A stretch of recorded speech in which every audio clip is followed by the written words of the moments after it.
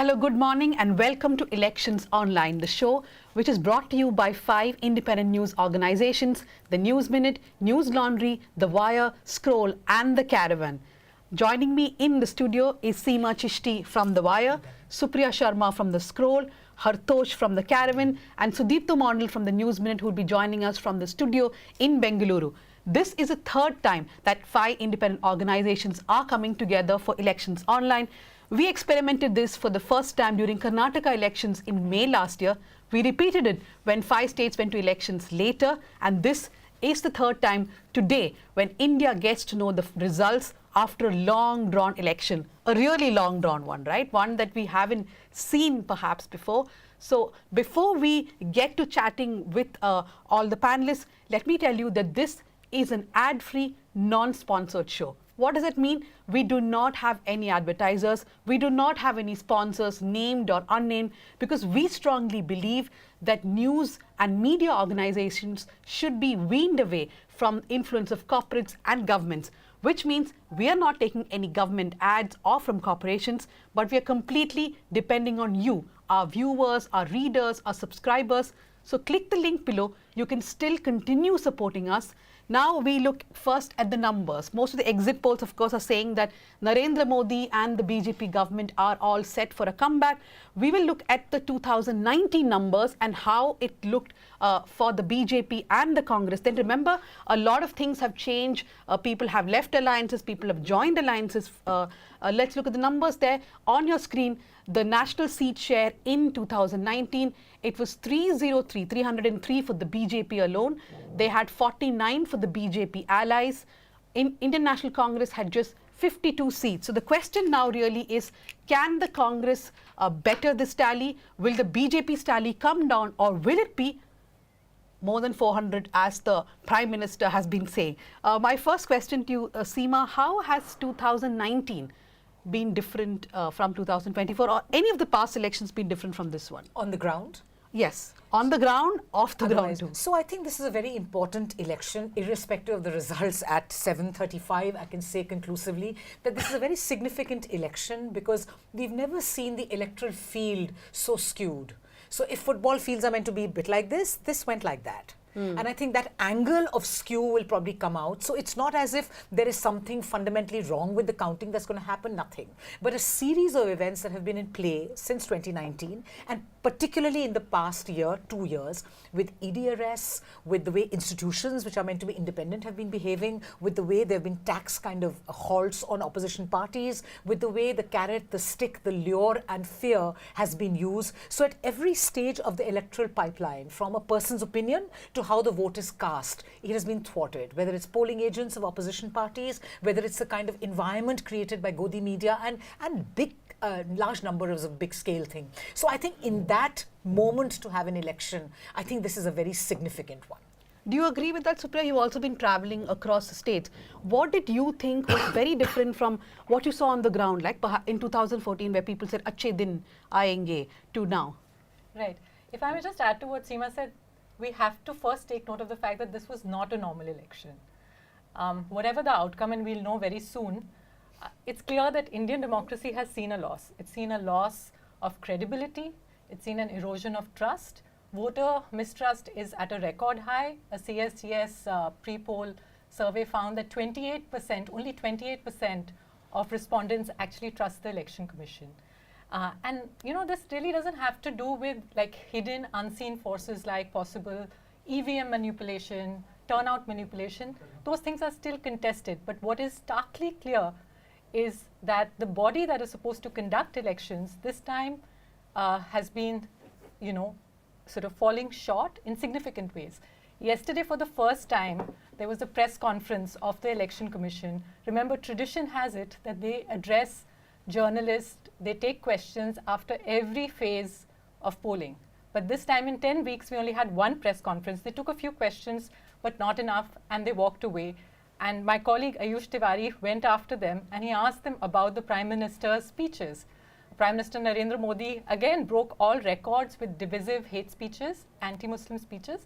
And the Chief Election Commissioner, Rajiv Kumar's response was, "We deliberated upon this, but we chose not to touch the two top leaders of the major parties. And when he was asked why, he said, because they need to know their responsibility. Now, the Election Commission is not meant to be some kind of spiritual guide that makes parties and leaders introspect. It's supposed to ensure that the rules are followed. And this is an admission that they allowed the Prime Minister a free pass. To go back to what you were asking me about, what we saw in the field, then personally, I found this a very confusing election. That's because 2014 and 2019, it was clear as day what the public's mood was. No matter where you traveled in 2014, you heard Achhe Din. It was clear then that people were fed up of the Congress. They saw it as a corrupt, nepotistic regime. Modi appeared on the scene as a challenger. He came with this really appealing story of a self-made man born in a humble family from a backward caste. It's a story that people fell for. In 2019, again, there was a national catchphrase, at least in the Hindi belt. Wherever you went, you heard "Khus khus ke mara," which was Modi's boast about sending fighter planes into Pakistani territory and taking down terrorist camps, for which evidence is still scant. But again, it spread like wildfire. Wherever we went, we heard that.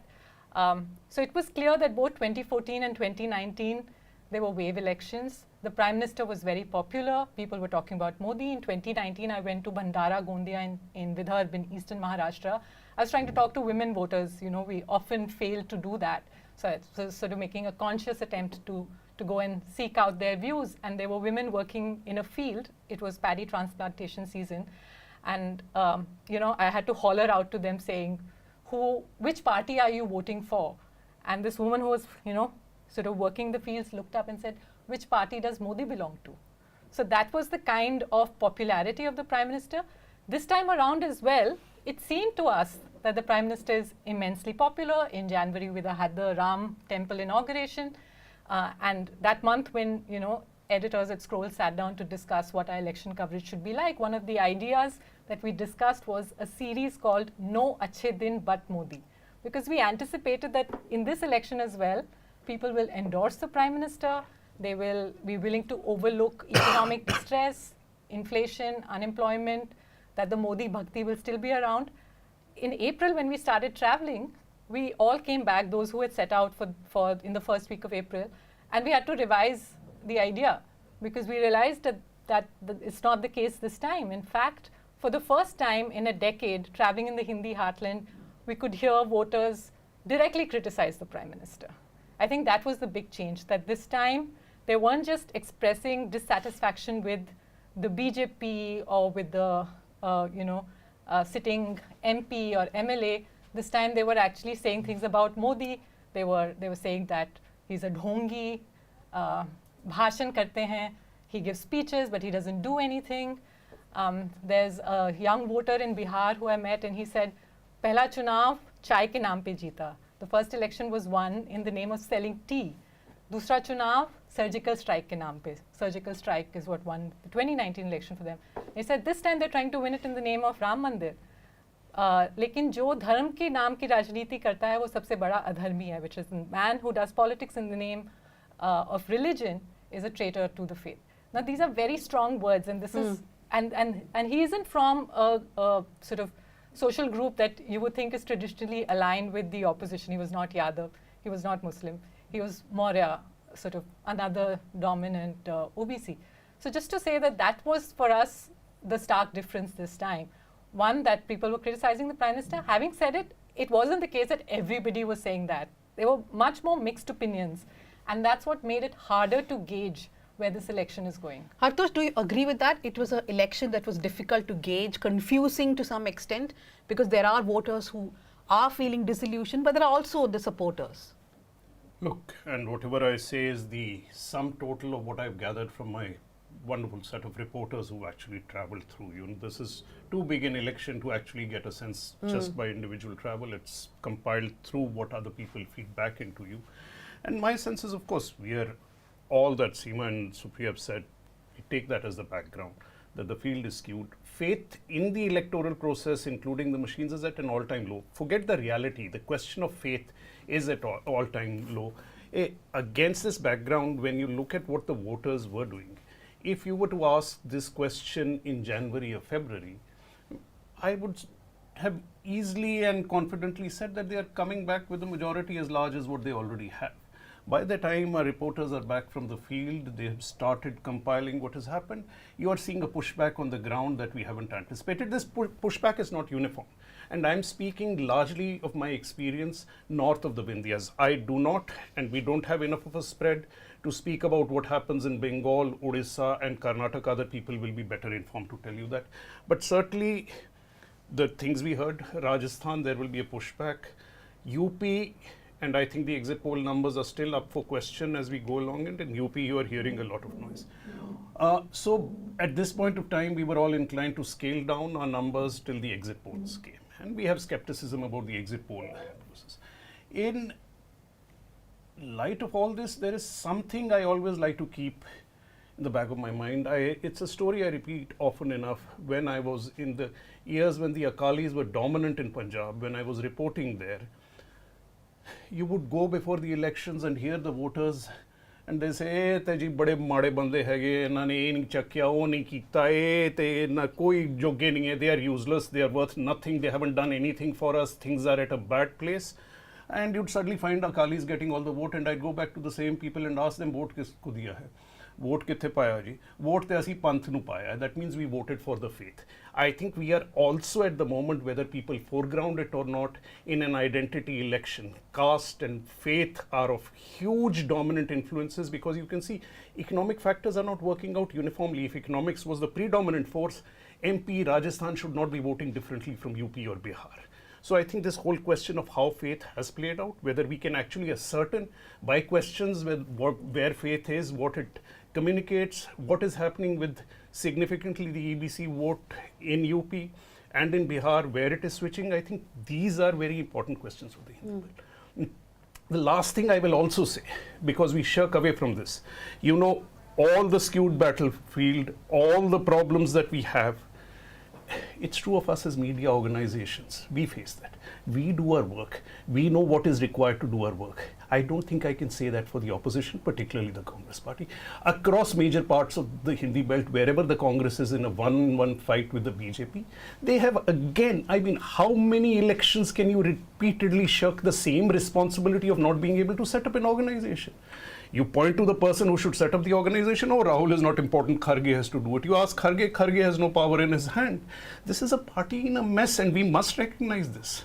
So you have this disproportionately powerful party with a skewed battlefield, and against it an opposition that can't get its act together because of its strange liberal PLU kind of fascination with Rahul Gandhi, where we can't call out the problems that he has. So I think this is the battlefield we are going into.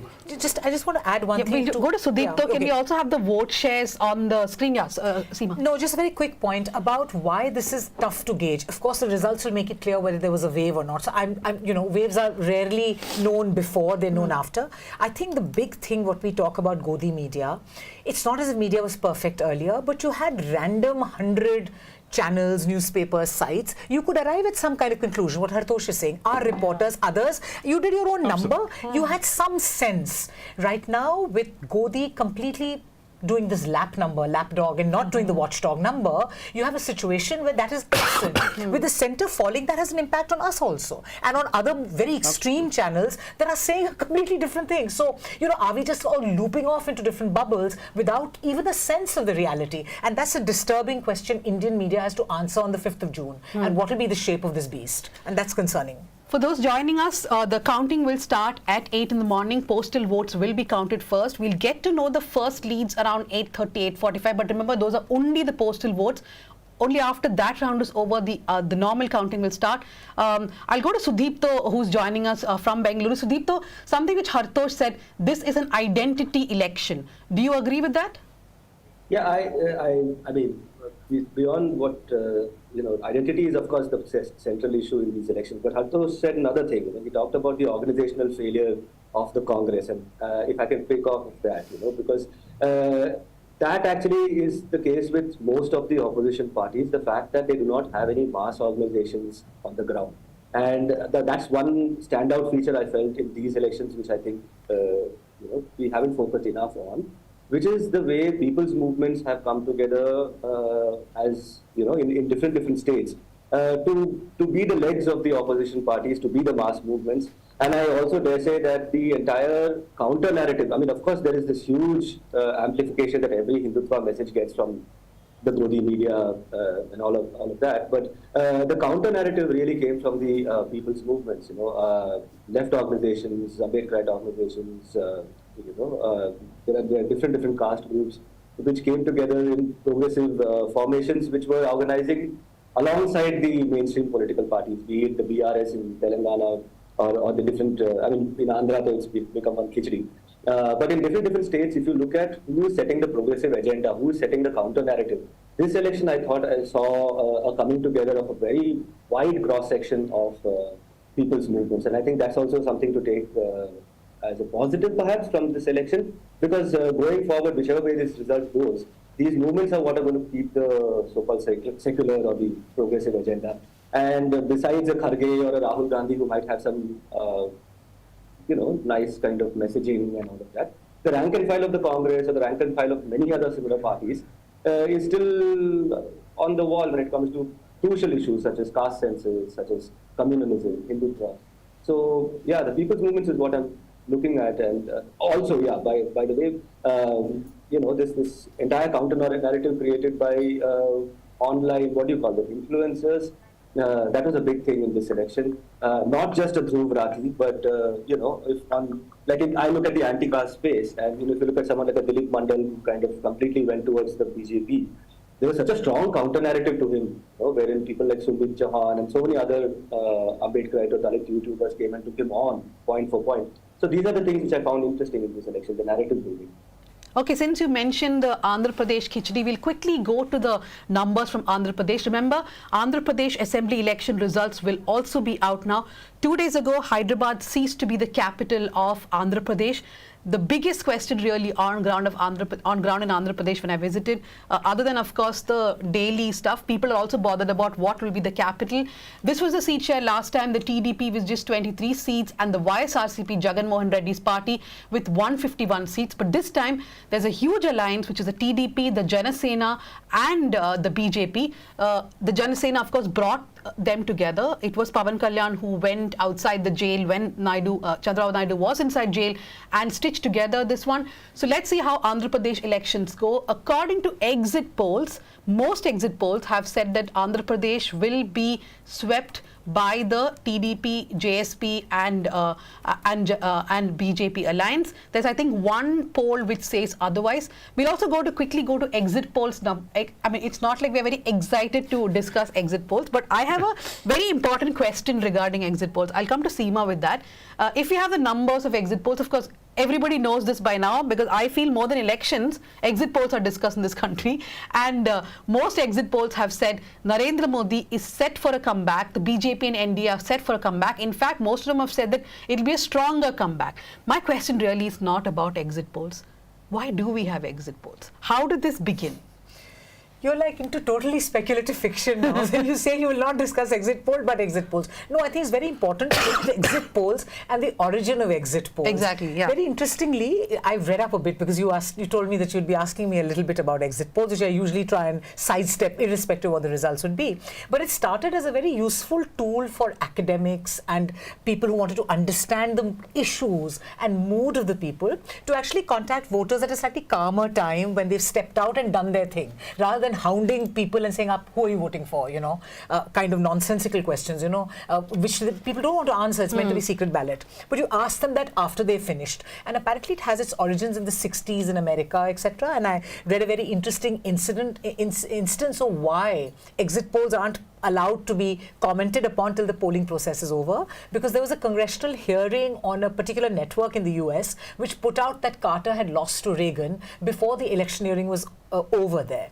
And this led to a huge furor. And after that, it was decided that exit polls have an influence on opinion and you need to sort of calm down on them and not allow them to be aired before it happens. In India also, the CSDS, the Center for the Study of Developing Societies, which Sanjay Kumar heads right now and Yogendra Yadav was part of, started doing exit polls in the 60s for purely academic purposes. So it was like not even a survey, it was like to delve slightly deeper into things, a form of almost reportage meets survey after elections. But after that, it was really, I think, David Butler, Prannoy Roy with their, their great psephology era that starts in the 80s with liberalization, new channels, and let's find out what voters of India are saying, that exit polls really became a thing.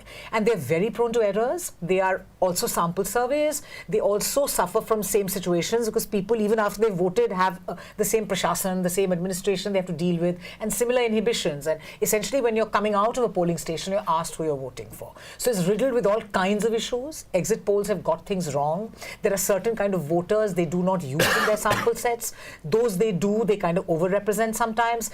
We know that exit pollsters do a lot of adjustments later, which is crazy. They say that, oh, polls are telling us this. Yes, because but let's adjust it a bit. Yeah. Adjust it by what? You either go by numbers purely, or you do an analysis, or you marry the two later. You can't use your own flawed and incomplete analysis for numbers which are meant to provide objectivity. So exit polls, exit maybe, and just wait for the polls would be my But a lot thing. of discussion, right, Supriya? This time, more than any other time, I feel. Normally, it's the opposition parties or whichever party is losing which will say that the exit polls are not right. But today, I see the public, so many people either staunchly saying that this exit poll is going to be right, and another side saying, no, not at all. Yeah, because there were very obvious errors this time. I think for Tamil Nadu, one of the exit polls gave Congress 11 to 13 seats, while Congress only contested 9. And so those errors are so glaring that people are noticing them, and we're also living through the age of social media where this spreads fairly rapidly. And so people have already made screenshots of various errors in the exit polls. And that's why there are more questions being asked this time of them. Is this is this also a bit like this whole gamification of elections about sports type? So it's like, reality TV. So you like this vote audience poll type thing? I mean, well, some of that is happening, and there are two things actually. See, what people forget when they look at exit polls is that most people don't know the mechanism of how exit polls work. First thing is that you have to realize that the only thing exit polls are measuring is voting percentage. They retrofit to number of seats with some formula, which is, there is no science to it, this guesswork. If you look at exit polls, look at the margins of error and look at voting percentages, most of them are never right on voting percentage, which is where we should be focusing. So through a series of 3 errors, if you arrive at the right number and claim credit, I mean, that's pretty stupid. The second thing is, as compared to the whole science of exit polls was based on whether a representative sampling represents the whole. That if you pick up 100 people, do they represent 100,000 people?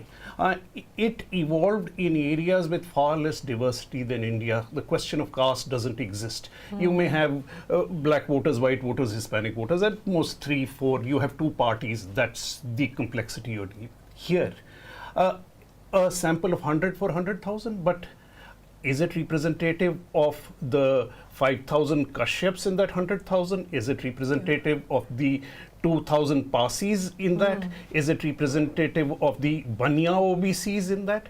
How do you sample a population which is this diverse and come anywhere close to the truth?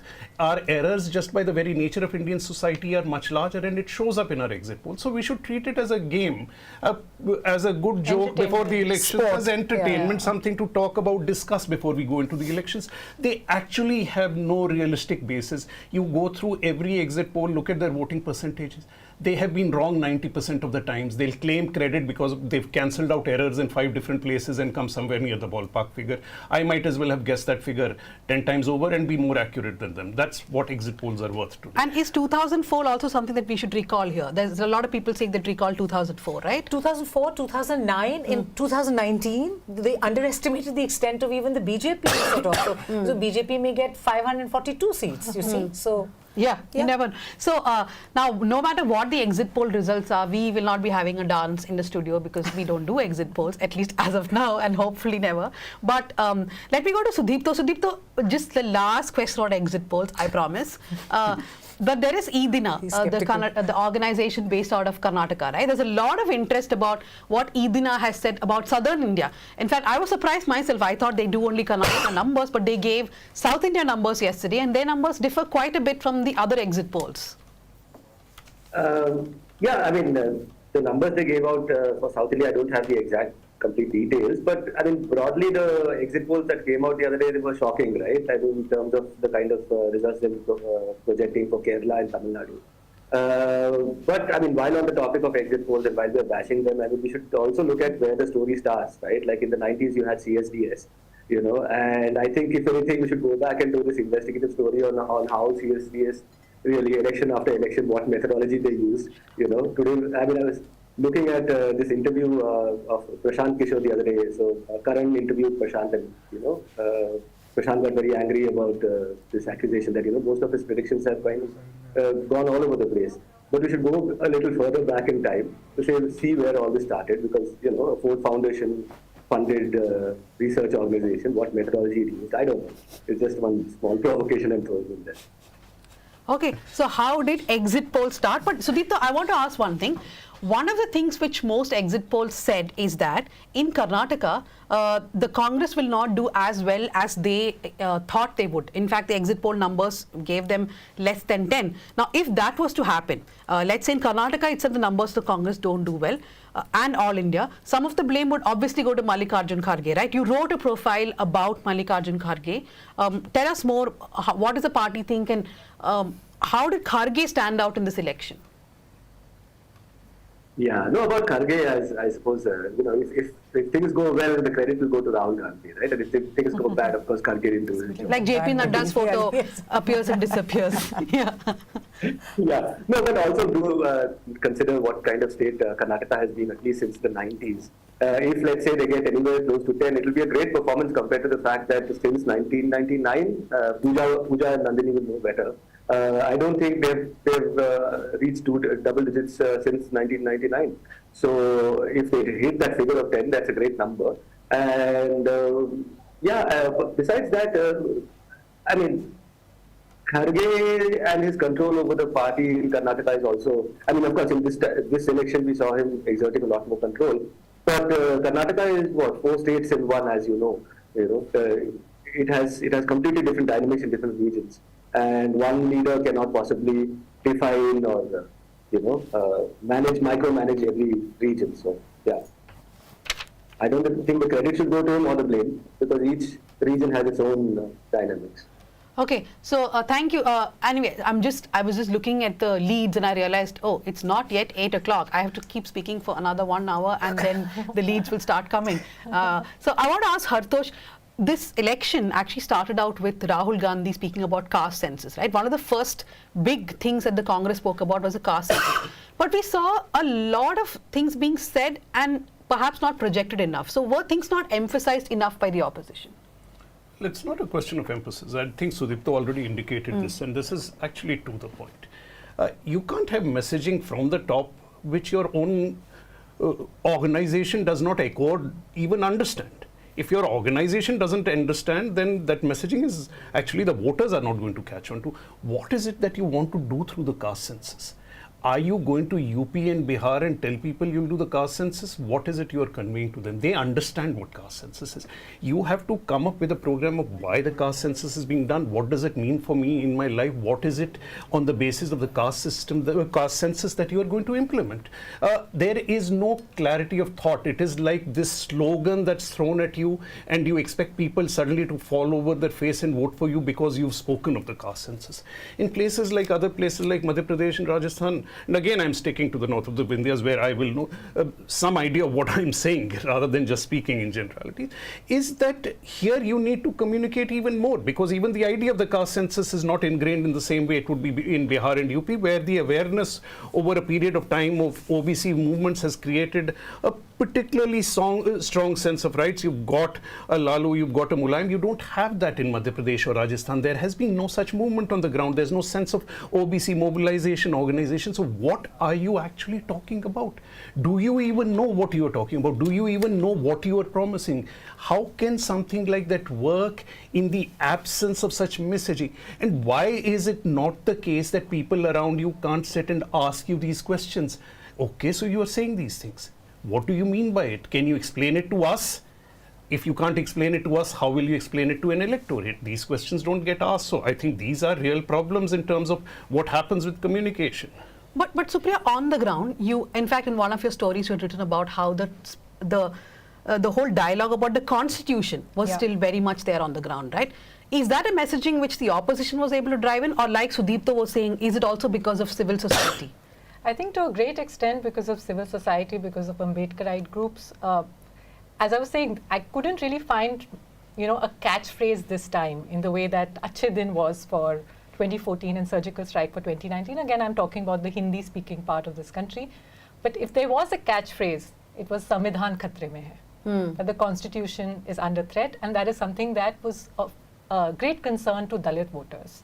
Dalit voters were talking about it, especially educated Dalit youth. They were watching YouTube videos. They said it's all over social media. A young Dalit woman said, "Ye Samvidhan ko badal ke Manu ka vidhan lana cha rahe hain." And that actually made me think about Samvidhan. Vidhan, yeah. Some. Yeah, Some. That some means equal. It means same for all. And she was saying that they're going to change the order of things, where currently we live in a country where, we all have equal rights. And they want to change that, and they want to bring back old hierarchies, because this is how they expressed it. She was sitting with a group of other women, some of them were middle-aged, and they went on to say, they want to bring back an order where Pandits and Thakurs will come and rule over us. So it was, very interesting to see that this is something that's spreading over social media. It's not necessarily coming from the top, from the political leaders. A young Dalit man, again, he reminded me that he said, the Prime Minister's advisor has said that the country needs a new constitution in 2047. And I was for a minute thrown off. I said, who? He said, Bibek Debroy. I didn't expect to hear, Bibek Debroy mentioned in a village in Barabanki in Uttar Pradesh. There's that level of name recall. That's how closely people are following this. And I didn't personally travel to Chhattisgarh, but there is a report in the Hindu from Janjgir Champa, which is a reserved constituency. It's a very important constituency. Kanshi Ram won his first election in 1984 from Janjgir Champa. There's an old presence of the Bahujan Samaj Party. Again, the Hindu report says in virtually every village, people were talking about the constitution. There's a report from North Karnataka, I think in Indian Express, about Madiga voters talking about the constitution being under threat. So it's so interesting that across these very varied states, there's a similar concern being expressed, and largely by Dalit voters. So it's a little hard to trace where it sort of originated from, but what gave it added fuel to the fire was the fact that BJP leaders, several of them this time said, give us an overwhelming majority. The whole Ab Ki Baar 400 Paar, they connected it to the fact that we need an overwhelming majority. We need a 2/3 majority to change the constitution.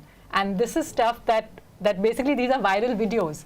Lallu Singh, the Faizabad MP, said that in Uttar Pradesh. Jyoti Mirda, who's moved from the Congress to BJP in Nagaur in Rajasthan. Anant Hegde said it in Karnataka. So that really seemed to become kind of a national catchphrase this time. So before I want to ask two related questions. Before I go to the questions, the counting has begun, and I've been told that Surat there is has been given to the BJP. Yeah, that's really old news. Yeah, but you must clarify that. It has to be announced, right? Sudipta, something that Supriya spoke about, the Madiga vote, the Madigas, right? She said that in North Karnataka there was a sort of program by the Madigas to save the constitution. Surprisingly, in Telangana, we have seen the Madigas come with the BJP. That is from the assembly election this time and previously. The biggest Madiga organization there came with the BJP, and they shared a stage with Narendra Modi. Right. No, I mean, in speak of Telangana, I was looking at Andhra yesterday, and I heard very interesting things about the Madiga population over there. See, one thing about both Telangana and Andhra is this massive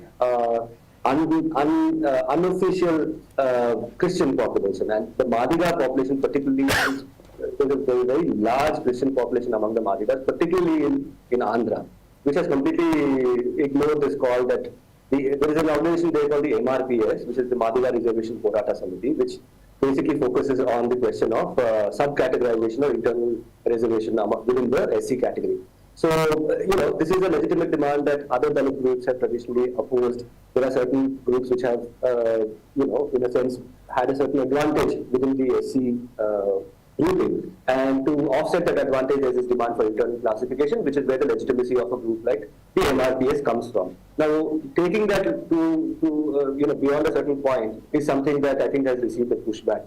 Because Mandakrishna Madiga, the person who you mentioned, he openly expressed support for the BJP and NDA, saying that we get this internal classification. The pushback for me was very, very interesting to see, because across social media and grassroots movements, there were individual Madiga groups which came and criticized these positions. In fact, I want to go to another state, not just Madiga, to look at what happened in Maharashtra. So you had a Prakash Ambedkar doing this entire lone wolf strategy, and it's not like he had illegitimate concerns. For example, one of the things he said is, what is secular about the secular alliance, which cannot even put up a single Muslim candidate in the whole of Maharashtra. So in terms of some of the things he was saying, it was important, but I think a counter mobilization also happened to the line that someone like a Prakash Ambedkar took, because some 14-15 factions of the Republican Party of India came together, put out a joint declaration saying that, hey, this is not that kind of an election where there might be concerns, but we have to put those aside and kind of vote decisively against the BJP. In Andhra, again, we saw this with Dalit and Muslim groups came together and said that there should be a decisive vote against the TDP and the Janasena. So these kind of things are, for me, interesting in terms of the anti-caste space. Yeah. Seema, about what Supriya said about people on the ground saying that this is a time to save the constitution, was that really there in all the states? Did you? In fact, I remember Wire wrote a story that it had been so widespread, this notion that something will be done to the constitution, that the BJP was forced to not use the slogan 400 par too much. Yes, I think that is the case, because they kind of got into their own trap and they had to retract from the hyperbole till they started saying it again in the later phases. There's a very, a comment I remember distinctly coming from a fairly lower middle class kind of Dalit village in Balia. And this man sitting there just told me, he says, it's so funny that 10 years ago, Hindu Rashtra Khatre mein tha, now the Samvidhan is in Khatra. So you know how it works. And just his framing of the whole thing, that he used to go on about Hindu Khatre mein hai, now the Samvidhan itself is in danger. And what a young man who had taken this police constable exam, which got leaked and completely destroyed things, how economics got into their thinking that this is being done to thwart our kind of ideas of social mobility. And he said, a woman, and he looked at me, I was the only woman there among several people, that a woman you can't be a mullah or a pandit, but you can be CM, DM, PM. Wow. So who has given that right? It's only the constitution in India which talks about equality. Equality is not an Indian thing particularly. We like our hierarchies, somebody up and somebody down, and we'll do everything in our powers to defend that inequality. So the right to equality itself is given by the Samvidhan, and you saw that in extraordinary comments, in very instinctive, natural things from party people and those who weren't in the parties. And while on this question of the Madigas, etc., there is one political national party which is for the Dalits plus beyond, which is the BSP. And tracking what its voters and supporters have been saying, like it's bigger than anything that the VBA can be currently. That's the state. They very clearly, so they have no emotional thing with the cycle or the Panja a little more than the cycle. There's deep resentment because of the social dynamics in villages. The Panja, I beg your pardon, is a hand. The Congress's hand, the 5 fingers. Sorry to the audience. I will my apologies. No, difficult. This is an English show. Yeah. So we should. Yeah. So the hand, if you like. So they have no love lost for particularly the cycle, which is the Samajwadi parties, which is seen as a dominant parties, the Yadavs. They may not even have much truck with the Muslims, but they say very clearly, slightly hesitatingly, without spelling it out, that we are with the lakshya or the target of change or badlav. So we want that because we want to protect the constitution. So we have and they respect Mayawati. They don't say anything. They recognize Kanshiram, Mayawati, what they've done to their consciousness. But they very clearly for this time say this, that they're with change. Okay, so despite what both Supriya and Seema were saying and Sudeep was pointing, and I've also seen in Karnataka we have had so many groups really talking about the constitution. It was one of those groups, Bahutva Karnataka, and others who started, they started distributing the copy of the constitution in schools, colleges. Then the Congress government took over the initiative. But across, there was this incident where the Hanuman flag was brought down in Mandya. I'd gone there 2 or 3 days later and I saw how these progressive groups have suddenly come to tell people that, look, the sentiments should not be flared up. Let's all work together. And they were distributing poems of Kuvempu in Mandya. He's a poet. So my question is, despite all this awakening about the importance of the constitution. If the BJP goes and wins a huge mandate today, does that mean that all those concerns were kept aside, or that only a minority were concerned about this? Look, let me point out again that we are such a huge country that we tend to take 1, 2 or 3 states. For whatever we say UP or Karnataka, these are still 2 states in a huge number. You are not getting a uniform pattern. And I think we need to focus especially on what I would call the periphery. You go down to Tamil Nadu and Kerala and look at Punjab, you're seeing probably, forget the numbers, you are going to see an increase in BJP vote share in all 3 states. That's pretty dramatic. In Punjab, why is it happening? It is that percentage of the Sikh Dalit vote may actually move towards the BJP. They worked hard on it. So this idea of popular movements that we've glorified, actually in some cases the farm movement has had a pushback from Sikh Dalits on the ground who felt marginalized by the movement, pushed out of the process, and they may well end up supporting in some percentage the BJP today in Punjab. And we must remember, in terms of sheer percentage, Punjab has the largest Dalit population. This is where Kashiram comes from.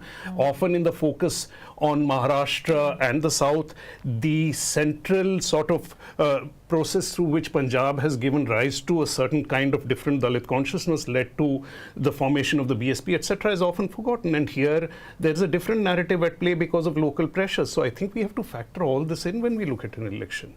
We have the numbers of Punjab from 2019 on the screen. I want to quickly go to Supriya and Sudipto here because you mentioned Tamil Nadu. I'm looking for key phrases from what people are speaking and going to the next topic. So, Sudipto, you had been to Tamil Nadu and done a series called The Hindutva Push in the State. And Supriya, in her train journey, one of her stops were in Tamil Nadu. So I want to ask Sudipto first. All the exit polls are saying that Tamil Nadu, there's going to be a huge surge for the BJP's vote share. While I do strongly believe that the BJP's vote share will go up, I'm not sure it will go up as much as the predictions are.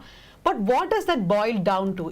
Does it boil down to a leader like Annamalai, or does it boil down to a lot many other factors? What did you find on the ground?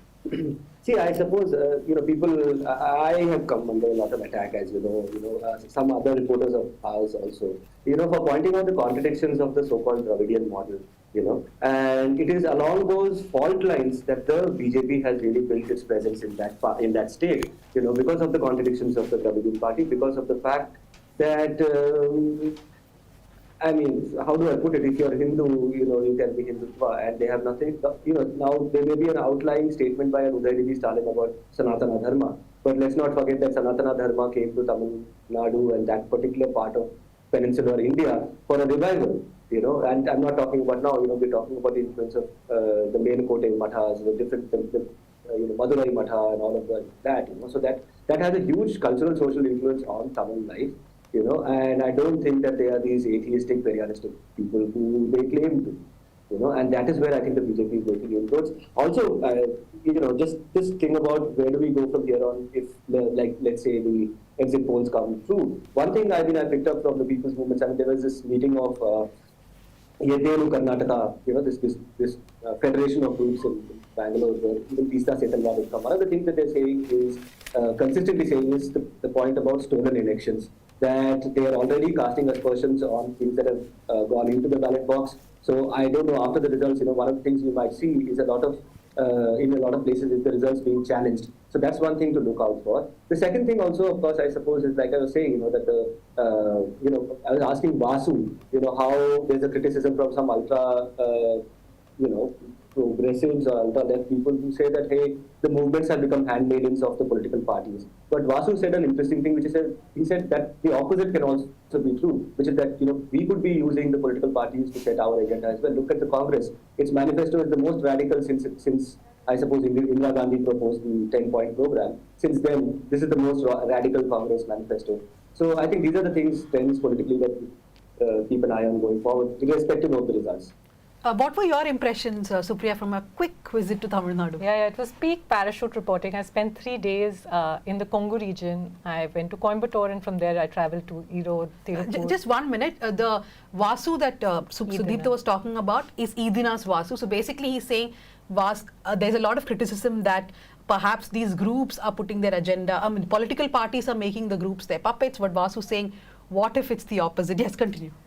Yeah, so to go back to Tamil Nadu, before I traveled, I spoke to a lot of people on phone, and this is something one has heard several times over, that basically there is no space for the BJP, that the Dravidian parties are holding strong, that the Dravidian model does not allow room for Hindutva to do very well. And I actually found that it was startling to see that there were that many people supporting the BJP, endorsing Hindutva.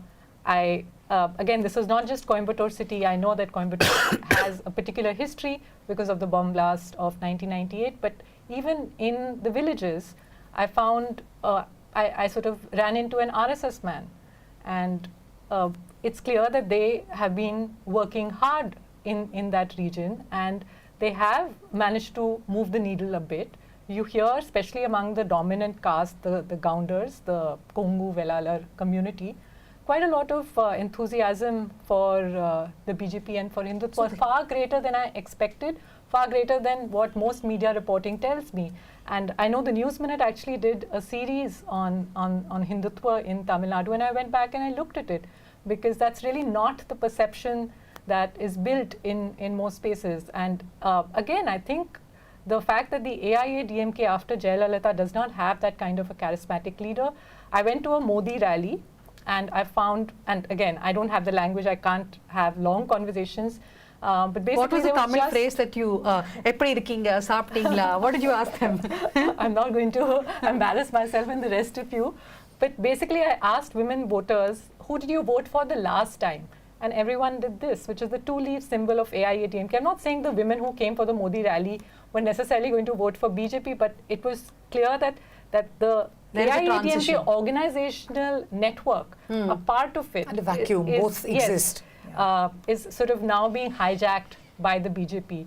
The other thing that personally I found very surprising, and I don't think it's again written about enough, or at least I haven't come across reporting on that, is NTK, Siman's party. It was hugely popular among young people. It has always been. In fact, they do walk away with a considerable chunk of votes, around I think 7 to 8% or whatever. Yes, about 7%. Yeah. So I could sense that there is a vacuum. People are fatigued with the Dravidian parties, that this is a state which is sort of ripe for a challenge, and BJP is trying to sort of be that sort of third force, and NTK, at the moment, it's hard to say where it's going to go, but I did feel that things are not as pat as they're made out to be. And I do feel that some of the regional parties are taking this quite lightly. For example, the BRS thought it's invincible at some point, right? Look at what happened to the I'm still not used to calling it BRS. I'm very used to calling it Telangana Rashtra Samiti. I don't even know why they themselves are not too sure whether they should have changed the name of the party.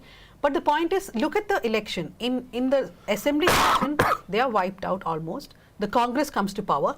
But in the Lok Sabha election, BRS leaders themselves tell us that they may end up winning just one seat. And the rest of the seats they are going to concede to the BJP, not even to the Congress, because they continuously undermined the BJP in these states. And that's the danger, I think, which perhaps even Dravidian parties are not. AIADMK, of course, allowed this to happen. Yes, now, let's see how the DMK takes on. I want to move to a state which is really far away. Your train journey, perhaps the last stop, Kashmir. What does this election mean for the people of Kashmir? And how do you think they look on to? Just before Kashmir, just to point what she said, that in case the so-called exit polls figures match out on Tamil Nadu, I think this Hindutva, Gounder, OBC push needs to be looked at. Because while it's appealing to a largely Brahminical sentiment, this kind of what Supriya noticed and saw with this vacuum, with Jayalalitha's absence, and this Gounder push is something which I'm sure News Minute and all will study more in detail later. I think Kashmir is really important.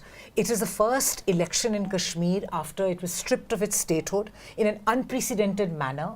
In a really, it was being stripped of its statehood and split into two union territories. It's really a moment we should not forget, despite the Supreme Court kind of endorsing the process and the very suddenness with which it happened in August 2019.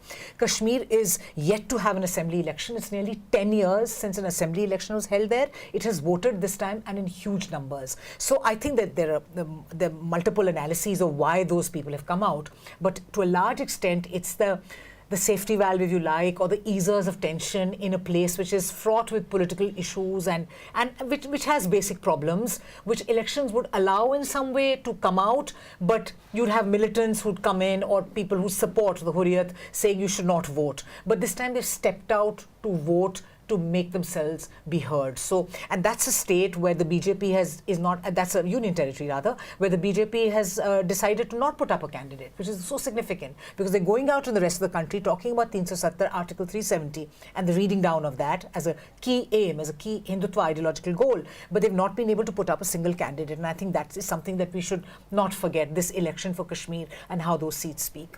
You want to add something to that, Hartosh? Yeah, then two things. One is, of course, I mean, everything on Kashmir has been spoken, but Kashmir, if you look at the elections, every which way has been divided into two. There is the Jammu region and there's the Kashmir, the Hindu and Muslim. It's supposed the only Muslim majority region in the country. And I mean, I just want to take that cue into Punjab because I think to forget Punjab today and not dwell on it is a big mistake. We are speaking on 4th June. 2024.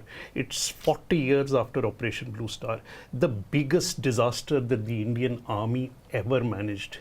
At least 500 to 700, maybe more civilians were gunned down in cold blood by the army. The army got massacred inside the temple. The consequences of that lived on for decades in terms of, if the rise of Hindutva actually starts, it starts with the 84 elections in some senses.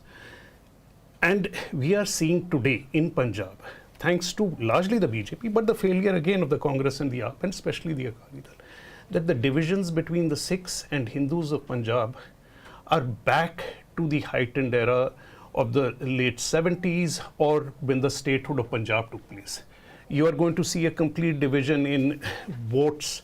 There is a Hindu consolidation behind the BJP and Modi that is happening, and among the vast majority of Sikhs, a complete dislike for it. This division will also see somebody like an Amritpal probably win from Khadur Sahib. Sitting in jail, he's fighting this election. Radical figure, rise in BJP percentages. This is a recipe for disaster at a time when the Sikh moderate leadership has collapsed. And when the state gets out of hand, all the high talk of the BJP does not have the ability to hold it together. We've seen that happen before. We've seen what it did to the country and what it did to the Congress in some ways. And these elections are going to be crucial. So despite the fact it's only 10 or 12 or 13 seats, in the context of where we are placed today, these seats and the numbers and the vote percentages will have a pretty critical outcome irrespective of what these results are. It's a pretty critical election. So on our screen, you cannot see the leads now because we'll mostly be following what the Election Commission of India is putting. But I've been told that most channels are putting out leads and they're all widely different. Some are giving, just for the other panelists know, some of them are giving the NDA 45, India 38 and others 5. But I don't know from which states these numbers are. And remember, these are postal vote results. Till 8:30 postal votes will be counted. You know, I'm going to ask one final question to Sudipto and let him go. Also tell our viewers that in some time from now, this Dr. Vasu that we have been speaking about so much from Edina will be joining us. Remember, Edina is a lot in conversation because they were the only ones who got the Karnataka election exit polls right. That is why people are going back to them to see what Edina has been saying. And Edina surprisingly has given numbers to the BRS and not to the BJP as much, which is very different, widely different from the exit polls of the other parties. Sudipto, final question I want to ask you, what are the trends that you will be watching out keenly from the 5 southern states this election?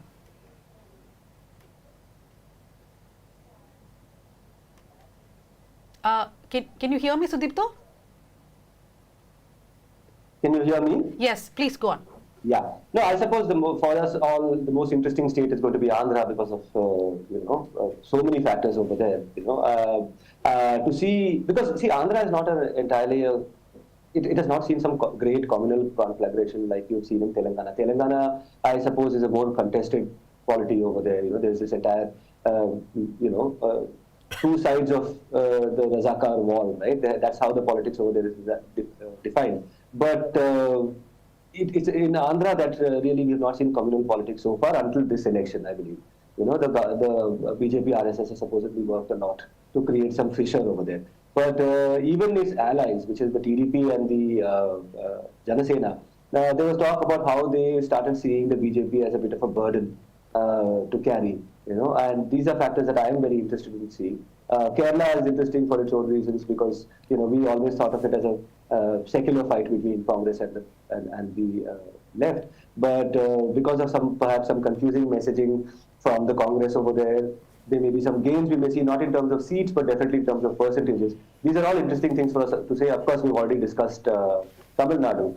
So, yeah, I mean, one last point about Andhra, I think the fact that several people's movements and particularly Dalit and Christian and Muslim groups came together and gave joint statements in the last few days leading up to the elections, I think that played a significant role in kind of shoring up all of which is non-BJP, and I think that will accrue to a great extent to the YSRCP. This is just some talk that I've become. It's not a prediction.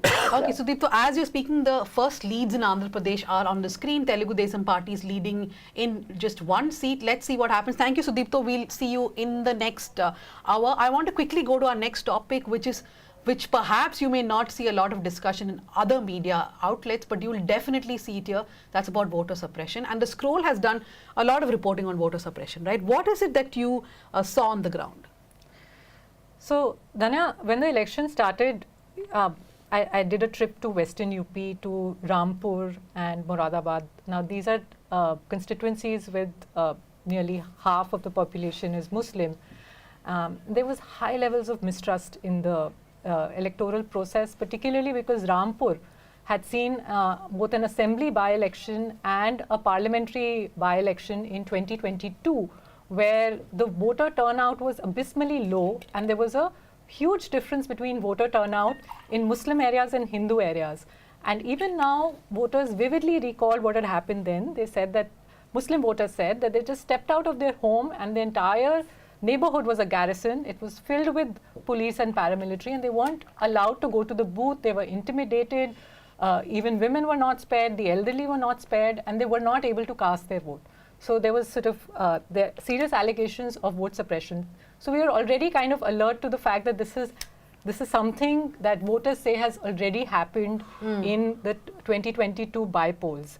And across the board, there is, as we discussed earlier, a great amount of mistrust now in EVMs. The term being used is dhandle bazi in Western UP. Machiniya and dhandle bazi. Yeah, it's rigged. But while EVMs are still sort of, as I said, a contested matter, vote suppression, I feel like you don't even need to really tinker with EVMs because there's so many other ways in which the ruling party can use the official machinery to tilt the election in its favor. And we saw that happen in a few constituencies. I'm not claiming that this is widespread, but what is concerning is that in the few instances where journalists have gone and reported in considerable detail, Sambhal, a constituency again in Western UP, Beed in Maharashtra, in the Marathwada region, two places where we've reported from, where there's serious allegations of Muslim voters in Western UP not being allowed to cast their vote. There are videos that surfaced from there of, Uttar Pradesh policemen swarming the voting area. Voters said that the police personnel came in to the booths, that they beat up Muslim voters, that they did not allow them to cast votes. Despite those kind of serious allegations, no repoll has been ordered. Similarly, in Beed, this is not just the opposition's claim, but several voters told us they went into the booth, their finger was inked, but they were not allowed to cast their vote. There were men standing there who were not election officials, and that they were asked to leave. And again, there is video footage. In fact, a lot of that, at least half the booths, the district collector told us there was a webcast, but the district collector has not viewed the webcast and is citing some obscure rule saying that Election Commission rules, guidelines do not allow her to view this webcast, while there is no such thing. So it's the Election Commission's response in these instances of, very serious allegations of vote suppression through physical intimidation. And then, of course, there's another kind of vote suppression, which is in many places Muslim voters especially found that their names are not on the voter list. This we saw in Karnataka during the assembly polls too, that there would be a complaint filed with the Election Commission. This is the modus operandi we saw. A complaint would be filed with the Election Commission saying this many fake voters are there, and then the Election Commission will do its due diligence, and And Knock them off. many of these voters told us that they did not get any notices. They were not aware that their vote was under suspicion.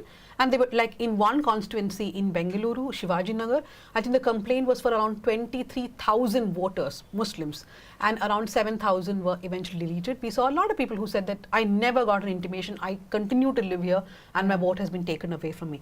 I want to just tell everyone that the leads will start coming in on the screen when the Election Commission of India puts it, but channels have now they've gone to 150 for the NDA, 90 to 100 for the India Alliance. So I'm just telling you the numbers so that. So the I exit just have the polls- Election Commission Yeah. website, and the first lead has appeared. Okay. In the last 1 minute, I saw this. What is the first lead? BJP. BJP for which seat? I'll have to go and look. Okay. No, that's the Surat That's seat. Surat, The second which is was already the been Zoram elected, yeah. people. That's not done. Movement, That's the a Surat second seat. seat. I want to But why is there a pie chart? I just need to go to That's what I was Ayush. saying. Ayush, are you there? Ayush Tiwari from the Scroll is joining us. I think Ayush is one of the few reporters. In fact, Ayush is the reporter who has travelled quite a bit to write about voter suppression. This is such a strange election counting day, right? Last night we had Congress President Mallikarjun Kharge writing to all bureaucrats saying, remember the Constitution, abide by the Constitution, do not be scared of threats, etc. We also had former Chhattisgarh Chief Minister Bhupesh Baghel saying that there were some problems with the EVMs, but the Election Commission has, of course, denied that there was any problem. Ayush, what did you find on the ground, and do you believe that this will have an impact on the election, at least in a few seats? Well, as Supriya mentioned, a part of it, in Sambal, voter suppression took, I think, the ugliest form, where it was police officials who faced allegations of storming booths, snatching away voter information slips and beating up the voters who were there to vote. I compared the sort of the booth-wise data of, I could get some numbers because in every village you have usually one polling center, and it's the villagers who double up as election agents for different parties. So from what I could tell, and when I compared the data from this time to the 2022 elections in Sambal or the 2019 Lok Sabha elections, was that in these villages the vote had been cast mostly to the opposition parties. In Sambal, that is the Samajwadi Party, and that in all the 4 villages that I traveled to and I spoke to, the turnout had fallen. Now, it could be that the turnout has fallen because generally there's a trend of falling turnout in this election. But I also met voters who said that they were there to vote.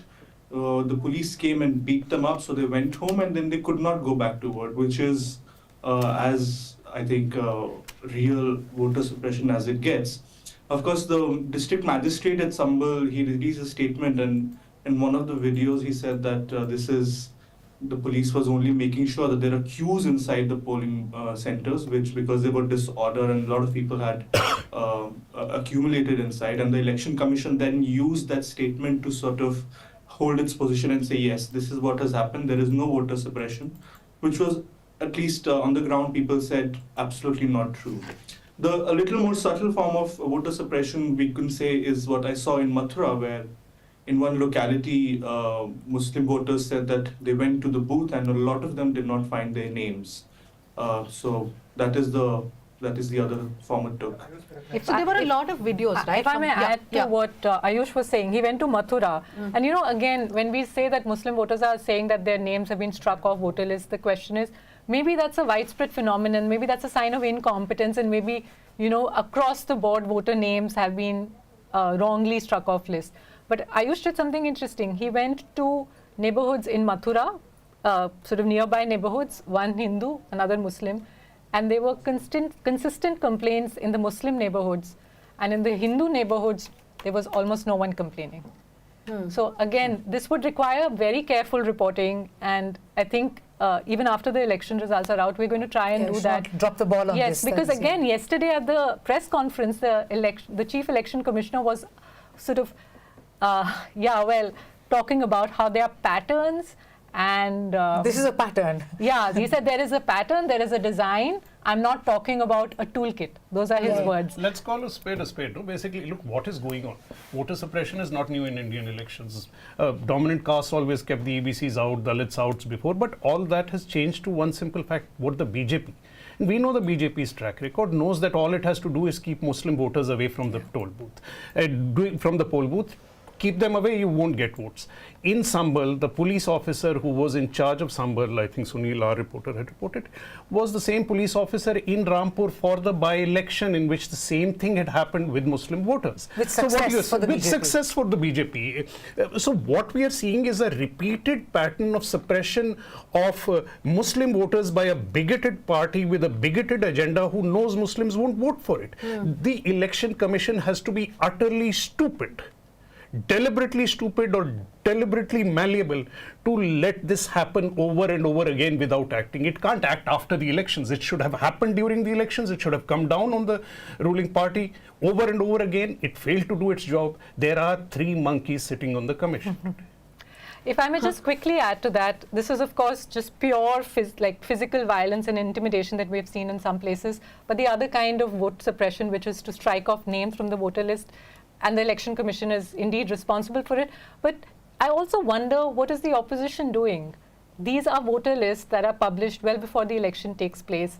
If they actually had an organizational network on the ground at the booth level, then they would be taking printouts. And they would This is something I found very baffling in Karnataka, where the Congress has good cadre And they're in leaders. government in the state. They could not figure out how this entire thing works.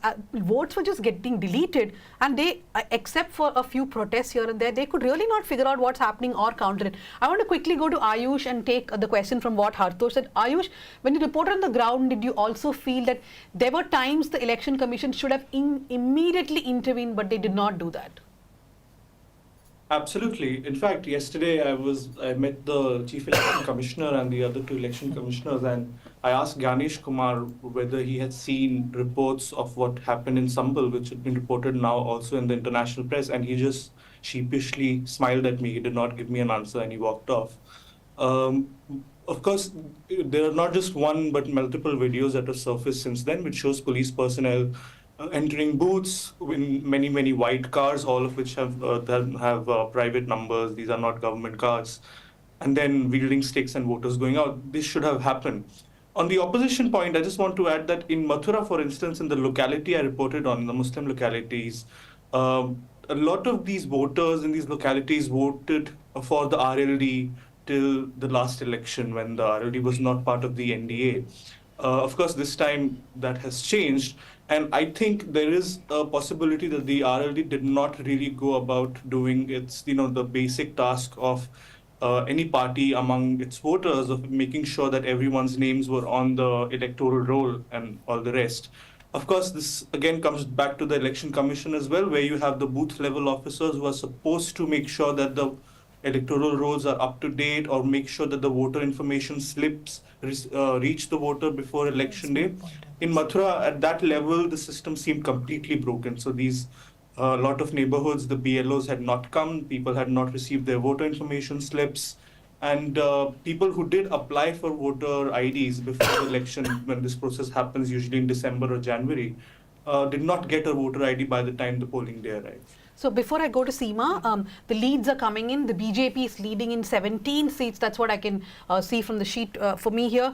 And there are some results coming in, some leads coming in from Nagaland.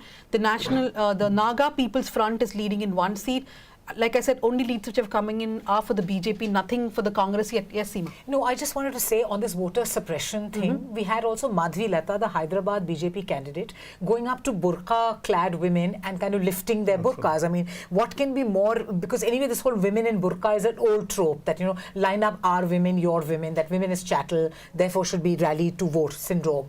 But the other thing I want to say, and I point out to a two-parter story which the Wire put out yesterday, on how the so-called Panna Pramukh of other parties as well, the BJP and others are using the same app to track, to kind of keep their own kind of, as you said, what are all the parties which were using this app?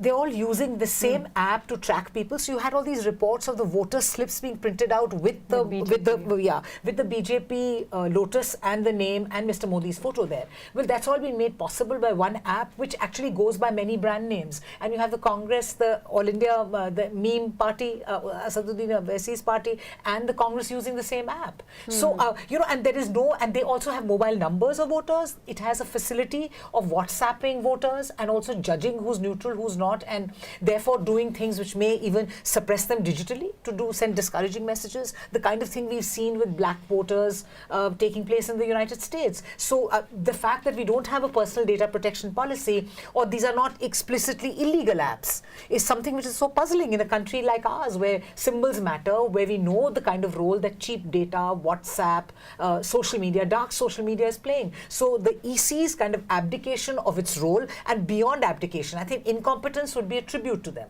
This is not incompetence. The whole thing is structuring to be another wheel in the BJP vehicle. So it's like a 5 or 6 wheeled vehicle which is kind of walking. So any campaign, anything that the opposition has been able to do, frankly, and this is where I think I probably differ from all of you all, is like a huge tribute to people's movements, to the opposition. I just want to throw in one number, as lots of numbers are coming. It's a good number. It's an interesting number to watch out for. It's 468 constituencies where there's a direct India versus NDA clash. So they've been able to kind of have in position these many seats where there is a bipolar choice. So it'll be interesting to see how that number also plays out. So there are more numbers coming in. There's 17 leads for the BJP, 1 lead for the Congress, and I've been told that Kangana Ranaut is leading from Mandi seat. So those are the leads coming. Now, of course, the leads will start trickling in at a higher speed from now on, because the postal votes have been completed. The other rounds will begin now. Let me remind everyone watching, this is a completely ad-free, sponsor-free election coverage by 5 independent media organizations. We want to ensure that news media organizations are weaned away from the influence of governments and corporations, because that's the only time we will serve news that is of interest to you. So do not forget to support us. There is a link there. There is also a QR code. You can continue supporting all these organizations. Joining us from the Delhi studio is Shiv, a reporter with Newslaundry, who traveled to Rajasthan. Shiv, tell me, Rajasthan is one of those states where, according to exit polls, if we do believe them, the Congress may do slightly better in the Hindi heartland, one state where they can do slightly better. What did you see in Rajasthan? Thanks, Dhanya. In Rajasthan, I traveled to a couple of districts. I was in Jaipur, and then I went to the tribal district of Banswara and Dungarpur. BJP has been winning all 25 seats in the past 2 Lok Sabha elections. So it's highly likely that Congress might open its account for the first time in 10 years. So there are, according to exit polls, Congress might get between 2 to 7 seats in Rajasthan. There are 3-4 constituencies where I saw a sort of fight between BJP and Congress. If Congress is fighting on 22 seats out of 25. Rest of the 3 seats, they are fighting in alliance with the regional partners. Bardmer is one of the constituencies where there is a fight. There is an independent candidate, Ravinder Singh Bhati, who is giving tough fight to Union Minister Kailash Chaudhary. And there is an indication that Kailash Chaudhary might be relegated to 3rd position. And the fight is between Congress and independent candidates. Then other constituency where there could be fight is Banswara Dungarpur constituency, where Bharat Adivasi Party's candidate Rajkumar Raut is giving challenge to Mahendrajit Malviya of BJP. Mahendrajit Malviya came to joined BJP just before the elections, and before the elections he was with the Congress for long. Another seat is Nagaur seat, where Congress alliance partner RLP, led by Jat leader Hanuman Beniwal, he is up against BJP's Jyoti Mirda, who said that we need 400 seats to make changes in the constitution. Then there are seats of Jhunjhunu and Churu. So these are the seats where I could see some fight, but exit polls have predicted from 2 to 5 or 7 seats for Congress in Rajasthan. Okay, I want to quickly go to Ayush once more, but I know that we have leads from Uttar Pradesh and Karnataka. Once the numbers are on the screen, I will read them out. But the leads are coming in quicker. 20 seats, the BJP is leading in, Congress in 1 seat. Those are the leads from Uttar Pradesh now, just 1 seat showing for the BJP. That's a state that everyone's always watching out for, Uttar Pradesh, with 80 seats. The BJP is leading as of now in 1 seat. They won 62 last time. Can we have the Karnataka numbers, please, if it's there? Ayush, quickly, I want to ask you that while you were traveling and you saw all this, everybody's been talking about the election commission, right? Did you grasp from the ground that no matter what the results are, the trust in Election Commission of India has eroded, and that's quite dangerous for our democracy itself? Those are the leads from Karnataka. Bharatiya Janata Party in 2 seats, Indian National Congress in 1 seat, and Janata Dal Secular, which is JDS, in 1 seat. Prajwal Revanna, of course, I feel is going to win the Mandya seat, unfortunately. Yes, Ayush. Yeah, definitely. And if we have to make a little more nuance there, this is mostly among the traditional voters, voters of the opposition in Uttar Pradesh, where you see this sort of doubt. However, it's not the election commission that they point to, it's the electoral process, or rather the EVM, which is, I think, the metaphor for the entire electoral system, which is sort of assumed to be rigged, or, if people say that if the results don't add up to sort of what they would like to see, it's very obvious to them that there's some sort of manipulation that has happened. So it's the EVM that is the symbol of this falling trust in the election commission. The leads are actually quickly changing. I can see the BJP is leading in 30 seats, the Congress in 10 seats, the Naga People's Front, NPF, in 1 seat. Hartosh, is that really a fair, there is also a lot of pushback, right? That if the elections go one way or the other way, you can't just blame the EVMs immediately. Look, I think the problem here is not that we are blaming the EVM. What we are talking about is the perception that has been created. This perception has been created by repeated incidents of lack of transparency, where the Election Commission has not been able to come and explain its decisions, whether it is over VVPATs, whether it's deployments over the EVMs, of allowing public exposure to experts over the EVM. You are actually voting into a black box that we really don't know how it works, what are the monitoring mechanisms that are being used. This itself was grounds in Germany for cancelling the EVM, that when a voter does not understand the voting procedure, it's not a transparent procedure. I think these are the grounds where people have, and then they are finding on occasion a mismatch between their expectations and the results. Now, that's always going to happen, but when you combine it with this lack of transparency, with a body that's clearly working for the government, you are going to create this perception, and this perception is so widespread that I've never come across this degree of disbelief in the electoral process ever before in India. Mm-hmm. Okay, I'm going to read out the leads. That's NDA leading in 35, India in 13, the BJP is leading in 30 seats and the Congress in 10. The Aam Aadmi Party is leading in 2 seats. I want to just read out where they are. Yeah. So I'm going to read out some of the leads as of now. Sajjad Lone of Jammu is leading in Baramulla. JDS leader Mallesh Babu is leading in Kolar. Congress's first lead is Charanjit Singh Channi from Jalandhar. There is the Kiran Rijiju is leading in Arunachal Pradesh West. Scindia is leading from Guna, and Ravi Shankar Prasad is leading in Patna Sahib. BJP's Ravi Shankar Prasad. Vishweshwar Hegde Kagari is leading in Uttara Kannada of the BJP. So many leads coming in, but interestingly, the Delhi leads, there are 2 leads for the Aam Aadmi Party. Yes, Supriya? No, I just looked at the leads for the Indian National Congress, and of course this is really early and this is obviously going to change, but very interesting. Banaskantha, Geni Ben Thakur, there's Mehsana. I mean, Gujarat is a state that we haven't spoken about at all. And you know, other than Surat. Does the Congress has it ever led in Gujarat, even in the postal votes? This is quite extraordinary. But anyway, we have I did a brief trip to Gujarat, and I did not go to Banaskantha, but people were talking about Geni Ben, who is this, really firebrand, Congress leader. And, again, Shiv mentioned Banswara, Dungarpur.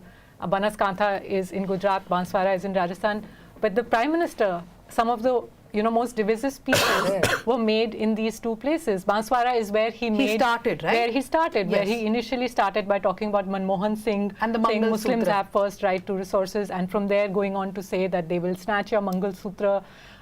In Banaskantha, he made this very weird comment about if you have two buffaloes, Congress will take away one.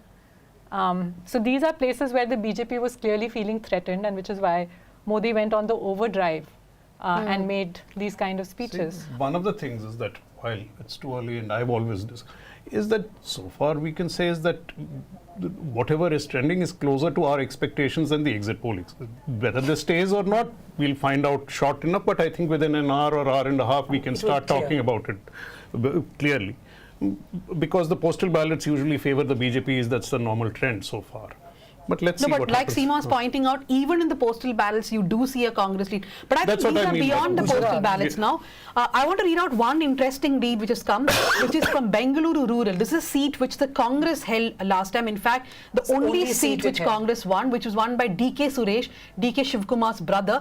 But this time the leads coming in are for CN Manjunath, the JDS candidate, who's also Prajwal Revanna's uncle. But then let's not define him like that. He is a doctor, a very well-known doctor in Bengaluru. Yes? But you should tell us more about the Prajwal Revanna constituency. What I'm confused about is that did those videos surface before polling happened or after? Because I've heard like conflicting So the stories. videos appeared a day before polling. Perhaps 1.5 days before polling was when it started reaching people's phones. But the videos have a particular nature, right? If there are 17, 18 clips which a person gets together, the man is not seen in any of the videos. And to a lay person who does not understand power hierarchies in such in such relationships or whatever you can call it, they may think, okay, it looks consensual, right? The videos where the assault is very evident, I don't think they were circulated that much in the beginning. So it's only a day or perhaps on the day of the polling or the previous day that people start to slowly talk about the assault. But there was a Kannada channel who had interviewed 2 of the women. So there was definitely a talk about it, but despite that, if Prajwal Revanna wins, then This has consequences. Yes, it does has consequences. I want to quickly go to Ayush and Shiv before we wrap up this session. Our next anchor, Shravasti, and her panelists will join us. Ayush and Shiv, we are seeing 2 leads for the Aam Aadmi Party from Delhi. I know it's an out-of-syllabus question, and you are all from do paper Delhi. leak. I think How one do of you- them is from Punjab, from what I've checked from the Election Commission. Oh, it is not from Delhi at all. One from Delhi, one from Punjab. Even if it's one from Delhi, how do you look at what's been happening in Delhi, Ayush? And if at all the Aam Aadmi Party does manage to win a few seats, what would you boil that down to? I don't know. I haven't reported in Delhi, but what I can vouch for is that among the young urban voters, there is the penetration of certain kind of content, which is the anti-government, anti-establishment content, which is sort of taken off in the last few months. It has really penetrated among, especially English-speaking urban voters of Delhi, and I did notice this, that a lot of them articulated that they will be voting for AAP. Now that's a very, very small constituency. I don't think it's going to have much impact. And South Delhi, not at all, I think. But if anything, that's all I can offer for Delhi. Shiv, your quick last words on what do you think will happen in Delhi? Yeah, I just checked Election Commission website, and it shows in Delhi, Aam Aadmi Party is leading. In South Delhi, Aam Aadmi Party is leading. I haven't covered Delhi, but I think this election is also mandate for Arvind Kejriwal, where Aam Aadmi Party sought votes so that Arvind Kejriwal doesn't go to jail again. So it's interesting to see to what extent Aam Aadmi Party's cadre and Congress cadre, they combine forces and they try to take on BJP. Okay, thank you very much. So that's a wrap for the first 1.5 hours. My God, we actually went on for 1.5 hours. Thank you, Seema, Supriya, and Hartosh. Thank you. Leads will be coming in at a faster pace. Now, we have an amazing team of people who are putting this together. Remember, we are not some huge TV channel or newspaper with a lot of resources, but all the 5 episodes have come together. We have a really busy PCR and people working on in the background from all the way from Bengaluru, Chennai, Bombay, wherever they are, putting in their all their time into this, that's only because of viewers, subscribers like you. Remember, this is a completely ad-free, sponsor-free. Why I keep saying that is because we've all been part of media organizations which have had their own interests because of who their sponsors are, who their advertisers are, and we are all happy to be free in that way, not to be bound by anybody's interest. So keep watching. Manisha Pandey, Smita Nair, Shravasti, and a lot many more guests lined up for you as the results coming in. Thank you very much. उधर निकल रहा है, लेकिन अब वो उदासीनता से निकल रहा है। ठीक है, मोदी की सरकार है और मोदी ने जो योजना दी है उसका हमको लाभ मिला तो मोदी को वोट देंगे, हमसे साक्षी महाराज से कोई मतलब नहीं। ये वोटर कह रहा है। अब इस बार जो है कि जनता बहुत खफा है जीतते रहे। पहले पड़ता था करीब 80-85%, अब उतना लगाव नहीं रहा लोगों के पास। एक तो ये छोटी ग्राम सभा है, यहाँ हर समस्या का समाधान भी नहीं हो पाता है, इसीलिए लोग वोट डालने नहीं आ रहे हैं। पिछले 2 पंचवर्षीय में आपने जनता से वादा किया कि इस बार परिवर्तन करा दो, सरकार बनवा दो, अपना विधायक बनवा दो, सांसद बनवा दो, हम लोग काम कराएंगे। काम तो हुआ नहीं। जो हमारी पार्टी के जो मूल कार्यकर्ता है, मूल कार्यकर्ताओं की एक अपेक्षा होती है, पार्टी से भी होती है। जब सरकार बन जाती है पार्टी की, सभी कार्यकर्ताओं की इच्छा होती है। महाराज इस सैटरडे शाम में आते हैं, सुबह अर्ली मॉर्निंग फिर निकल जाते हैं। जनता दर्शन 3 घंटे के जनता दर्शन में क्या काम हम लोग अपनी शिकायत तक तो दे नहीं पाते हैं। इसमें मान लो 200-400 आदमी है तो उनको देता है, देता पर रहने दो, कहीं से काम आ जाएगा तो मिल जाएगा, नहीं तो अपना चलने दो। वही बात है, केवल जो बाबा आए नहीं और उदासीनता है, वो जागरूकता नहीं है। ये 10 साल से सड़क बड़ी है, ये सड़क आज तक नहीं बनी, आज तक नहीं बनी। हम लोगों ने सभी से संपर्क किया तो सभी लोग निराशा भाव से ही मतलब अपनी चीजें बोली, तो कोई खुल के नहीं बोल रहा था। कम्युनिटी महसूस होती है ना कि जो हम कुछ भाई, उन्होंने जैसे मुझसे कहा कि आपके लिए तो मैं कर रहा हूँ, बट हमको कोई काम होता तो आप लोग ध्यान नहीं देते, तो आप अब बताते जिलाध्यक्ष जी से बात कर लीजिए, जिला प्रभारी जी से बात कर लीजिए। तो जब आप लोगों की सुनवाई नहीं तो हम लोग कहाँ से सुनवाई अपने हक करा लेंगे। 2014 में भी उसी योजनाओं के आधार पे वोट मांगे। 2019 का चुनाव, 2017 का उत्तर प्रदेश का जो चुनाव हुआ हमारे स्टेट का, हम उसी योजनाओं के तहत उसमें भी वोट मांग रहे हैं। 2024 में भी हम लोग उसी बेस पे वोट मांग रहे हैं। तो ये बार बार अगर उन्हीं चीजों पे उस पे इम्प्रूवमेंट नहीं हो रहा था, बस यही कारण है।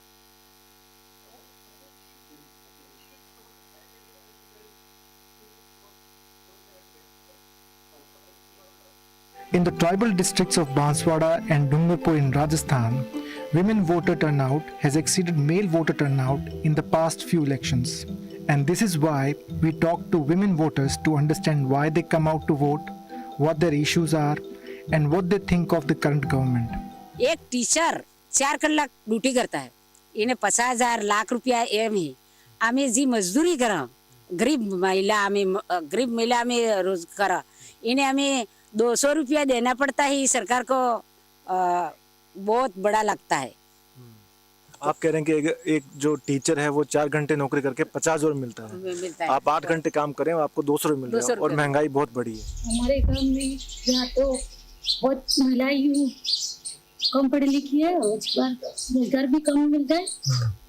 वो पढ़े लिखे हैं, उनको ज्यादा सिलेक्शन भी नहीं हुआ है। यहाँ पे वैकेंसी निकलती है पर यहाँ पढ़ने की कोई व्यवस्था भी नहीं, इसलिए ज्यादा कंपटीशन में रहता है। ये मेरे गांव में सड़क की बहुत समस्या है। अभी तो गर्मी का टाइम है, ऐसा कोई इशू नहीं है, पर बरसात के टाइम में चल के आना बहुत दिक्कत होती है। सड़क नहीं है और सड़क के लिए बहुत परेशान है। यहाँ पर है ना, जैसे महिलाओं को पुरुष और महिला में ना भेदभाव भी करते हैं, बहुत जगह मैंने देखा है।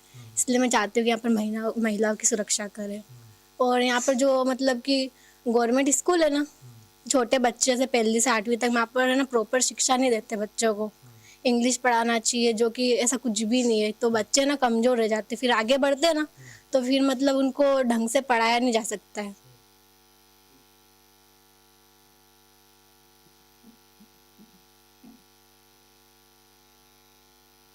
Historically, the south of India has posed a strong challenge to BJP's expansion plans.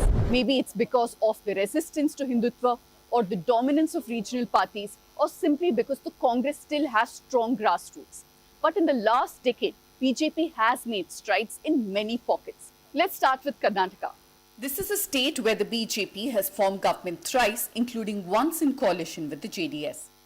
Winning 25 out of 28 seats like in 2019 might be almost impossible for the BJP. But let's not forget, Karnataka is one state where Narendra Modi still has brand value and can still sway voters, and the party has cadre. During last assembly parliament elections, nobody dreamt that BJP is going to win 25 seats. This time, Modi's popularity has gone to different heights. I mean, compared to last Lok Sabha election, Modi's popularity has gone to different heights because he has delivered what we have promised. In Tamil Nadu, the BJP saw a revival of sorts with the appointment of former IPS officer K. Annamalai as the state president. With the AIADMK weakening steadily, the BJP quickly became the opposition to DMK, at least in terms of setting the narrative. But will that be enough to actually win votes? The BJP is not in alliance with AIADMK and it's trying to build its own base by wooing OBC communities and, of course, through cultural and religious outreach. The demography of Kerala poses a hurdle for the BJP. The state has a large percentage of minority population. But to overcome this, the BJP has dabbled in appeasement of a section of Christians using an anti-Islam rhetoric.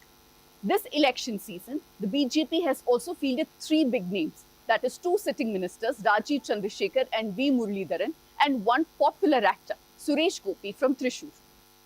Telangana is another state where the BJP has successfully increased its seat count and vote share independently. As the BRS loses ground, the BJP is gaining momentum. In Andhra, BJP has been forming strategic partnerships with the TDP and Janasena party and riding on the back of their cadre and popularity. The key to BJP's growth or even acceptance in Andhra Pradesh will depend on regional factors like the special category status to the state, water disputes and also farmer issues.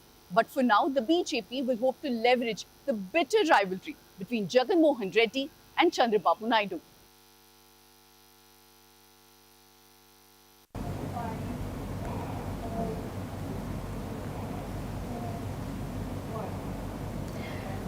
Hello and a very warm welcome. I'm Shravasti Dasgupta from The Wire and you're watching Elections Online, where 5 independent news organizations in India, The Wire, Scroll, Newslaundry, News Minute and The Caravan have come together to bring you the live election results of the 2024 Lok Sabha elections. Remember, this broadcast is non-sponsored, is completely ad-free, so we would really like your support, and if you want to contribute to our efforts, you can click on the description below and make a contribution of your choice. Joining me in the studio at this hour is Sushant Singh, consulting editor at The Caravan, M.K. Venu, founding editor at The Wire, and Sanjay Hegde. He's a senior advocate in the Supreme Court. And we'll also be joined by our reporters from all 5 organizations who are spread out across different parts of the country and will be giving you all the news and updates on what's happening in the elections at this very hour. Let's start off first by taking a look at where the numbers are stacked up at this moment. The numbers on your screen, as you can see, is with the NDA at 87, at 103 in fact. These are leads, these are not permanent figures, and the India is at 55. These are leads and trends that we are getting in at the moment. The NDA has now moved on to 105 and the India Alliance is at 55. Let's also get you a sense of some of the key states that we are tracking, starting off with Karnataka. Remember, the BJP had won most of the seats in 2019 and the Congress, which is in par in the state, is looking to gain on its assembly election results, and those numbers of the leads in Karnataka are on your screen at the moment, and the BJP there is leading on 8 seats, the Congress is on 4 and the JDU is on 2 seats. That's the leads that we are getting at the moment. Venu, I want to get you in on this Karnataka key state here for the elections, because the BJP obviously looking to maintain its lead from 2019, but the Congress also wanting to capitalize on its gains that it's made in the assembly elections. We've seen in the exit polls the fact that the BJP is managing to retain its seats, but some polls, on the other hand, are predicting otherwise. If you could give our viewers just a sense of where the numbers are in terms of these exit polls. Well, I don't know how the numbers will pan out, but some exit polls had given a very skewed number to a very low number to Congress. And BJP was projected at 22 seats or thereabout in Lok Sabha out of 28, I think, right? 20. Yeah.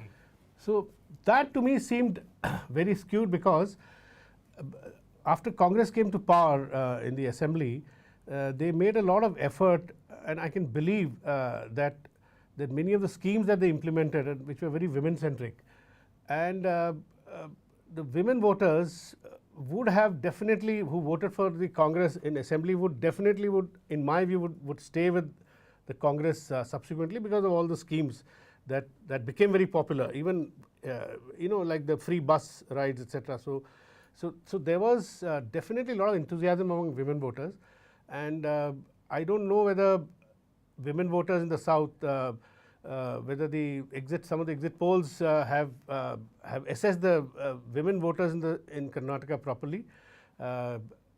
In the past also people have made such mistakes. In Tamil Nadu 2016, the women voters, their role was highly underestimated.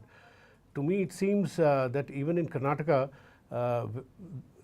where the women voters are going, their shift, in my view, is being underestimated, and Congress would, in my view, do better than what many exit polls are saying. Yeah. All right, let's go across to our reporter Nandini, who's joining us, who's covered Karnataka. She's from the News Minute. If we are through to Nandini, I want to go across to her on Karnataka. Thank you so much, Nandini, for joining us at this hour. So we were just speaking about the women voters in Karnataka. We've seen that the Congress government has wooed the women voters in a sense by the free bus travel, etc. So how do you see the women vote really playing out in this election? Women voters are concerned, can you hear me? Yes, I can. Yeah. So there are, at least in the first phase, 5 constituencies registered more women voters. The percentage is high.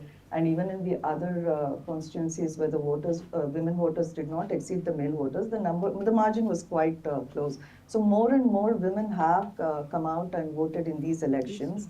Of course, Congress attributes it to the popularity of its guarantee schemes. There is no doubt about it. It is definitely popular, especially the free bus ride, and the fact that the Congress has managed to keep the pace up.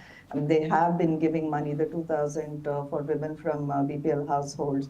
So it has caught on. In the last year, there have been a steady progress on these. They haven't fallen back. So it is going quite well. So maybe that can be judged from the number of women voters who have responded. But we will see. But it's encouraging. The numbers are encouraging. The BJP also, though it says, it is because of the popularity of its Ujjwala scheme, and especially that is one of the popular schemes of BJP in the state. We don't really know until the results come out, of course. But it's quite an encouraging trend, because compared to 2019, there is definitely a surge in women voters. It could be because of the guarantees, but we'll know as the day goes on. Just to remind our viewers there that in 2019, the BJP had won 25 out of the 28 seats, and the Congress and the JDS had won 1 each. But since we're talking about the women voters, Nandini, I also want to ask you about Prajwal Revanna. Now, of course, the BJP is in alliance with the JDS, and Prajwal Revanna's thousands of videos that of forced non-consensual sexual acts had gone viral. Now he's recently come back to India after he had fled on a diplomatic passport. Now he's been detained, and so how do you see the Prajwal Revanna factor playing out in the Karnataka elections? For Hassan constituency itself, the videos came out a day prior to voting, and even then it was on a smaller scale. So to Prajwal Revanna's luck, or whatever you call it, a lot of people were unaware. And so there was no impact of voting, impact of the videos on voting in Hassan district itself, or the 14 constituencies that went to the polls on April 26th. As far as the next phase was concerned for the remaining 14 constituencies on May 7th, there does not seem to be, the issue was not so much of prajwal revanna as such. In there we had the BJP harping upon the, trying to maximize the impact of the death of a young girl, Neha, and this one took a back seat. So in Hassan, if you're looking at trends even now, there is a possibility, some news channels are right now saying that Prajwal has a lead. So even when we spoke to a lot of party workers in Hassan district, they were confident that Prajwal was going to win, though by a minor margin. So this was also there because the power of the Devegowda family is so strong. Even though he was not very popular as an MP, he was known as an absentee MP, he was still expected to win. And that there is a good possibility. So whatever the results are right now, the margin is going to be very less. So that support does stay in Hassan for him. All right, we'll keep our eye on those developments. The BJP has, of course, made the women voters a big part of its campaign. Beti Bachao has been a big part of the Modi government's push over the last decade. But Sanjay, I want to bring you in on this. In Karnataka, how do you see things developing at the moment as we are seeing the leads that are coming in? 8 seats for the BJP, 4 for the Congress and 2 for the JDS. These are leads. Just want to reiterate to our viewers that these are only leads at the moment. How do you see this trend coming in at this hour? The trend obviously is not in line with what the exit polls projected. But you must remember that Karnataka is the BJP bastion in the south. And the Karnataka voter often split, giving the BJP the vote as far as the Lok Sabha is concerned and voting elsewhere in the assembly. So it's not unknown for the BJP to have done well. Now, the Prajwal Revanna issue that you spoke of, it came in exactly after about half the seats in Karnataka had already voted. So the other half, were they affected, were they not affected? That is also a question. Yes, the Siddaramaiah government has been pretty popular, especially with the women, with the buses and with a lot of other things. So, but notwithstanding that, you must remember that in the last elections, I think again it was in 2014 also, with Siddaramaiah being in power, they couldn't do much in Karnataka. So if the Congress comes to double digits as it is claiming, that itself is a huge change in the voting pattern. All right, and as we know that voters in India often vote very differently in assembly elections and in the Lok Sabha elections. And let's go across to Andhra Pradesh, where assembly elections is taking place. And here, of course, simultaneous in the sense that Lok Sabha as well as assembly elections are counting is underway for both of those at the same time. And if we could have the trends on our screen, we could just take a look at where things stand at the moment. The YSRCP, according to numbers that I'm seeing right now, in terms of leads, is ahead with 2, and the TDP is with 6. The Jana Sena is yet to open its account, and the BJP is leading on 2 seats.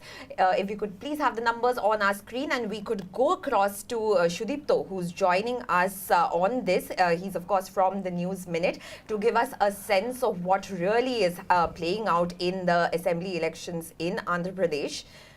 As we know that the Jagan government is seeking a second term, and the BJP looking to make inroads over there. And those numbers are on your screen at the moment. The TDP is leading on 4, the YSRCP on 2, and the Congress and the BJP are yet to open its account, and so are the Jana Sena party. So these are the latest trends that are coming in terms of vote share. The TDP has about 39.17, and the YSRCP, this is from 2019, and the YSRCP had 49.95. Venu, I just want to get you in on this before we connect to Shudipto. Andhra Pradesh, you've traveled there, if I'm not mistaken, in this election. How do you see the assembly versus Lok Sabha election factors playing out really? Is it going to be different factors that voters will be voting for in these 2 elections? See, Andhra Pradesh is very interesting because in 2019, Jagan got 50%, nearly 50% vote share, and he swept both.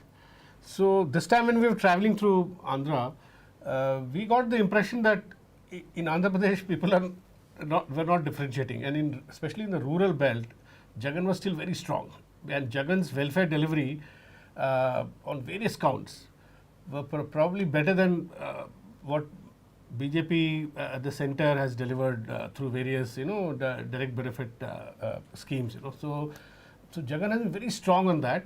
So in rural areas, we felt people were still staying with Jagan, and quite vehemently. But as we moved towards urban centers, TDP became, a lot of people said that there should be change, and they saw TDP as a pro-development party. Jagan was seen as a welfare party, but because of rural distress, Jagan was still very strong. So this time, I don't know whether it's possible that because Modi went there and campaigned along with Chandrababu Naidu and Jansena chief, that actor, it's possible that they may differentiate. I still feel that Jagan might do well in assembly. Yeah, although the current leads show that BJP is doing better. NDA is doing better, which is mainly Telugu Desam. BJP is not opened its, not leading in any seat. So it's possible that TDP does slightly better in Lok Sabha and Jagan does. So we might see a divergence in this election. Otherwise, so far Andhra has shown that whoever votes for assembly also votes for. This issue is there in Orissa also. In Orissa, there's a lot of mature voting, and there's a 7 percentage point difference between people who vote, BJD gets in assembly versus what it gets in Lok Sabha. So Orissa voters are differentiating. They differentiated last time also, but in Andhra there was no differentiation last time. This time there might be some differentiation. I'll just come to Sushant in just a moment because Sudipto is joining us.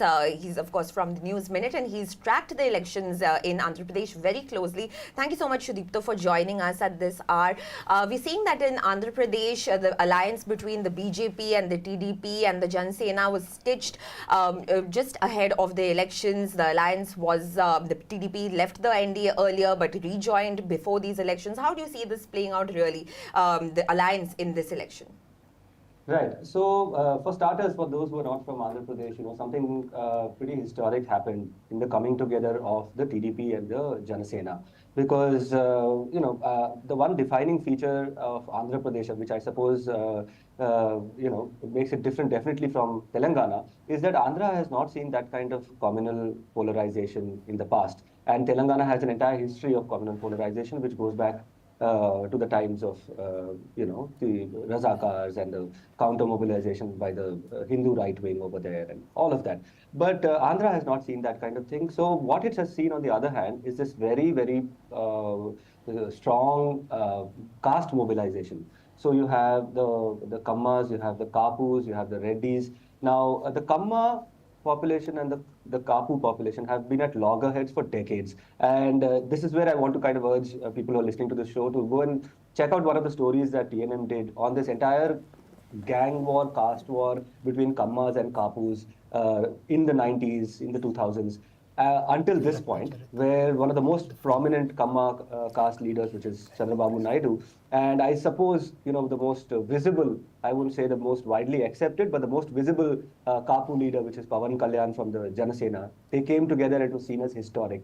Now, in addition to that, the BJP came and, as you said, towards the last few days leading up to the elections, it came together in this alliance. And now one of the interesting things that we are picking up, of course, there will be a separate segment focused on Andhra in the TNM very soon in a couple of hours. But the interesting thing over there is that people are saying that the BJP has become a bit of a burden for the TDP Janasena. And that was something I found interesting because really the Sangh or the BJP doesn't have legs on the ground in Andhra in the same way as they do in a Telangana, where they not only have legs on the ground and cadre, but also these very feral, very, very, aggressive Hindutva leaders. Everybody's heard about Raja Singh and the Goshamal, MLA. Now, the counter mobilization against this BJP, TDP and Janasena alliance has come actually from civil society groups.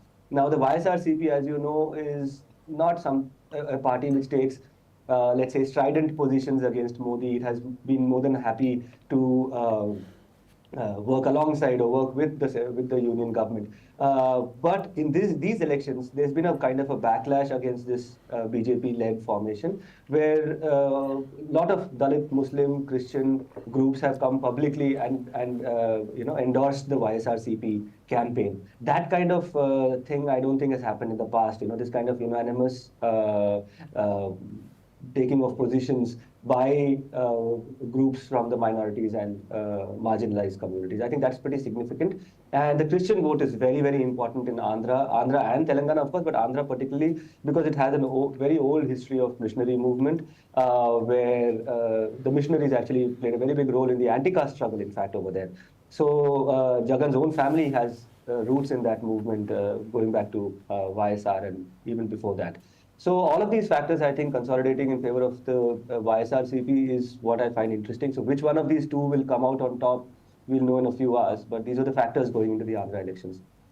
All right, Shudipta, thank you so much for joining us. Let's just give our viewers a sense of what's happening in terms of leads at the moment. Those numbers are on your screen in terms of parties. The BJP leading on 143, the Congress leading on 53, the Samajwadi Party on 27 and the Aam Aadmi Party on 4. We'll also have the numbers of the NDA and the India Alliance. That's up on your screen at the moment.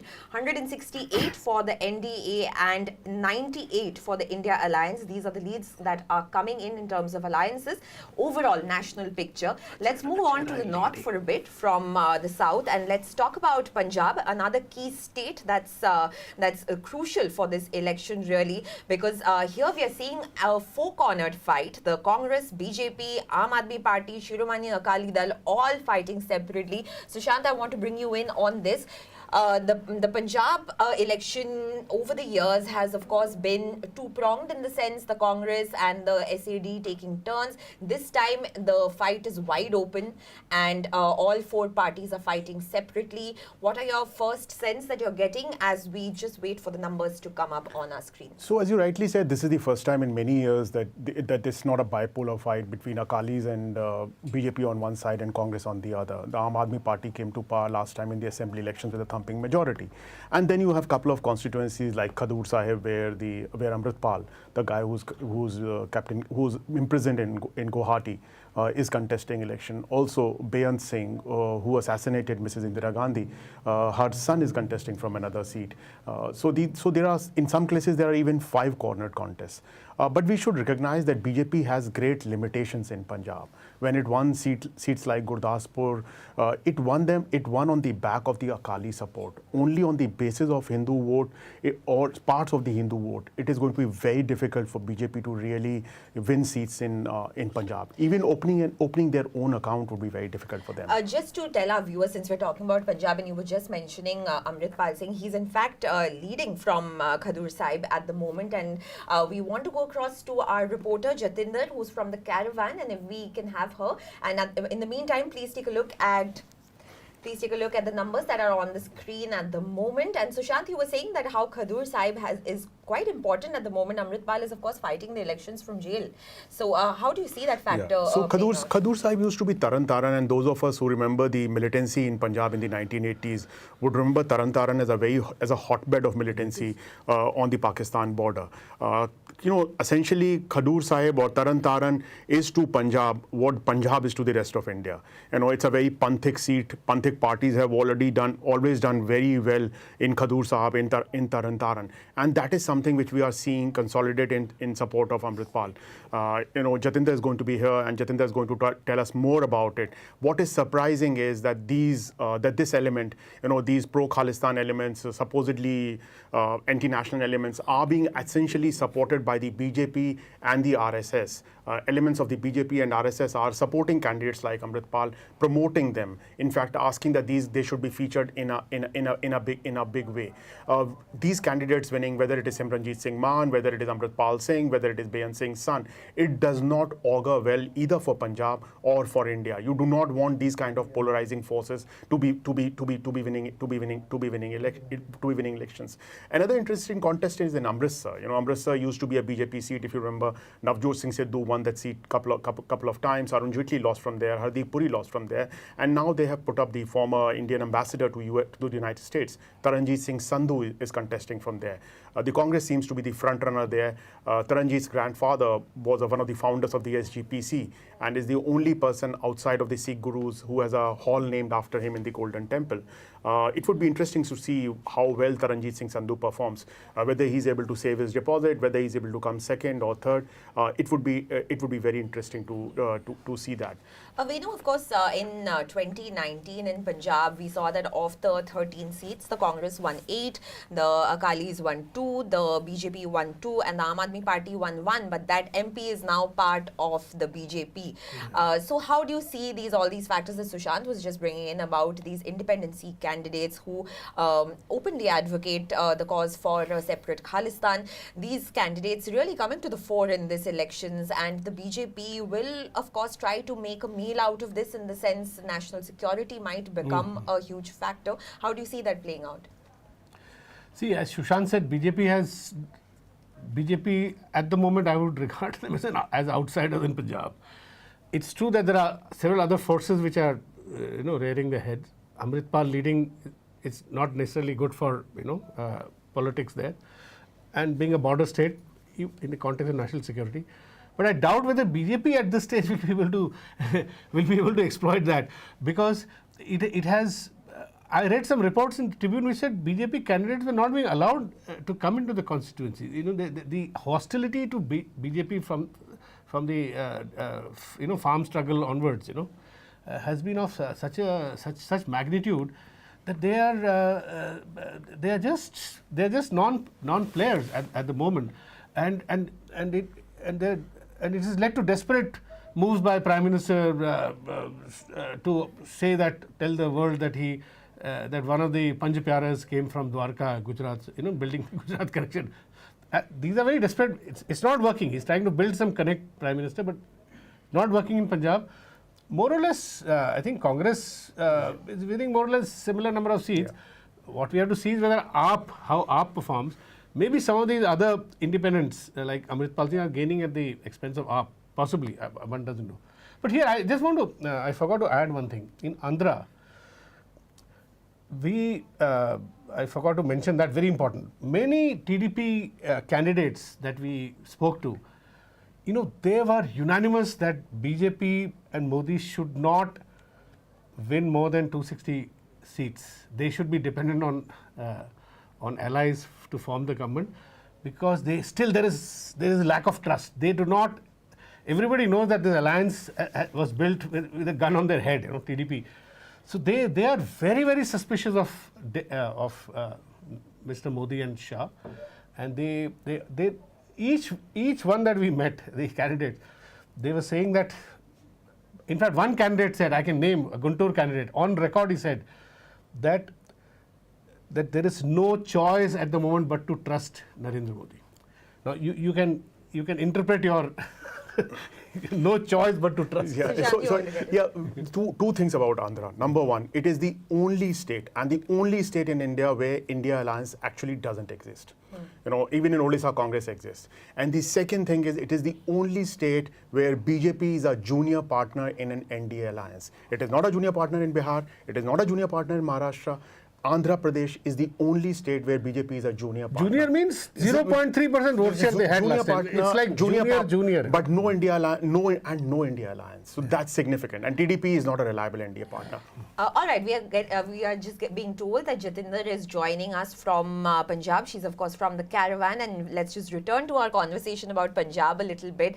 Jatinder, thank you so much for joining us. We were just speaking about these independent candidates. Amritpal Singh, we know, is right now leading, and we've also seen the candidature of Lakha Sedana. So how do you see these playing out, especially because of the fact that this is the 40th anniversary of Operation Blue Star in Punjab? These candidates coming to the fore, how do you see that taking shape in Punjab politics? Yeah, see, precisely, I'm sure, June 1 was not selected. It was not a date that has been selected randomly. To start with, June 1 being the date of polling in Punjab, it was bound to reopen the old wounds which have still not healed, which required closure. And see, basically, all those people are voting who witnessed Operation Blue Star, and even the generation which was born after 1984, they're also voting right now. So basically, it started on June 1st, and that was the polling date in Punjab also. So, somehow everything is being reconnected. Basically, the military action in the Golden Temple complex, which ultimately, basically, it increased the tensions between the state and the Congress-led center government then, and then it was followed with 1984's anti-Sikh riots. So even despite a lapse of 40 years, as you said, after that disastrous operation and the riots leaving thousands of Sikhs basically killed across the states, there has been no closure in terms of, even convictions of those who were responsible for those, and they were colluding with the then Congress leaders also. So, under these circumstances, these elections are going to decide the future of Punjab, if which direction the voters are moving, the youth is moving especially, and especially in the wake of the fact that Amritpal, since his arrival in Punjab, he has been posing as, he has been projecting as Bhindranwale 2.0 or something like that. So it gives those alarm signals that, those days are going to come back, as is, being desired, I would say by BJP-led government in the center, right? That, Punjab is again in those, throes of Khalistan and they are separatists. This is what is being projected of Sikhs and of Punjab. And before we let you go, Jatinder, I just want to quickly get your view on, because we are also getting some interesting leads from other states, but I want to just get your view on the fact that in Punjab, as we were talking about earlier, these four parties are contesting separately for the first time, but there is a sense among the voters in Punjab that there is a sense of confusion. So why do you think this confusion is there among the voters? Confused, but more than confused, they are also disillusioned. And they're so desperate for a change, So if we just start with the Congress, for a long time, it was being, synonymous with being anti-Sikhs, right? Starting with Operation Blue Star, then the anti-Sikh violence, and a lot of extrajudicial killings in Punjab during militancy. But then, people did give them a chance earlier also twice. And in 2017, it was a landslide victory for Captain Amrinder. They came back with the promise of, making this state free of drugs. So people, invested their faith in them, they selected, and, especially even despite the fact that Congress was basically instrumental in, I would say, supporting the previous farmers' protest. But despite that, people got, big time disillusioned with them. Similarly, in case of Akalis, they were disillusioned because of Ram Rahim, his acquittal, his pardon from Akal Takht, and the drugs, and a lot of other issues, like no development in the state. So then, for the first time, in a state that had witnessed basically the fight between only two parties. It used to be like alternate kinds, Akalis and Congress.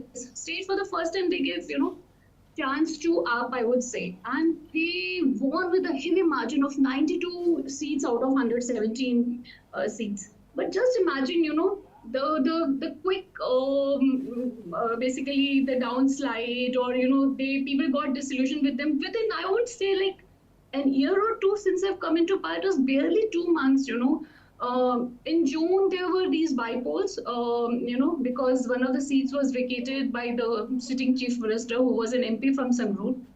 And imagine Simranjit Singh Maan, who is again a very pro-Khalistani leader, and a supporter of Amritpal also. He had lost assembly elections this time, but he won that seat just barely 2 months, once the party came into power. And then once again, the government has been plagued by, a lot of controversies, the sexual misconducts and the corruption charges of their MLAs, the politicians and the ministers. To the extent, they had to field like so many MLAs for these elections as if they couldn't find a befitting candidate. All right. So, Jatinder, I just want to pause you there because we're getting some interesting trends that are coming in from Uttar Pradesh, where Prime Minister Modi seems to be trailing behind Congress's Ajay Rai. These are according to trends that are coming from the Election Commission of India. These are interesting trends. Varanasi, of course, Modi is the biggest candidate and the star candidate over there, and Ajay Rai has contested in the past as well in 2019, 2014. This time, at this hour at least, he's leading. Venu, you want to come in on this interesting development in the early hours? Yeah, in the sense, you could argue that BJP should be psychologically shattered at this moment, although they might be sure that Mr. Modi will, I mean, their claim is that he'll win by even bigger margin than last time. And let's see what happens, but this should be giving them some ABGBs, of course. Yeah. So this is only the first round as far as the Election Commission data on Varanasi is concerned. But I think equally significant is what we are seeing in Rajasthan and Haryana. In Rajasthan, the India bloc is ahead of the BJP. BJP is leading in 11 or 12 seats, whereas the India Alliance is actually leading on far greater seats. The CPM is leading, the Jat party, that Beniwal's party is leading, the tribal party is leading, and the Congress is leading in 10 or 11 seats, which is very significant. In Haryana, it seems to be a one-way traffic for the India Alliance. This is completely in contrast to what the exit polls were telling us. And if these numbers hold, these are early numbers, I presume, but if these numbers hold, then the results are going to be very different from what we have been, told over the last 2 days. Let's just look at the numbers that are stacked up at this moment. The NDA leading with 205 and the India Alliance on 135 in fact at this moment. And Sanjay, how do you see the developments really that are coming in Haryana? The exit polls, as Sushant was just mentioning, predicted that the BJP would maintain its lead from 2019, but as early trends are showing that the India Alliance is doing well over there. We know that the Congress, the Aam Aadmi Party, they're all fighting together. Impact of the farmers' protests in Haryana, or how do you see these factors? Well, Haryana had a non-Haryanvi as Chief Minister for 9 years. That a lot of the Haryana voters didn't like that. In addition, the farmers' protest, and basically after a certain time, anti-incumbency has to set in.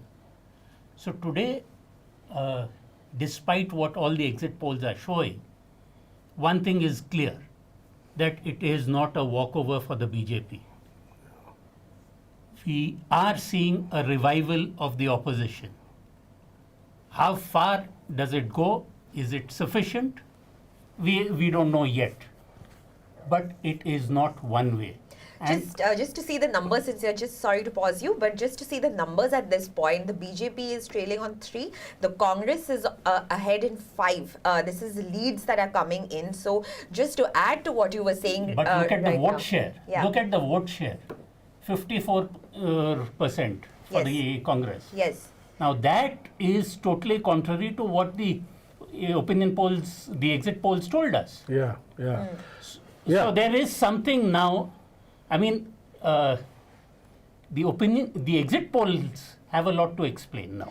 But the exit polls have been known to be wrong. They have been known to be right also. So let's not put too much in store. Actually, Sarasi, let's look at the bigger picture.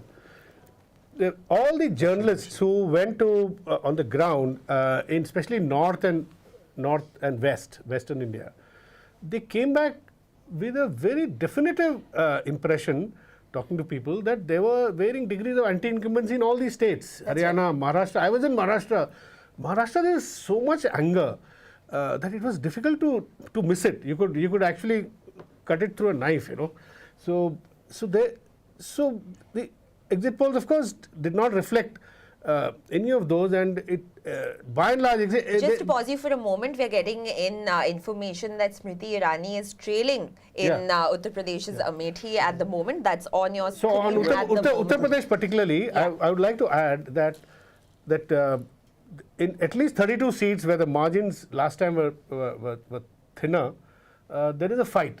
Shravasti, Election Commission data shows that Samajwadi Party alone is leading on 33 seats. That's right. In So UP. that's right. So right now, as the leads, it's a huge lead because let's just tell our viewers the fact that the Uttar Pradesh is a huge part of the election results because 80 seats is the largest, most populous state in India. 80 seats up for grabs. The BJP won 62 in 2019, and this time they had made claims that they would win over 70 seats. 70 seats, yeah. Yeah, but that's at the moment. These are early. Even leads. exit polls were saying some suggested 70 seats. So, Shravasti, if I may add, if you look at early trends in Rajasthan, if you look at early trends in Haryana, if you look at early trends in Uttar Pradesh, what you are seeing are massive losses for the BJP itself. Yeah. Forget the National Democratic Alliance. And this is going to have a significant impact if these numbers continue going forward. We are going to see a very different kind of parliament. We are going to see a very different kind of result. Also, this is extremely significant. We should not miss the significance of what we are seeing in these early trends. Just to add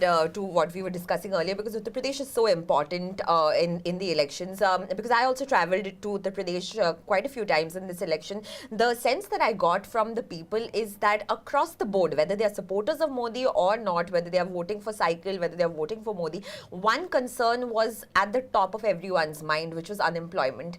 And that was the biggest concern across caste groups, across social classes, as well as parties. So with these numbers, where the Samajwadi Party is leading on 33 seats at the moment, the BJP is trailing on 28, Congress has 7. So if we put the 40. SP and the Congress together, so that the leads are at 40 at the moment. Yeah. So do you see that really reflecting? I'll tell you, I'll give you another indicative thing.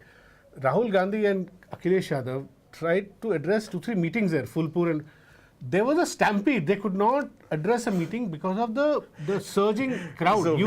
So now the point is, now you could argue that crowds don't convert to votes, but then the exit polls seem to show the complete other extreme, saying that all those who attended those meetings went back and voted BJP. So that was also not true.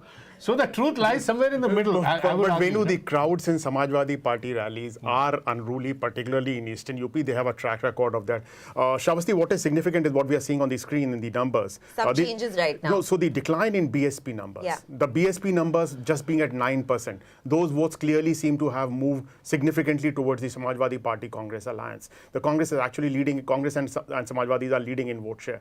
The numbers, the BSP's decline is significant because BSP was seen as a big vote cutter from the opposition alliance. That points to something there. Sanjay, you want to come in on this? The fact that, of course, numbers are changing at this point. The BJP is on 32. If we add the RLD, which is also in alliance with the BJP, 33 roundabout, and the Samajwadi Party and the Congress together leading on 38. Do you see the fact that unemployment, inflation reflecting in these numbers, or the fact that the opposition managed to put its act together, at least in UP, to put up a united front? You see, there's one more significance. If the BJP and the RLD together are just short of 40, that means they have lost 30 from the 70 that they claimed. Now, a difference of 30 seats actually makes a difference of 60 in the final tally, because 30 that they've lost and 30 that the other side has gained. It took one state in 2004, Andhra Pradesh, to shift from the TDP to the Congress to make that difference in 2004. So each seat that the BJP loses directly to the India Alliance makes a difference of 2, and that is where the real numbers are. And the fact is also that the opposition was buoyed in the sense by the concerns that the people were already facing. It was not so much, at least from my reporting experience, it was not so much the opposition articulating people's concerns, but the fact that the people already had these concerns and the opposition happened to be talking about it at that time. So it's a definite wave of anti-incumbency also in the fact that many of the villages that I visited in UP, Agniveer scheme was a major talking point.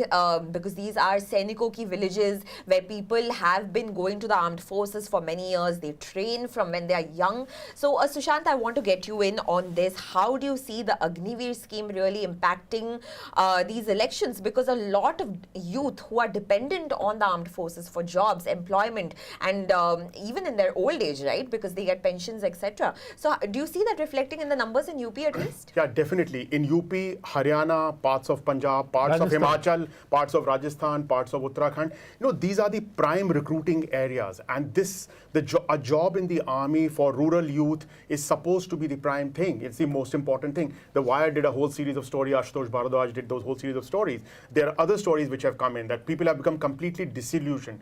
What Agniveer should be seen as is a microcosm of the unemployment challenge that India faces. Because there's massive unemployment. Agniveer, or a job in the army with pension, with 20 years of service, 15 years of service, provides certain stability, social status, economic standing. As they say in UP, if you get a private job, you can look after yourself. If you get a job, a sarkari job or a job in the army, you can look after your extended family. Your extended family will improve. And this is a microcosm of the challenge, of the unemployment challenge that India is facing. But Shravasti, what we are seeing in terms of numbers from the Election Commission, we are seeing momentous changes at this point. The BJP is actually trailing in Uttar Pradesh. The BJP is trailing in other states. We are seeing very significant changes at this hour in terms of where the numbers are going. These numbers are totally contrary to the kind of narrative that had been painted. It is more in tune with what reporters like you, what reporters from the Caravan, the Scroll, from Newslaundry, News Minute had projected. Yeah. And it's unlike what the television channels and other corporate media had been trying to drill down our throats. It's very, very different from also that. Here, I'd like to just add here, Yogendra Yadav had done UP very exhaustively, Western UP, then he traveled to Eastern UP, and he was on wires at every stage. And what he said was that there were a lot of switches from BJP to the opposition, which was not reflecting the exit poll. Subsequently, our reporters, Wire, Seema Chishti went, Arfa Khanum, they went to the last phase, and they also came back with the same impression. So I was stunned that after seeing the exit poll, that how come so many people could be wrong, So. But let's just take a look at the numbers that we are getting at the moment. These are overall numbers of the NDA and the India Alliance. The NDA at 240 leading, and the India Alliance leading on 141 in terms of party-wise leads. That's on your screen as well at the moment. The BJP leading on 194, the Congress on 76, the Samajwadi Party on 30, and the RLD on 2. But since we're talking about major states in terms of large number of seats that could change the course of the elections, let's also get in Maharashtra over here, because Maharashtra has 48 seats up for grabs. Second largest. Yeah. And second largest, and very interesting. If we see the trends that are, the leads that are coming in, we'll have that on the screen also in just a moment. The BJP is leading on 11. The Shiv Sena Uddhav Thackeray faction is on 5, while the Shiv Sena Eknath Shinde is on 10. The NCP Sharad Pawar is 3, and the NCP Ajit Pawar is 0, not yet to open their account. Congress 3 and the others 2. So if we put it together in a sense, the BJP and the that is the Mahayuti and the Mahavikas Aghadi, the BJP NDA Alliance and the India Alliance are quite neck and neck. If we look at what's the leads at the moment, we are getting in Tabassum. She's from the Scroll, and she's tracked Maharashtra very closely over the course of these elections. And let's just get through to Tabassum. And while we wait for her, let's just tell you what happened in Maharashtra ahead of these elections. Traditional parties in Maharashtra, where people have had their loyal support bases, these parties, the Shiv Sena and the NCP, have split. There are two factions. Symbols contributed to a certain extent to some confusion, but not so much, because people are quite aware of the symbols that they want to vote for. Tabassum, thank you so much for joining us. The trends at the moment, it seems that it's very neck and neck in Maharashtra. How do you see these numbers? So the latest trends which are coming in is showing that MV is actually getting a lead over Mahayuti. They've crossed the 20 mark, and Mahayuti is now trailing a little behind. If you look specifically at the Lok Sabha constituencies where there is a direct contest between Shiv Sena versus Shiv Sena, which is Eknath Shinde's Sena versus Uddhav Thackeray's Sena, and if you look at Ajit Pawar's NCP and Sharad Pawar's NCP, we are actually finding in both all the 15 seats that are there is Mahavikas Aghadi, which is leading right now. We've only had the first and the second round, so it is still very early to finalize these trends. But at least in the 13 seats that there's a Shiv Sena versus Shiv Sena contest, I'm seeing that in Hatkandale, Shirdi, Nashik, Mawal, Aurangabad, the Mahavikas Aghadi is actually taking a lead. The Eknath Shinde Sena is only taking a lead in areas where they have their home turf, which is mostly Thane, Kalyan, and South Mumbai region. Similarly, for NCP, we see that Shirur and Baramati are the two seats where they are having a direct contest, and in both the seats, Sharad Pawar's NCP faction is leading. Now, this shows 2-3 things. One, that the Modi factor has not really worked to sail both these rebel factions through, at least in the initial trends that we are seeing. Ajit Pawar his faction has not even managed to open a single lead in any of the seats that they are contesting. When I was reporting on ground, I did find this sentiment amongst people that BJP should not have allied with NCP because there is a clear disconnect between the ideologies of both the parties, and BJP kept accusing NCP of corruption, and they finally sort of formed an alliance with them. So a lot of voters said that, we didn't understand why this alliance was required, and although they would want Modi at the center, they didn't really want NCP, a Lok Sabha NCP candidate to be their MP in respective constituencies. So similarly with Eknath Shinde's faction, we found that they made multiple mistakes. They announced their candidates extremely late. This gave them very little time to campaign. There was a lot of quarrel happening on ground. Within Thane, BJP was not happy with the Eknath Shinde faction's candidature, and they didn't really support them on ground. We saw that in Nasik as well, where NCP didn't really support Eknath Shinde's candidate on ground. So there was discontent, and there were weak candidates that Eknath Shinde announced, which I think now are having an impact. We are seeing a definite lead of Uddhav Thackeray faction and Sharad Pawar faction happening in all the 15 seats as of now. All right, Tabassum, thank you so much for joining us. We just have about 5 minutes left, so I just want to get closing comments on Maharashtra from our guests in the studio. Sanjay, you want to get in on the fact that Maharashtra, in a sense, is a state which has seen voters' traditional party bases being split wide open, and that's kind of reflecting in the numbers that are coming in at this moment. Let me stick my neck out and make a prediction. Okay. That when Maharashtra goes back to the assembly elections, these splits will be undone. Yeah. Exactly. Because if these results hold, I expect Shinde to run back to Uddhav Thackeray and the Pawars to reunite.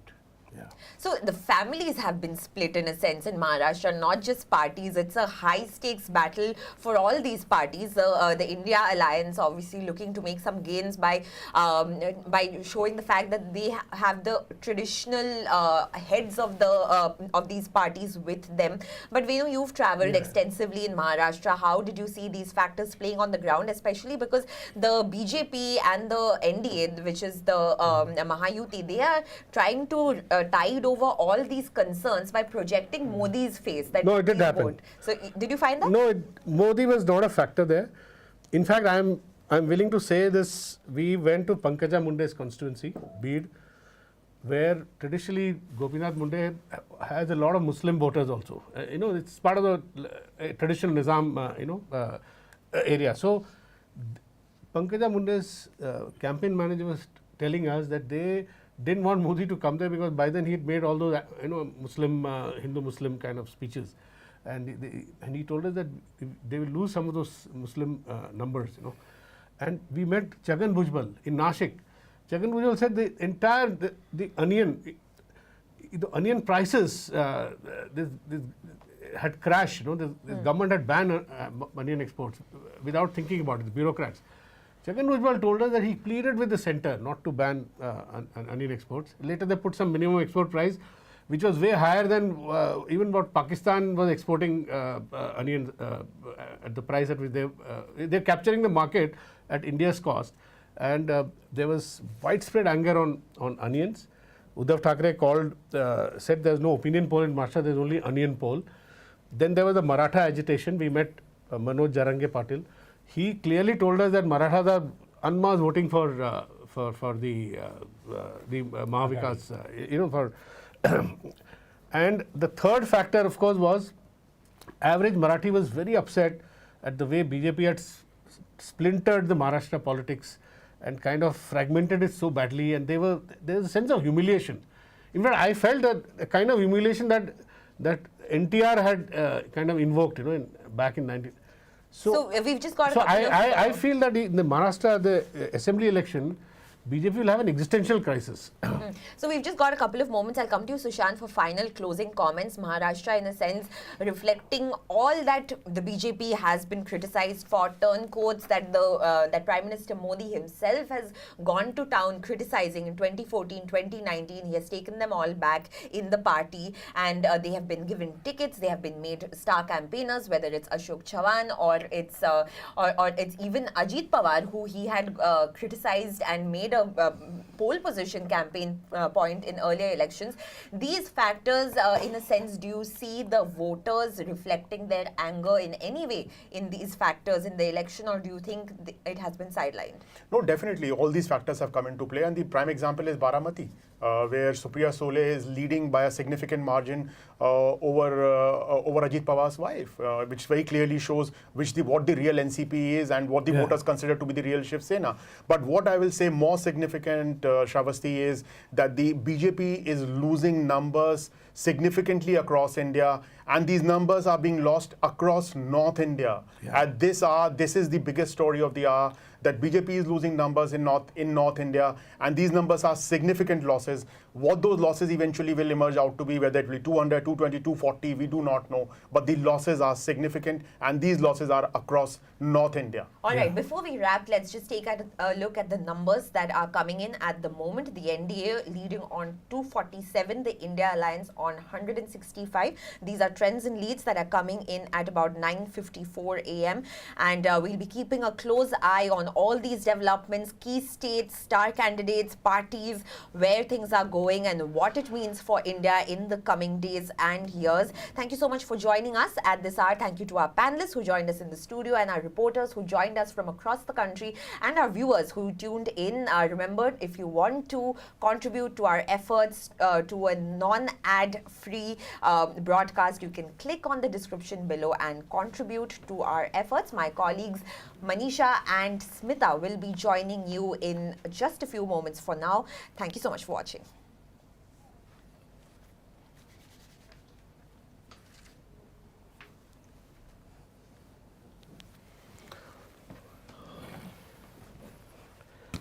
Maharashtra में, पूरे महाराष्ट्र में देखा जाए तो हालात एकदम बराबर नहीं है।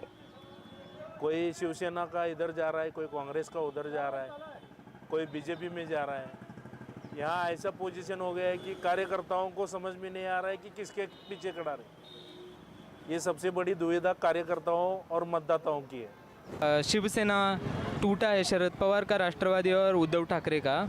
एक आम वोटर के तौर पर किस तरह से देखते हैं, क्योंकि इलाका जो है वो ग्रामीण इलाका आता है ना। ये बाकी का है ना, वो कुछ काम के नहीं। अभी बाकी रहे ना राष्ट्रवादी, उद्धव ठाकरे, शरद पवार, ये एक नंबर आदमी। अच्छे दिन तो नहीं है, सब बुरे दिन। 10 साल में सब बुरे दिन, अच्छे दिन कुछ भी नहीं, एक दिन भी अच्छा नहीं गया। जी माहौल के हिसाब से तो पूरा राजकारण का तो खिचड़ी हो गया है। अभी फिलहाल जो हमारे कांग्रेस के जो अशोक राव चौहान जी थे, वो भी बीजेपी में आ गए हैं। तो यहाँ पे अभी बीजेपी का तो ऐसा माहौल जो पूरा टोटल एक खिचड़ी बन गई है। 10 साल में अच्छे दिन नहीं आ गए, बुरे दिन आ गए, क्योंकि जो शेतकरी है उनके माल को भाव नहीं मिला अभी तक। और जो वो बोले थे मोदी जी की रोजगार देंगे युवकों को, उन्होंने रोजगार भी नहीं दिया। तो 40 लोग थे एमएलए, वो तो छोड़ के चले गए, उनके बारे में क्या कहना है आपका? वो गद्दार है, उनके बारे में बोल के हम उनको इस इलेक्शन में उनको उनकी जगह पब्लिक जरूर बताएंगी, हुकुमशाही हटाएंगी पब्लिक, पक्ष तोड़े पक्ष, ये कोई आम सैनिक भूल नहीं सकता। बहुत बुरे दिन गए 10 साल में, एक भी ऐसा अच्छा दिन नहीं गया। महंगाई हर तरफ बढ़ा दिया, गैस के भाव बढ़ा दिया, पहले गैस मंगा लिया, सब गैस के रेट बढ़ा दिया, पेट्रोल के भाव बढ़ गए, सब हर चीज़ में महंगाई बढ़ गई।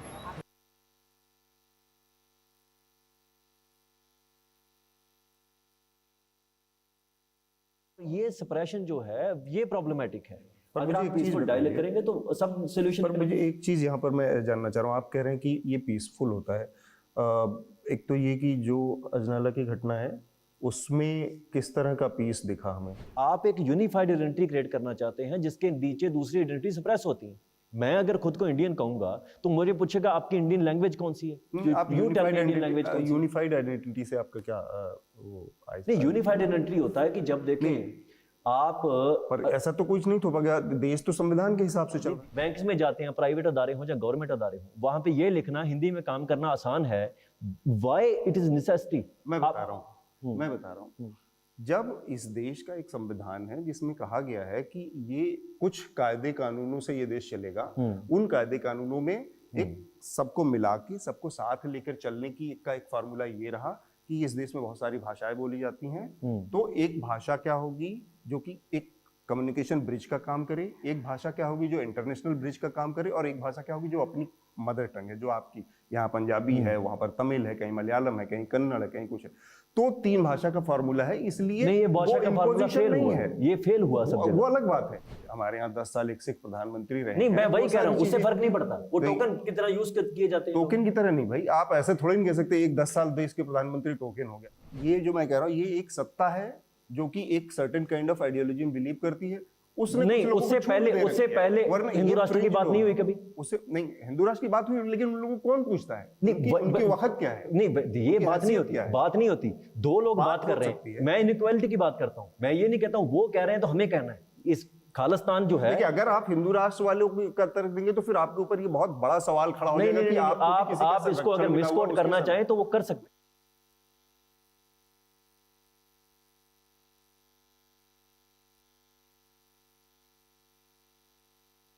We are in Narsipura, a small town that has become famous because it is the birthplace of former Prime Minister H.D. Deve Gowda.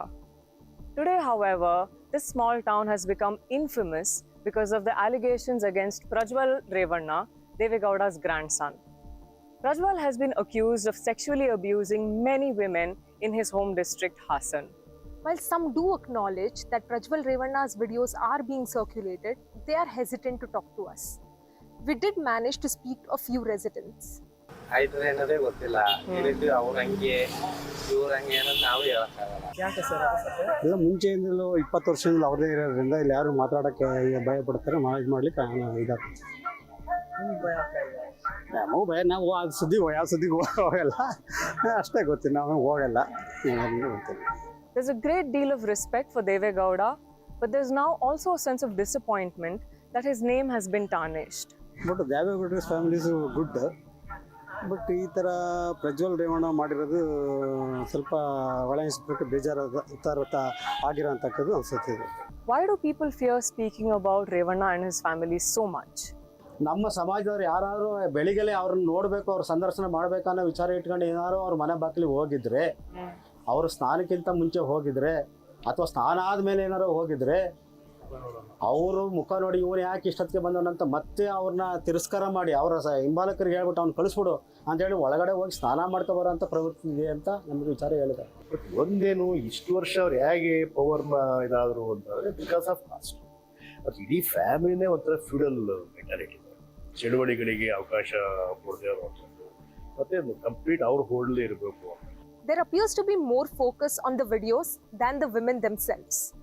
Many are now blaming the women, which the activists say is missing the point. ಏನ್ ನಡೀತು, ನಿಜನ ಸುಳ್ಳ, ಯಾಕಾಯ್ತು, ಏನು ಕೇಳೋದ್ ಬೇಡ.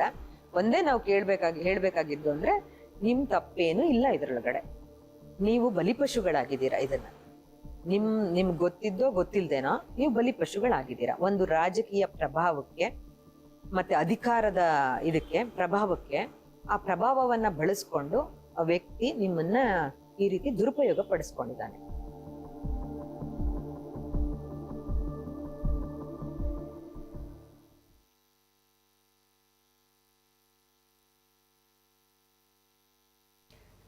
Hello and welcome. It's 10 a.m. You're watching Elections Online. The Scroll, Caravan, Newslaundry, the News Minute, and The Wire have come together. This is a compact for public interest journalism. indulge me for a second here. As someone who's spent much of her 22 years in journalism in broadcast, I can tell you election counting day requires lots of funds, lots of resources, and the television channels you're watching possibly this, or were watching this morning, of course, have a lot of it to deploy. We, on the other hand, here, as I said, are trying to do journalism in public interest. We have no sponsors. What you're watching is ad-free. And therefore, if you like what we do, if you like credible journalism, I would urge you to contribute to us. The link for contribution is in the description box below. It's also up on your screens. So yes, let's get started. Numbers are coming in, I wouldn't say thick and fast, because it's perhaps the second round of counting for many of the booths, particularly the larger constituencies. But with me here in the studio, Seema Chishti, editor of The Wire, Dhanya Rajendran, editor-in-chief of the News Minute, Shoaib Danial, my colleague from Scroll, he's our political editor, and this, of course, is right opposite me is a popular face from the News Minute. She is the managing Newslaundry. From Newslaundry. We are in a tie-up now, so that's quite all right. We'll take her. You can take her. Manisha, of course, needs no introduction. Manisha Pandey, managing editor of Newslaundry. Manisha, you are the one with the numbers right now. Yes. With all the usual caveats that apply for numbers at 10 a.m., can you tell us what we're looking at? So yeah, like you said, this is just the second round. We still have quite a few rounds to go. So everything that's coming in is still early leads. But I think one state that's pretty exciting right now to watch is Uttar Pradesh. Bharatiya Janata Party is leading in 39 seats. You have Samajwadi Party leading in 29 seats and Indian National Congress at 7 seats. So it's a pretty tight contest right now. And if we look at the national picture, can we have the national All India numbers up? Bharatiya Janata Party is leading in 216 seats. The Indian National Congress is leading in 78 seats. The NDA is at 269 seats. These are just leads, I must repeat again, yeah. And the India is at 178 seats. So it's still pretty close, right, and a little divergent from what the final exit poll numbers were at least. Right, so not quite the rout yet. Yeah, if the exit poll numbers what we believe, but because it appears UP is the big story right now. Seema has travelled through the state, particularly in the Purvanchal area of the state. Seema, I know you've been very closely tracking the numbers and some key constituencies as well. I'll not ask you to comment on that just yet, but broadly, without the benefit of granular data, disaggregated data, what can you tell us from what you're looking at right now at 10 a.m.? The snapshot from UP, from the mood, the social mood, from comments, from random stuff that people speak there, and from the trends, it's clear that the big dominance of BJP, it was clearly the big halogen lamp over UP, shining, powering its India project, that is at risk. So from in journalistic parlance, all the battleground states we were looking at, 5 states, never really included UP initially. True. It's now firmly entered into the battleground square on the chessboard. Right. Shoaib, you've also, I mean, although you didn't travel as much in Uttar Pradesh, but it is a state you closely track. And are you surprised by what you're seeing? I'm very surprised. I think since Mughal times to read India, you need to capture Uttar Pradesh. Right. That's the heartland of South Asia, India, while eating machli. And that's what the BJP's dominance is built on. The BJP really was not a plain Uttar Pradesh in 2014 in a major way. And Mr. Modi's great achievement, along with his lieutenant Amit Shah, was to make UP into a BJP stronghold, which it never was actually. The dominant pole. Dominant pole. Even at the height of the Ram Janma movement, it was never as dominant as it is under Modi. And if initial trends show that this dominance is not maintained, then it's going to be a rather interesting day. It's going to be quite interesting. And in fact, Narendra Modi is leading in Varanasi. No surprises about that. But I think, Smita, there's just one thing.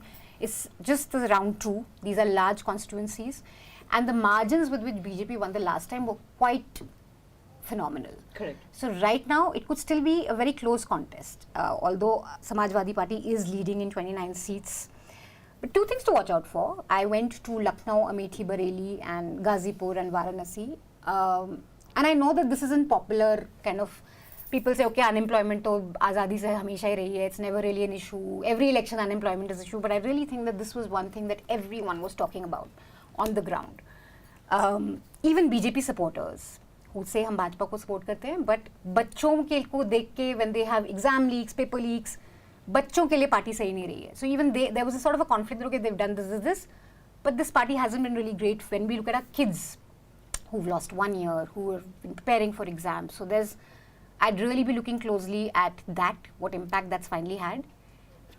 No, you're very true. And I want to just draw in on a contrast of campaigns that one saw. For example, in Gorakhpur, where Adityanath, the Chief Minister, is speaking in terms of Dharohar, future. Remember, you're the generation that willed the Ram Mandir. Because of you, we could build the Ram Mandir through your vote. Clear linkages with the EC could not see. The other contrast of people and say Kajal Nishad, she may lose, but the campaign was very clearly articulated by her. You are the Abhibhavak, you're the guardians and parents of these children. What are they doing to your kids' futures? 10 years is a long time with a young demographic. That's somebody who's 23 is now 33. The most productive, best years of their lives gone looking for a job. So what are you doing for the future? So almost saw a contest between two different, wildly different articulations of the future. Right. Yeah. I want to come to the smaller parties that the BJP stitched up alliances with and how the India alliance looked as well. But I want to bring in Nilanjan Sarkar of the Center for Policy Research, Senior Fellow. Professor Sarkar, if you're with us, I don't know whether you're keeping up to date with the numbers, but for the moment UP doesn't appear to be one-way traffic. In fact, it appears that the Samajwadi Party and the Congress to some extent is not doing as bad as, since we are sort of looking at the exit polls that came 2 days ago, I'd say not doing as bad as the exit polls said. I know you traveled Uttar Pradesh. You wrote about the fact that Samvidhan Khatre Mein Hai was perhaps one catchphrase that caught on in Uttar Pradesh and in Bihar to some extent. Again, the same question that I asked Seema. We don't have disaggregated data, but purely on the basis of what you're looking at and how you know the campaign played out, how do you analyze what we're seeing? You're asking me, right? Yes, Professor Sarkar. Yes. So, the places that I traveled most heavily in UP this time were Western UP and the area around Lucknow, right? And if you look at the map, early results in ECI, that's precisely where you're seeing the Congress and the Samajwadi Party really coming in and winning seats, right?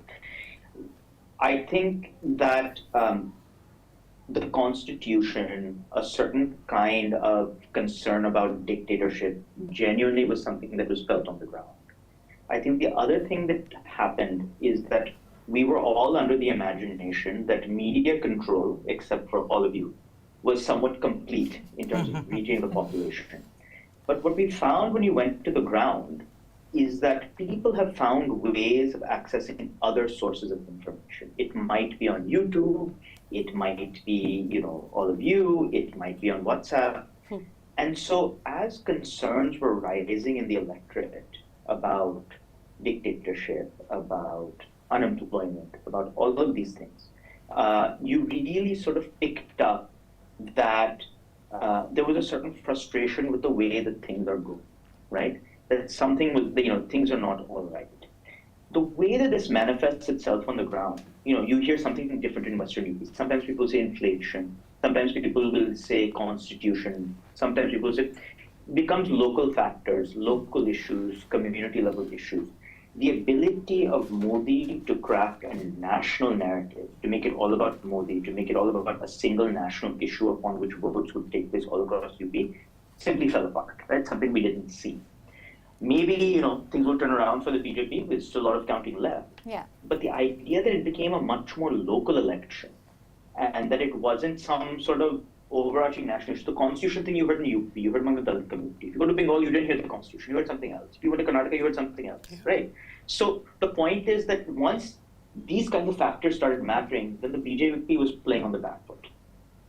I think this is really key what Nilanjan is saying, that this is the first election where Mr. Modi is played, where there is no overarching national theme, which is always bad for the BJP. We've seen the BJP struggles when it comes to state elections vis-a-vis national elections. BJP is a national player. It focuses best when there is one message, Achhe Din, Balakot, and so on and so forth. Right. Disaggregated national election, it will still do well because the BJP obviously is a major player, but it's now playing, it's like Saurav Ganguly in Australia. It's not really very comfortable. It can still maybe make a century once here and there, but it's not playing on home ground. Yeah. We went 7 minutes without a cricket analogy. I can't underscore enough what Nilanjan said about the media. Irrespective of the results, I think the credibility of mainstream media is at such an all-time low.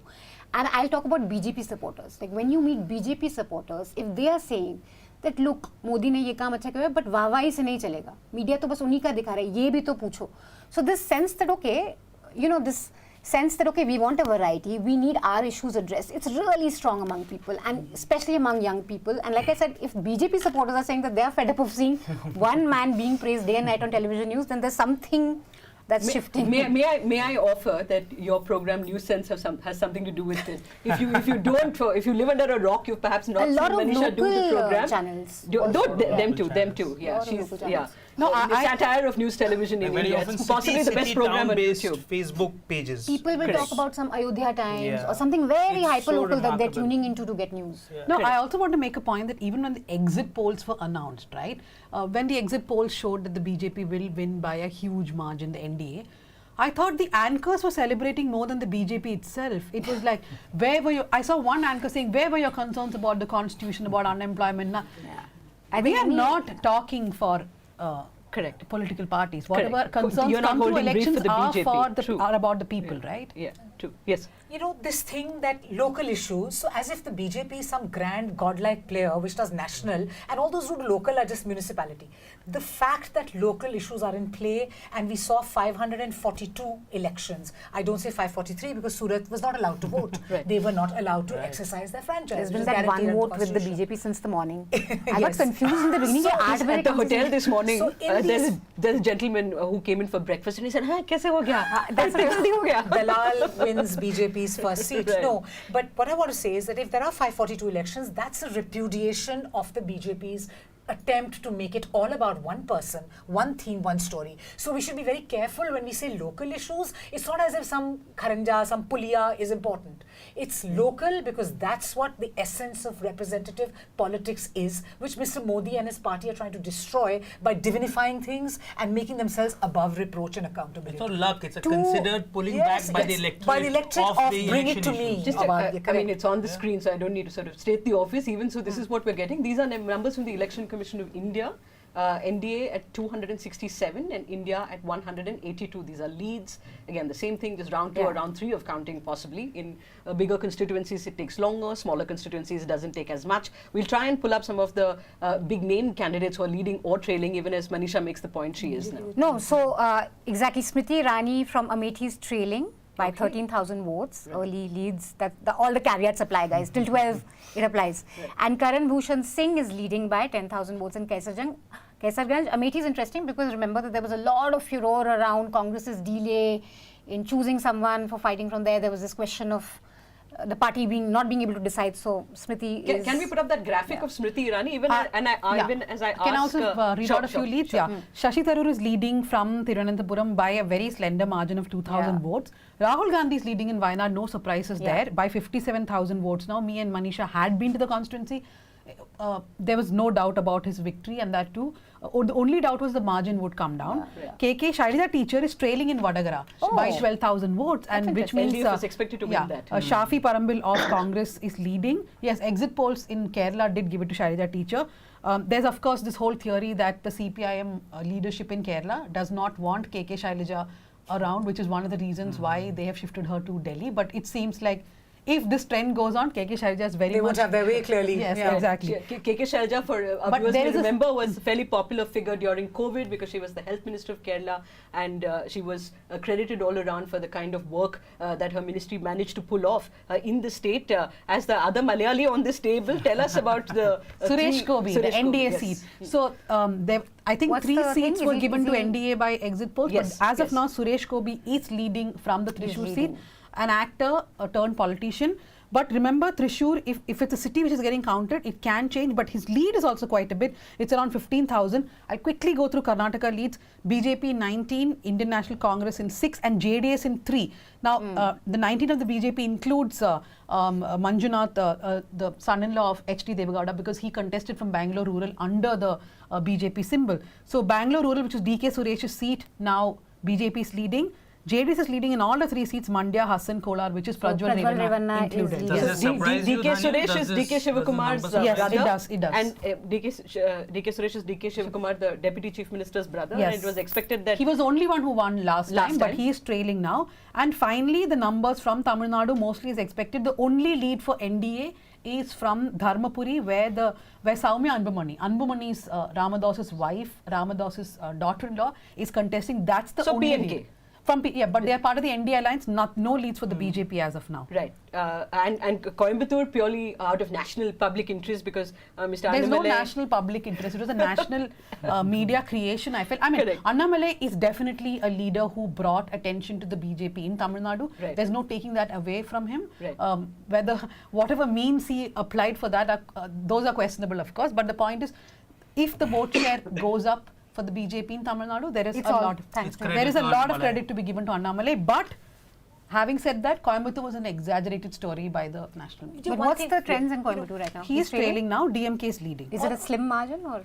No, but the AIDMK I think is second there, which is which is what most reporters seem to say, that Mr. Annamalai will be third. Yes. Possibly in Coimbatore. So on Coimbatore, we must remember that it's a BJP seat. It was held by the BJP as late as the 90s. So, so Tamil Nadu is not like Kerala. So the BJP has held seats. The Hindu Munnani, the RSS, the powerful idea that the RSS brings to this country and to everywhere it goes, has a sway in Tamil Nadu. We must acknowledge that for what Coimbatore is. It saw the bomb blasts, which powered the whole, Advani went there and lots of things happened there. So Coimbatore is special. So, he's building his Hindutva OBC on that bomb blast communalism base, which we must not forget. So again, interesting, Chandrasekhar Azad leading by a fairly large, may I say, 38,000. May I say, margin at the moment. Right. He's shushing us. It gives you a sense of the size of the constituency. If this is the second round of counting and the least 28,000, that's quite a bit. Dhanya, I want to come back. Karnataka is the only large party, large state, I beg your pardon, in which the Congress has a government. They won the state elections in December 2023. So, am I right? This is December, yes. May 2023. May 2023. Yes. So they're still in the honeymoon period, if one may. But of course, BJP, Karnataka is also one state where the BJP in Lok Sabha elections in particular since 96 has consistently increased its vote share and its seats. I think 18, 17, 19, it's gone like that, right? From 2004 onwards. And last year they won around 25. But the point is in Karnataka, I feel people, like in most states, they differentiate state election to national election, right? And I'm actually finding the numbers quite surprising. They are giving leads for the BJP in 6 seats. I was thinking that it could be around 9 to 12 for the, for the Congress. For the Congress, I was thinking it will be around 9 to 12 for the Congress, simply because of the fact that there will be some hangover from the election, and the Congress has not been mired in in a lot of controversies. Normally that's what happens, right? Congress comes to power, there'll be so many controversies, and then people are just disenchanted very fast. The Congress was banking on the welfare schemes, which is the free bus passes for women, the cash transfer for women. But I also feel that people may think that what we felt is that, see, Siddaramaiah, we have given the vote for him, for which he is giving us the welfare measure, right?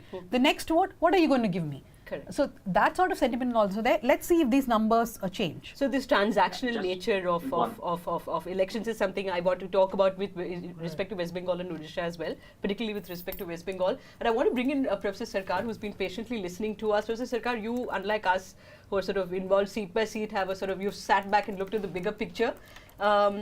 You've heard what your co-panelists here have been talking about as well. The overall tally, if we may bring that up, is not quite a rout for India, as exit polls seem to be suggesting. In fact, what reporters have been bringing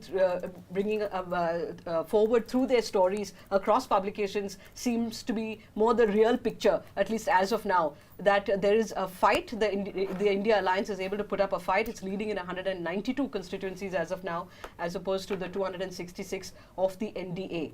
How do you look at this, Professor Sarkar, and any state in particular that you were perhaps surprised by or not quite? So look, the story here, I think we're talking about UP and Rajasthan. We, I think, always knew, for those of us who visited, that what we're seeing today, that was a possibility. Where the exit polls surprised us was, these sort of astronomical numbers in vernacular states, like 25 to 30 seats in West Bengal for BJP.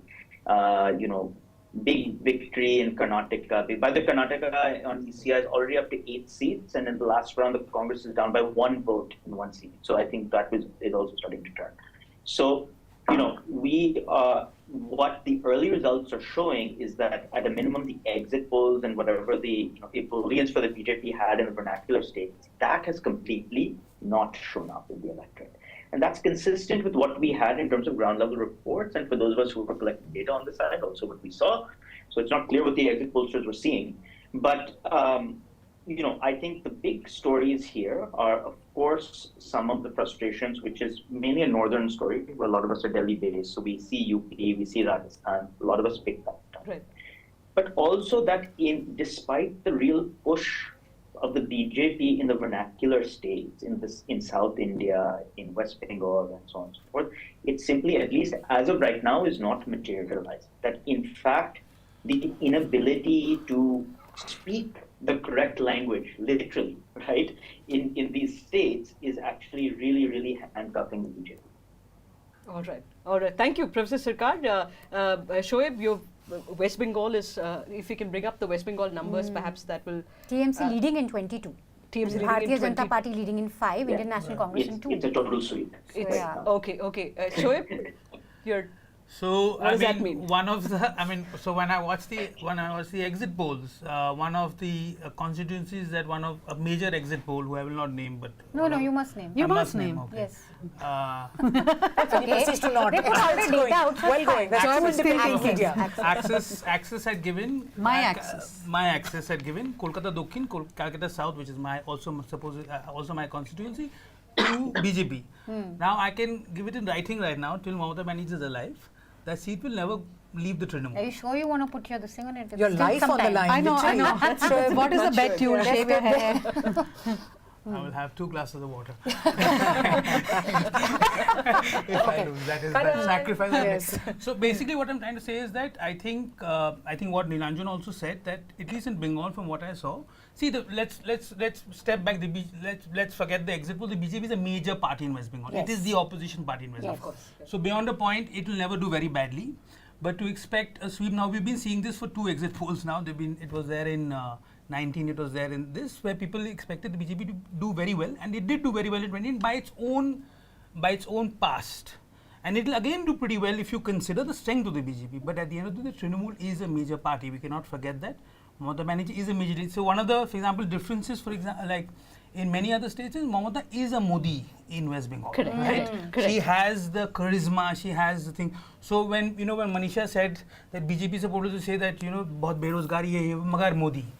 Trinamool would also say, life is really bad for us, but, she's amazing, right? So many people will say that thing. That is one thing. So that is the large breakdown of West Bengal. So I don't see a huge change, honestly, from the assembly election results. The BJP might do slightly better. It might even do slightly worse, because it's really got hit on many organizational fronts. What the BJP's main strength in West Bengal is, again, coming to a point, is the media. The media is really anti-Trinamool for a number of reasons. SSC scam, Sandesh Khali, it ran every evening. The Trinamool government was pilloried.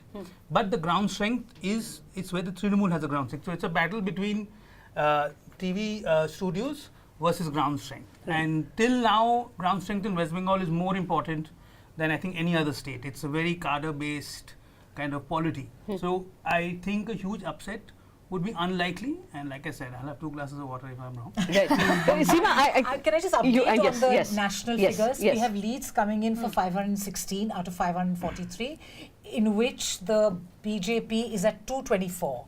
So it looks, so please note, it's 224 and 516 leads. Congress is at 96, and the SP, the Samajwadi Party, is at 34, and the All India Trinamool Congress is at 23. So that's quite interesting, given that we're also washed by the whole exit poll thing. Please remember these. Seema, can we get the vote share as well? Because I find that very interesting. Yes. The vote share is BJP at 39.87%.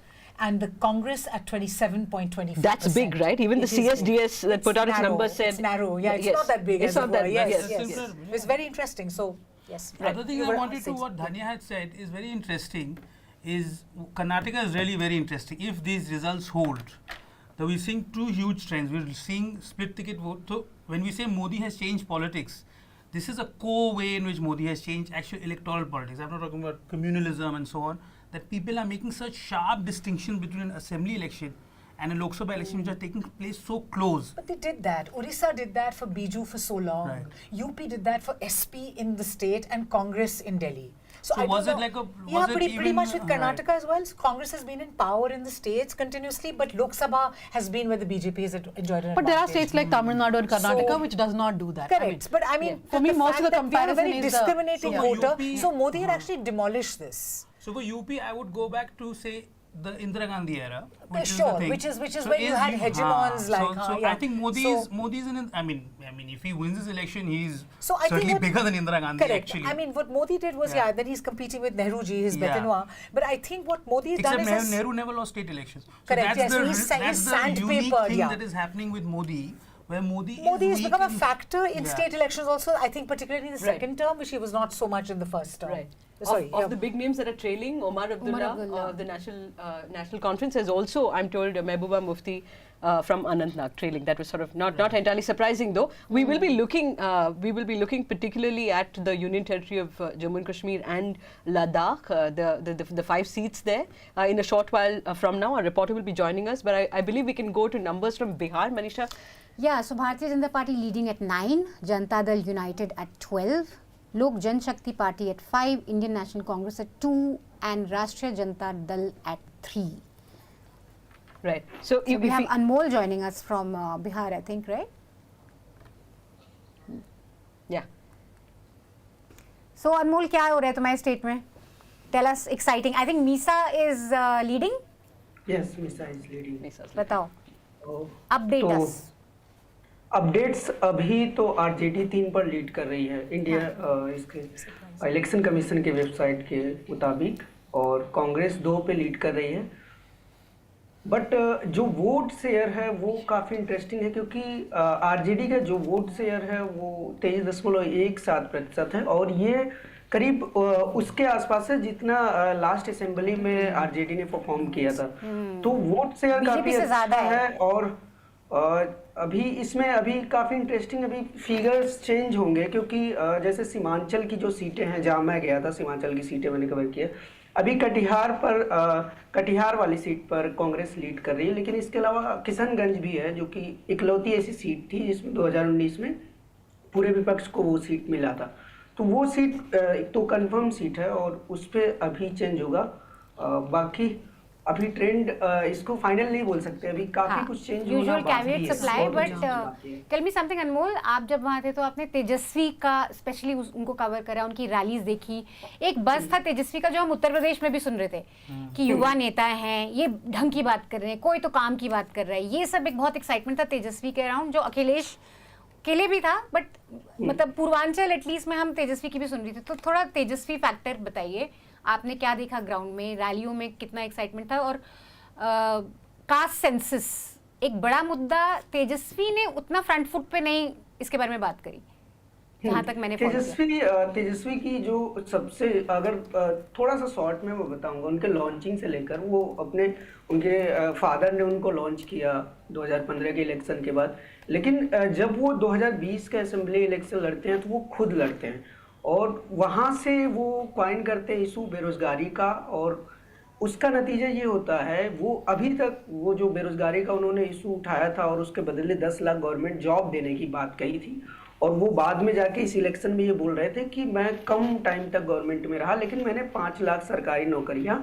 दी हैं, मैंने 50% अपनी promise पूरी करी है। तो ये एक बहुत बड़ा प्लस पॉइंट तेजस्वी के लिए था, और उनकी तमाम उपलब्धियों में से सबसे बड़ी उपलब्धि तेजस्वी यादव की यही है कि उन्होंने बिहार जैसे स्टेट में बेरोजगारी को, रोजगार को एक डिस्कोर्स का इशू बना दिया है, जो beyond caste, beyond gender, beyond class, इस बारे में लोग बात कर रहे थे।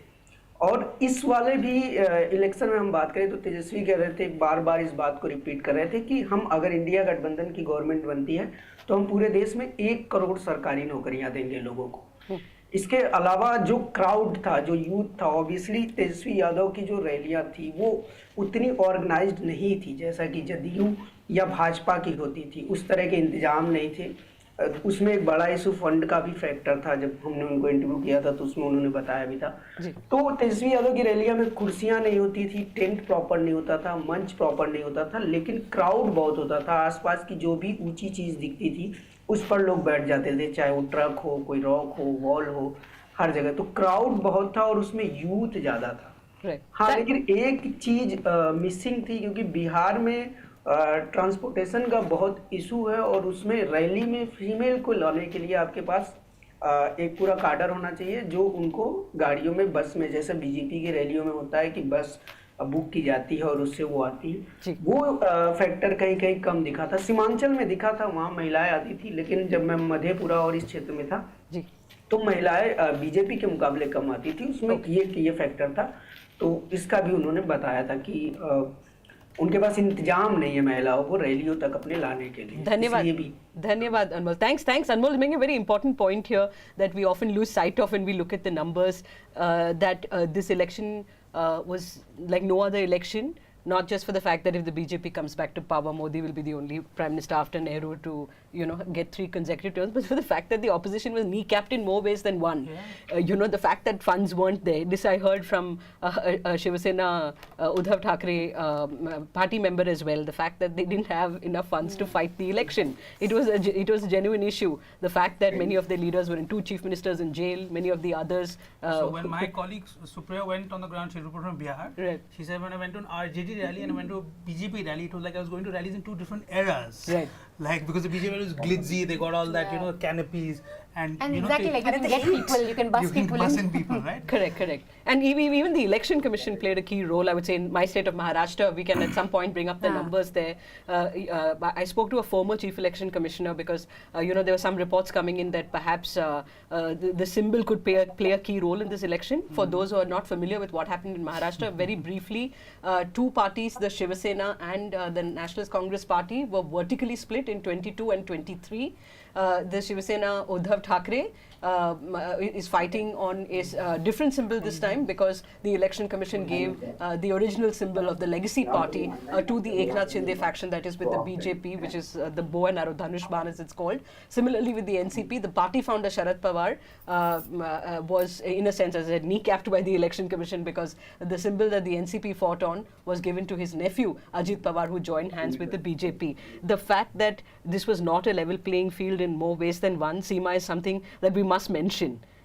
No, completely. And in fact, LPF is the acronym, or rather the abbreviation that Ashok Lavasa gave it to this election, that you need an LPF. And I don't think the LPF was happening. The Election Commission would do well to put itself up here amongst the competing parties because it actively got in and fought the election.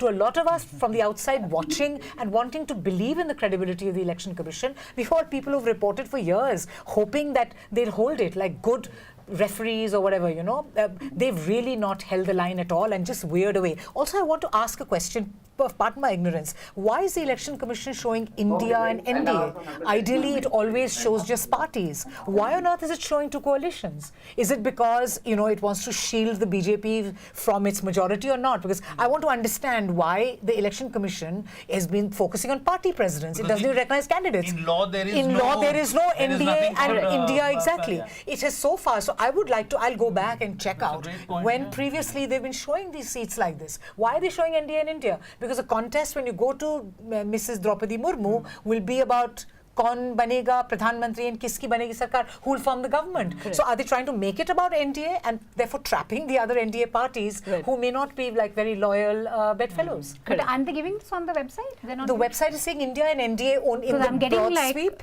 No, then the party breakup. Okay. But the graphic, the big picture should be parties. Why is it alliances? Is that unusual in 2019? I think it's the first, but I don't know. I'll check on that. I'm not 100% sure. But just looking at the Maharashtra numbers. It's not showing NDA India. It's showing parties. 48 seats, of course, in Maharashtra. It's showing parties. Now it is. After Uttar Pradesh, the biggest state with 48 seats, the Bharatiya Janata Party leading in 12. It appears that the Shiv Sena UBT now in the lead with 10 seats. It was showing something different just 5 minutes ago, with Shiv Sena UBT meaning the legacy party, that is Shiv Sena Uddhav Thackeray leading in 10 seats, and the Shiv Sena Eknath Shinde faction, which is the officially recognized faction by the Election Commission, leading in 6 seats. The NCP Sharad Pawar leading in 7 seats. That's fairly big. And the NCP Ajit Pawar not leading in a single, which is to say that Mr. Ajit Pawar's wife Sunetra Pawar, who was fielded against Mr. Sharad Pawar's daughter and Ajit Pawar Pawar's cousin, Supriya Sule, appears for the moment to be trailing from Baramati. And Congress at 10. Just that graphic was so tricky to read out. It wasn't how the parties have been so split up. So I want to correct myself. It is parties. It is not like NDA and India. Yeah. Election Commission is my apologies. parties. Yeah. Correct. But can you just dwell a little bit on this? To be very honest, I would. Confusion, party symbols. Unfortunately, I'm a bit. I'm also. Pakistan. It must be in Pakistan. How can you have a general election without Pakistan? Right. There was some mention of that this morning, but a very like a sort of a primer for our viewers, perhaps who are not familiar with what's been happening in Maharashtra. There are two competing coalitions here, which is NDA and India at the center is Mahayuti versus Mahavikas Aghadi in Maharashtra. So the Mahayuti, which is the BJP one, is BJP plus Eknath Shinde's Shiva Sena plus Ajit Pawar's NCP, which is drawing a big, huge blank as we speak. On the other side of which is the Mahavikas Aghadi, is the Congress Party, the Nationalist Congress Party, Sharad Pawar, and which is doing fairly well. I'm actually surprised by this. Yeah, me too. and Mr. Uddhav Thackeray Shiva Sena, which is Shiva Sena UBT, which I don't know how many of you noticed the campaign in Maharashtra, but as it progressed, because Maharashtra also shockingly voted over 7 phases. It's never happened before. Many asked why this was. The Prime Minister led 18 rallies and 1 road show in Maharashtra. This was just during campaigning. Many asked whether this betrays the anxiety perhaps building within the BJP over the NDA won 41 of the 48 seats in 2019. We still don't know how it will turn out eventually, but at the moment it appears that Maharashtra certainly is a close contest, quite like West Bengal. West Bengal perhaps a better showing contest, for not a close contest. Can we look at Odisha quickly? Just quickly, Owaisi is leading in Hyderabad with 17,000 votes. But Danya, can we have you in here, because I don't know the What are the Telangana numbers as of now? The Telangana numbers. Can we have Assembly, the Telangana numbers up, please? No, Telangana is... I'll tell you why. As they look for the numbers, I want to ask you about Hyderabad. Let it come up and then I'll tell you. I want to ask you about Hyderabad, because Asaduddin Owaisi of the MIM is the sitting MP. He has won multiple times. And his family has held the seat for many years. Many years. And BJP's candidate, again, like as you said, there was a lot of sort of media circus surrounding Madhvi Lata. And the reason why I said circus, and I'm being perhaps a little harsh here, is because of the pictures that came in during campaigning. You're actually where being it appears that she went into election booths and appeared to be, doing the job of the election commission officers by checking voters and their credentials when they came up to the booth. Again, many firsts in this election, as I said. So exit polls seem to suggest that there was a fight on our hands here in Hyderabad, but that's not the case? No, I don't think so. See, the BJP is leading at 8 seats as per the election commission, the Congress in 8 seats and the AIMIM in 1 seat, right? The real story of Telangana is how the BRS just gave up. Right. This is a party which has been in power. They lost the assembly election and they just go in a very defeatist mode itself into the Lok Sabha election. KCR actually came back to campaign. They thought there would be some sort of energy or revitalization of their cadre. That did not happen. And look who they have given away the seats to. It is mainly to the BJP. It is to the Congress and of course to BJP. Now, why? For example, I did say that Annamalai's Coimbatore candidature was a bit of a spectacle that the national media created, right? But not Annamalai as a BJP leader. But in Madhavi Lata's case, it was clearly a spectacle, because now you forget this is a person who has spoken very divisively during the election, before the election. In fact, we have a very good profile we had written by my colleague Janvi had written this profile of this woman who has said all sorts of patriarchal stuff like women go out of the road, that's why this happens to them kind of thing. And I was wondering, why do these journalists who go there to interview her not read up what she's done? It's not just about her election speeches, right? So I think that way, and strictly speaking electorally, there are a lot of people in the Hyderabad constituency who did tell us that they were tired of the Owaisi family. There's not enough development. But there was a huge mobilization of Muslims in the constituency. There were meetings on a daily basis saying that hum khatre mein hai, that we have to come together to vote for Owaisi. So that sort of a sentiment mobilization definitely was there in the constituency. In a very weird way, you're saying Madhavi Lata could have made OIC win if it had been a different contest. Madhuri definitely made OIC campaign more, and yes, it pull up his socks, and it did make him nervous. But it also will then end up in some sort of mobilization. So I'll tell you a very parallel of this across West Bengal. Actually, if there was no BJP in the state, then if there was a CPM versus Trinamool contest, Trinamool would have done worse in a weird way, because the BJP coming in completely locks the Muslim vote into the Trinamool, and that creates a very solid base for the Trinamool. Trinamool just has to add a very few votes on top of that, because Muslims are very angry with the Trinamool, but because of a security issue, they think the NRC is going to happen in the CA. So if you see, the BJP actually goes very slow on NRC in this election. They don't touch it because they are scared. They're not scared that they won't get Muslim votes. CA rules were CA rules. So that was probably the BJP. It seemed aimed at West Bengal. It seemed aimed, but if you ask me, it's probably hit them a little bit, because see, people are going to vote on CA. They were anyway going to vote for BJP. But by doing this, it galvanized the Muslim index of opposition. The Muslim vote will not split. Muslim vote. Otherwise, a lot of Trinamool people who are angry with the BJP Muslims would have voted for CPM to show their anger. True. Even if they think it's not going to win, that's not going to happen. Probably not going to happen. Reason what he's saying actually, because this is exactly what we witnessed during the assembly elections. A number of Muslims who would come in and say, how can you call this a Muslim party? She's not done this for us. They talk about corruption. They talk about not getting the funds that are supposed to be, the cyclone. Yeah. There was so much, but there's this existential threat on the other side. So this is a terrible choice for a Muslim voter. You have to choose between a corrupt force and a communal force. And where the BJP would have benefited here was had there not been a three-way contest. I think to understand the sophistication of how the vote has turned out, because there's a three-way contest. Correct. If you otherwise have BJP as a default, if you actually had all three together, which a lot of people in Delhi wanted, want all the three parties getting together, well, that would make BJP the default opposition. So the default opposition vote would get cast there and not come out with this result. So I think that's also so it was a smart thing that they did not do. They did not do an alliance. Guys, we also need to bring in our reporters. Yes. Just quickly, one VIP seat, Thiruvananthapuram. Right. Rajesh Chandrasekhar is leading now, but Tharoor, last election also till last round it was like this. Correct. And quickly, Faizabad, Uttar Pradesh. Bharatiya Janata Party, Ayodhya. Bharatiya Janata Party is trailing. Is the constituency name also changed? No, it isn't. No. But Ayodhya, where... For context for our viewers who may not be familiar with context for viewers. The site of Ram Temple, BJP is trailing with just 1,500 votes. But it's trailing. Anjana, can we bring you in, TNM's reporter who's covered Andhra Pradesh and Telangana? Anjana, we've sort of been looking primarily at Lok Sabha results here, but we often forget that there are results of the Andhra Pradesh state elections also coming in as we speak. Could you, to begin with, Anjana, give us the numbers and sort of tell us how you read what you're seeing? The exit polls weren't very far off in terms of predicting how things would go.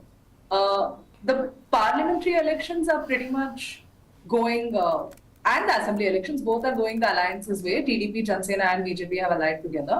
So Janasena, for instance, has won both its parliamentary seats, the two seats they contested from. They had a seat-sharing alliance in 25 constituencies where BJP got 6 and Janasena got 2, and the rest went to the TDP.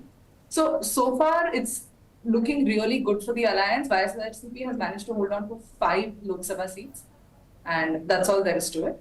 The interesting trends would be probably the seat everybody was looking out for was Kadapa, because that is where Sharmila is contesting from. She's the Congress president for Andhra Pradesh. And against her is YS Avinash Reddy, who's from the YSRCP, and he's leading by a landslide. Like, he has 1 lakh and odd votes, and Sharmila has around nearly 20,000 votes, and that's where we're at right now. But Sharmila is this is how the Chief Minister's sister, for people unfamiliar with Andhra Pradesh. Few constituencies, they were certain. Yeah. Yes. Anjana, sorry, I think we sort of spoke over each other. I said, for viewers who are not familiar with who Sharmila is, she is the Chief Minister's sister, who was fighting from Kadapa, and some political observers, as you said, seem to suggest that perhaps she stood a chance, but you're telling us no, YSRCP is with a massive lead. Anjana, can we talk about the state elections now? What are we seeing? What are the numbers in the state elections? I'm sorry, I don't think I quite got that. Anjana, can you talk about the assembly elections, the leads? As of now, I'll tell you what we're seeing on our screens. This is data from the Election Commission of the 175 seats in the State Assembly, the leads for which are available. Telugu Desam Party expectedly perhaps leading in 116. I'm not quite sure. YSR Congress in 23. The Congress is not leading in a single seat. The BJP in 6. And the Janasena Party in 15. We'll try and reconnect with Anjana. Danya, can you talk about the State Assembly? This is expected lines? Oh, wear your glasses. Yes, all right then. Yes, I'm wearing my glasses because so the numbers are TDP is leading in 116, YSRCP in 23. Well, JNP is what? Yeah, Janasena Party. Okay, 15. BJP 6. Well, the numbers are according to what Prashant Kishore has been saying. He's been saying that it will be a sweep and the TDP, BJP, Janasena alliance will sweep Andhra Pradesh. This was not the impression I had gotten when I was visiting Andhra Pradesh. I had been to 3 places, but those were mainly urban. There, I felt the anti-incumbency was not very on your face, right? Like people were tired of Jagan Mohan Reddy to some extent, but not everybody.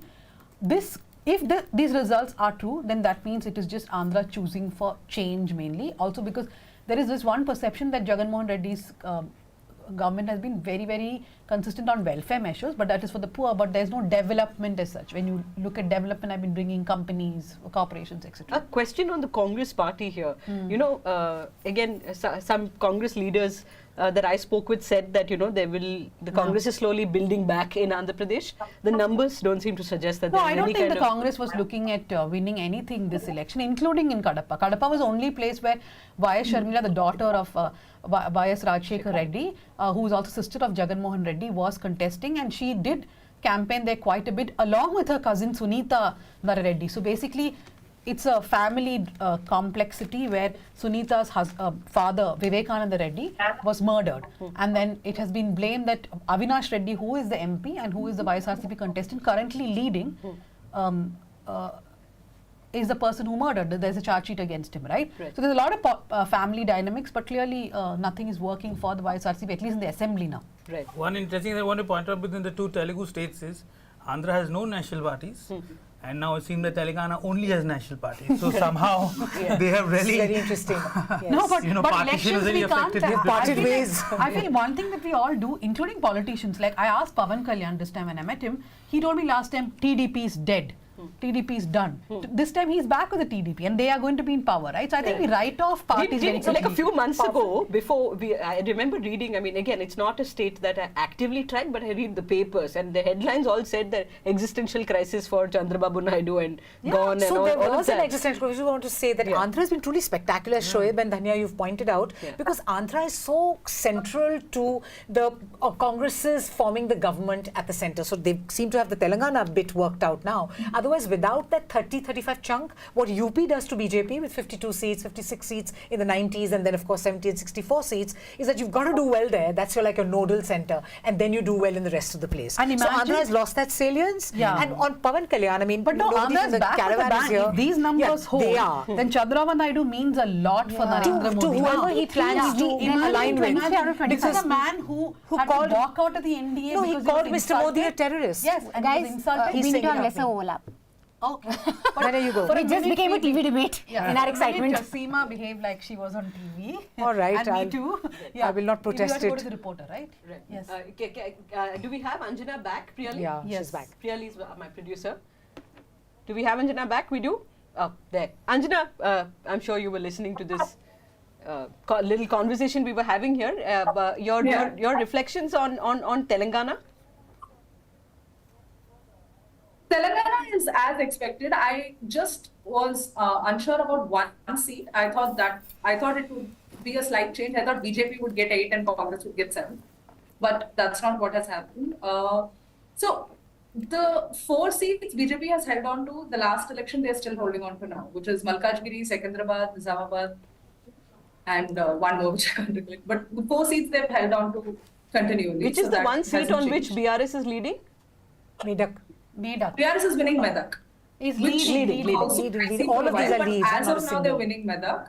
That's KCR's constituency, but right?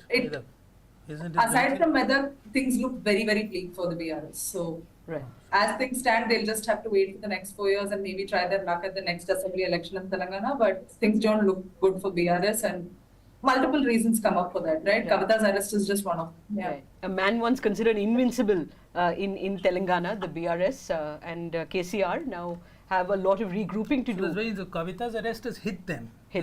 Oh, right. It appears. No, but I think more than hitting them electorally, it hits the morale of the party. So they were not even campaigning properly. I think the raison d'etre for who they were kind of got destroyed after their loss in the Telangana elections. With the Congress coming up with a welfare plus, we will. So the whole BRS, the T to B transition and collapsed. if I was KCR, I'll be relieved now because I don't have to make a choice between India, NDA and 100 reporters behind me asking, are you going to India, are you going to India? I can just like relax for the next 4 years. Yeah. Not what that's politicians dream of. speaking for KCR. I said if I was KCR, which I'm not. Again, I'm in the habit of sort of saying what's on the screen, but for those who are perhaps missed one half of that, NDA leading in 288 and India in 224. We'll try and give you a breakup of BJP, Congress and allies, what they are. Some of those leads on the bottom of your screens as well. The BJP leading in 232, the Congress by itself leading in 98. And a few other. The symbols are so small I can't tell you. But this one, a fairly big lead here for Kangana Ranaut, Bollywood actor, and Mandi's a candidate from Mandi in Himachal Pradesh. She was in the news for her Modi Bhakti. I have no other way to say it. For many things. But For dialogues. For many things. But primarily for... My favorite Kangana thing is, I think somebody asked her that what do you plan to implement as an election? But her movie. And she went on a big What thing are about projects? what are your projects, and she explained her Bollywood projects. That's 10 out of 10 for honesty. She's also many times said that Bhagwan hai or ye human nahi hai Modi ji and all that. That may be true as well. Dhanya, any clue about what was happening in Mandi? I just follow the tweets and the videos In the and I find them quite Dhanya. entertaining. Yes. Right, right. No, where do we go now? Which state do you think we should circle back to? Or do we have somebody on screen? We'll be looking at Jammu and Kashmir and Ladakh as well in a short bit. But maybe can we circle back to and look at Rajasthan? Have you looked at Rajasthan as well? Because Congress was expected to make some gains there, and possibly it has. In a minute. Congress is leading in 9 seats in Rajasthan, right? Which is quite good. But these leads can really change. Again, 6 months collapse of Rajasthan into a multi-party state. No. But these are just leads. No, it's all leads. 13 for Bharatiya Janata Party, right? Other than Surat. 13 for Bharatiya Janata Party and 1 for Rashtriya Loktantrik Party. This is 25 seats. Last time they were 25 on 25 BJP. I'm This sure time the is Congress never even led the last time. So it's still a win. It's still a relative win. It's a relative Congress win, has already done better than Or last just time. it's an interesting shape of the cake. If it's like falling apart in so many pieces, it And may remember, change. Seema, that the first time we had the Prime Minister speak about bringing the whole Mangal Sutra Muslim thing was Banswara, Rajasthan. Right. That's when we really see the conversation And shift what is from... happening in Banswara? Can we sort of get that up at some point? Let's try that as well, Priyali, because I believe That's BJP was the trailing. constituency where Narendra Modi first made the Mangal Sutra. Exactly. Yes, where he referred to the Muslim community. Which started his sort of... Right. Again, we're speaking over each other. But Seema, Rajasthan is a state. 2014, 2019, the BJP swept all 25 seats. No, perhaps it's difficult to repeat that performance, but this seems like a fairly decent showing by the Indian National Congress, leading in 9 seats. And the BJP currently leading in 13. When you talk about the collapse of the bipolarity, which is always unhealthy for a diverse country like India. So I'm glad it's happening in Rajasthan too. Right. But I think here, in what happened with the Congress and how politics played out in the previous election, Radhika Bodia, who reported from us from there, actually actively spoke of a Rajasthan model that the Congress had put out, with its laws about gig workers, a health law, which even southern parties don't have, which a right to health, which Gehlot gave, the kind of patch-up that was affected. So organizationally, lot to trash and criticize the Congress for. Right. But in Rajasthan, they managed to get this dissident thing together, and they did alliances with the tribal party, with the CPM, with the left. So their overall kind of ability to capture the Rajasthan imagination with a new offer, which countered the BJP. Then after I know you want to interrupt me, but 2 minutes. But after they picked the new chief minister, whom nobody had heard of, Bhajanlal Sharma, that went down quite badly with the way the caste politics was.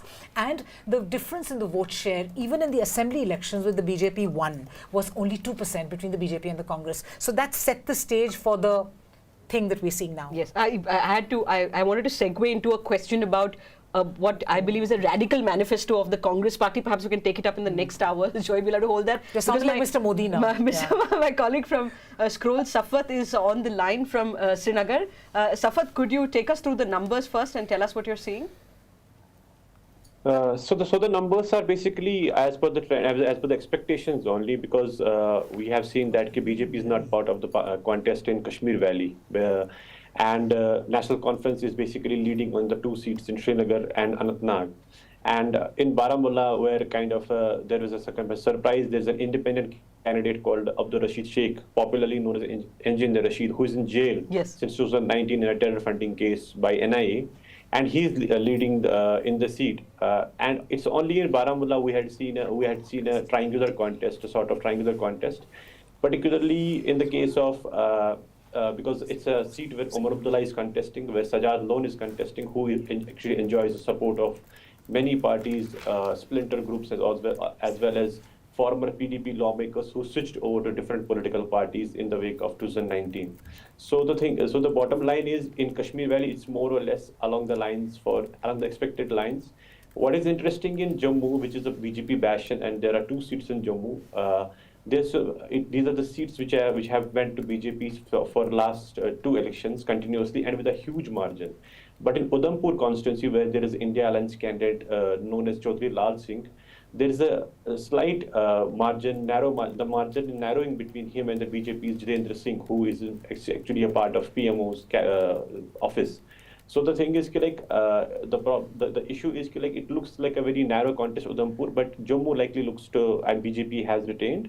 But in Kashmir Valley, it seems to have gone to the India Alliance candidate, which is National Conference, and the independent candidates of the Rashid Sheikh, who's basically, very anti-BJP and has been in kind of a vocal anti-BJP since when he was a lawmaker. Right. Chaudhry Lal Singh, of course, is a veteran. Can we talk about Ladakh as well? Any surprises there, Safat? Not exactly. You have to see that to understand Ladakh politics, Ladakh is always voted on regional and religious lines, and there is a divide between Kargil and Leh. The thing this time happened, in the last elections, what used to happen, that there used to be a multiple number of candidates from Ladakh, Leh, and multiple number of candidates from Kargil. And eventually the vote would get divided, and one of the candidates from Leh would emerge, because Leh has sent more lawmakers, MPs to Lok Sabha than Kargil. This time what happened, there was this independent candidate who was a former National Conference leader. Right. He quit the party, and he actually contested from Ladakh. And since there is only one candidate from Kargil and there are 2 candidates from Leh, it was a triangular contest. But given there are 2 factors in favor of the Ladakh's independent candidate, where there are a huge number of voters there as compared to Leh. It had 96,000 votes, while as Leh had only 88,000 votes. Okay. And we saw massive polling as compared to Leh in Kargil. And as a result, it seems like it is going to the independent candidate known as Haji Mohammad Hanifa Jan, who is basically contesting independent, but actually is a former NC lawmaker. Correct. Thanks, Safat. Sorry to rush you. Thanks so much, Safat. It's time for us to wrap, Manisha. Take a break. We're going to be back soon. Please remember that you're watching this show, which is completely ad-free. We don't take any advertisements from governments, no ads from corporations. 5 independent newsrooms have come together to bring you this show. You guys can support us if you'd like. Check out the link wherever you're watching the show on any of our YouTube channels. You'll see a link in the description.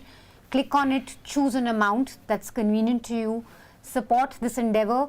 I'm sure you're catching election updates across television news channels and across many other YouTube channels, but what's unique about us is that we are not taking any ads from anyone. This is a completely ad-free endeavor, and the only reason we're able to do this is because you guys support us. To please keep up your support and see us on the other side of the break. हम लोग बैठ के सोच सकते हैं यहाँ कि ये चीज़ सही है या गलत है। तमाम तरह से जो इतना राशन दिया गया कोविड के समय में, फिर अभी डबल किया गया, लेकिन गांव में आप महिलाओं से बात करिए।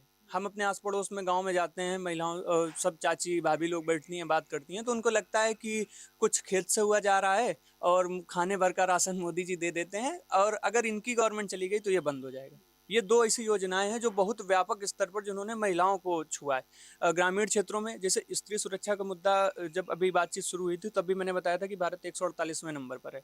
सारी चीज़ें ये सही हैं, लेकिन गांव में महिलाएं, क्योंकि इसलिए उसमें घरेलू हिंसा गांव में ज़्यादा है, बाहर इस तरह इसलिए चीज़ें नहीं क्योंकि इनको बाहर निकलने नहीं दिया जा रहा है, वो एक अलग चीज़ है।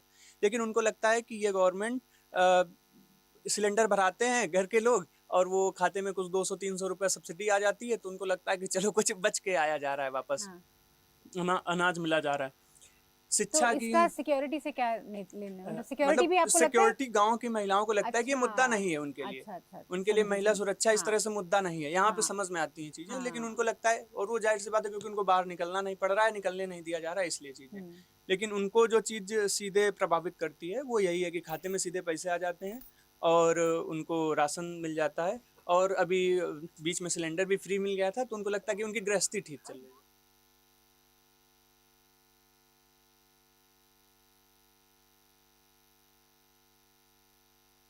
देश की आर्थिक राजधानी मुंबई में स्थित एशिया के सबसे बड़े स्लम धारावी का अडानी ग्रुप पुनर्विकास करेगा। इस स्लम एरिया को संवारने के प्रोजेक्ट को महाराष्ट्र सरकार ने मंजूरी दे दी है।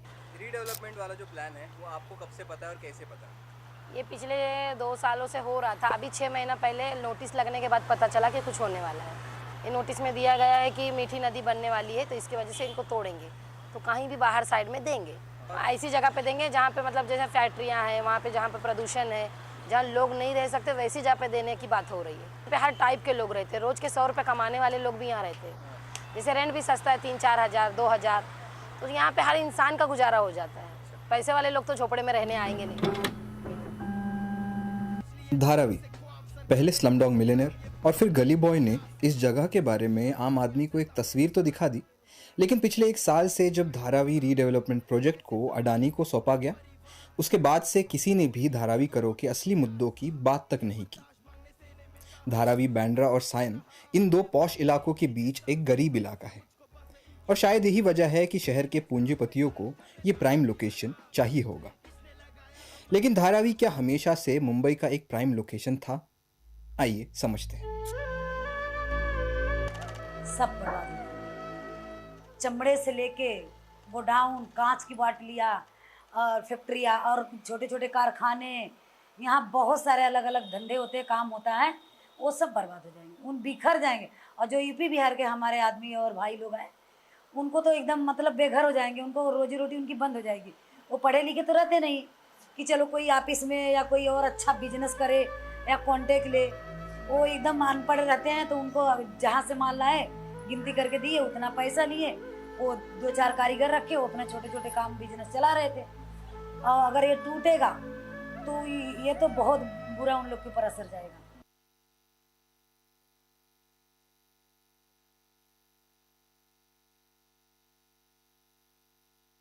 What do voters in Kaisarganj think? Most women we tried to speak to were reluctant. Of the men, we came across only a handful of those critical of the charges against Singh. ये जो उनके खिलाफ आरोप है, इसको आप गंभीर मानते हैं? हाँ, बिल्कुल गंभीर है।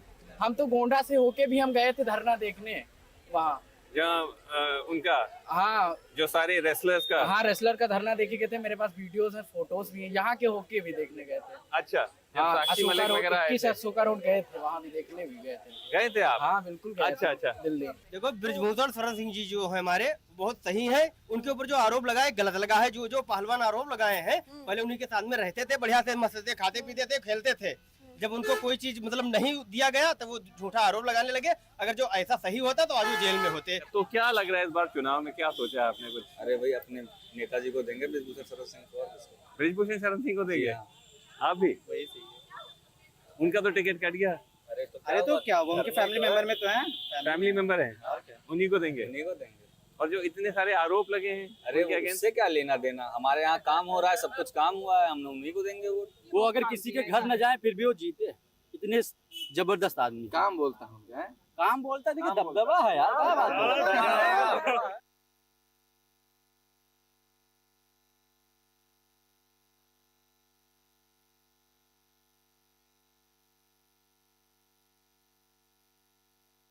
It's been a long and a heated election cycle, and we're finally at the end of it. Over the last 2 months, our teams brought you authentic ground reports. And now we're back with elections online. We will bring you transparent and credible coverage of the results. With experts in the studio and reporters across the country, we'll give you the facts and figures you need. With clear, calm, and informed voices. As always, we need your help. Because organizing an event like this isn't easy. It requires extensive tech, lights, cameras, and loads of other tamjham. So head on to newslaundry.com/electionslive, choose an amount that's convenient to you and support our results coverage. Because it is your contribution that keeps us independent. You make our journalism possible.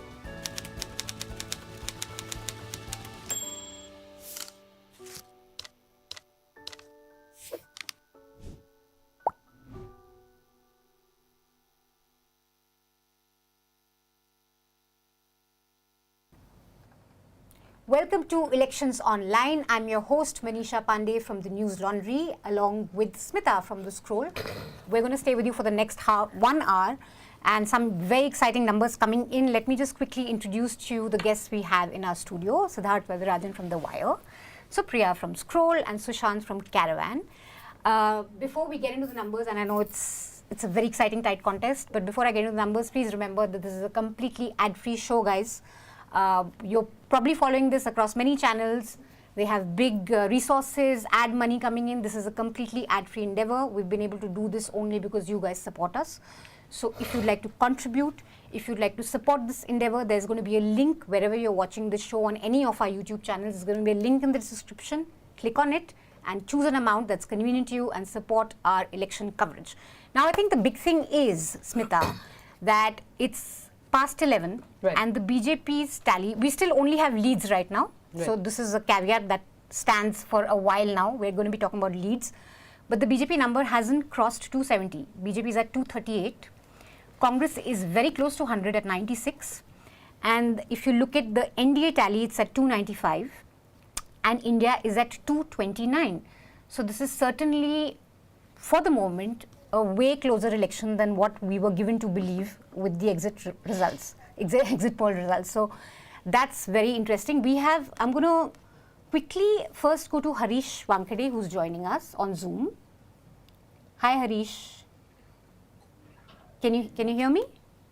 Yes, I can hear you. Okay, great. Harish is, of course, an academic. You've read his columns across newspapers and in many other media organizations.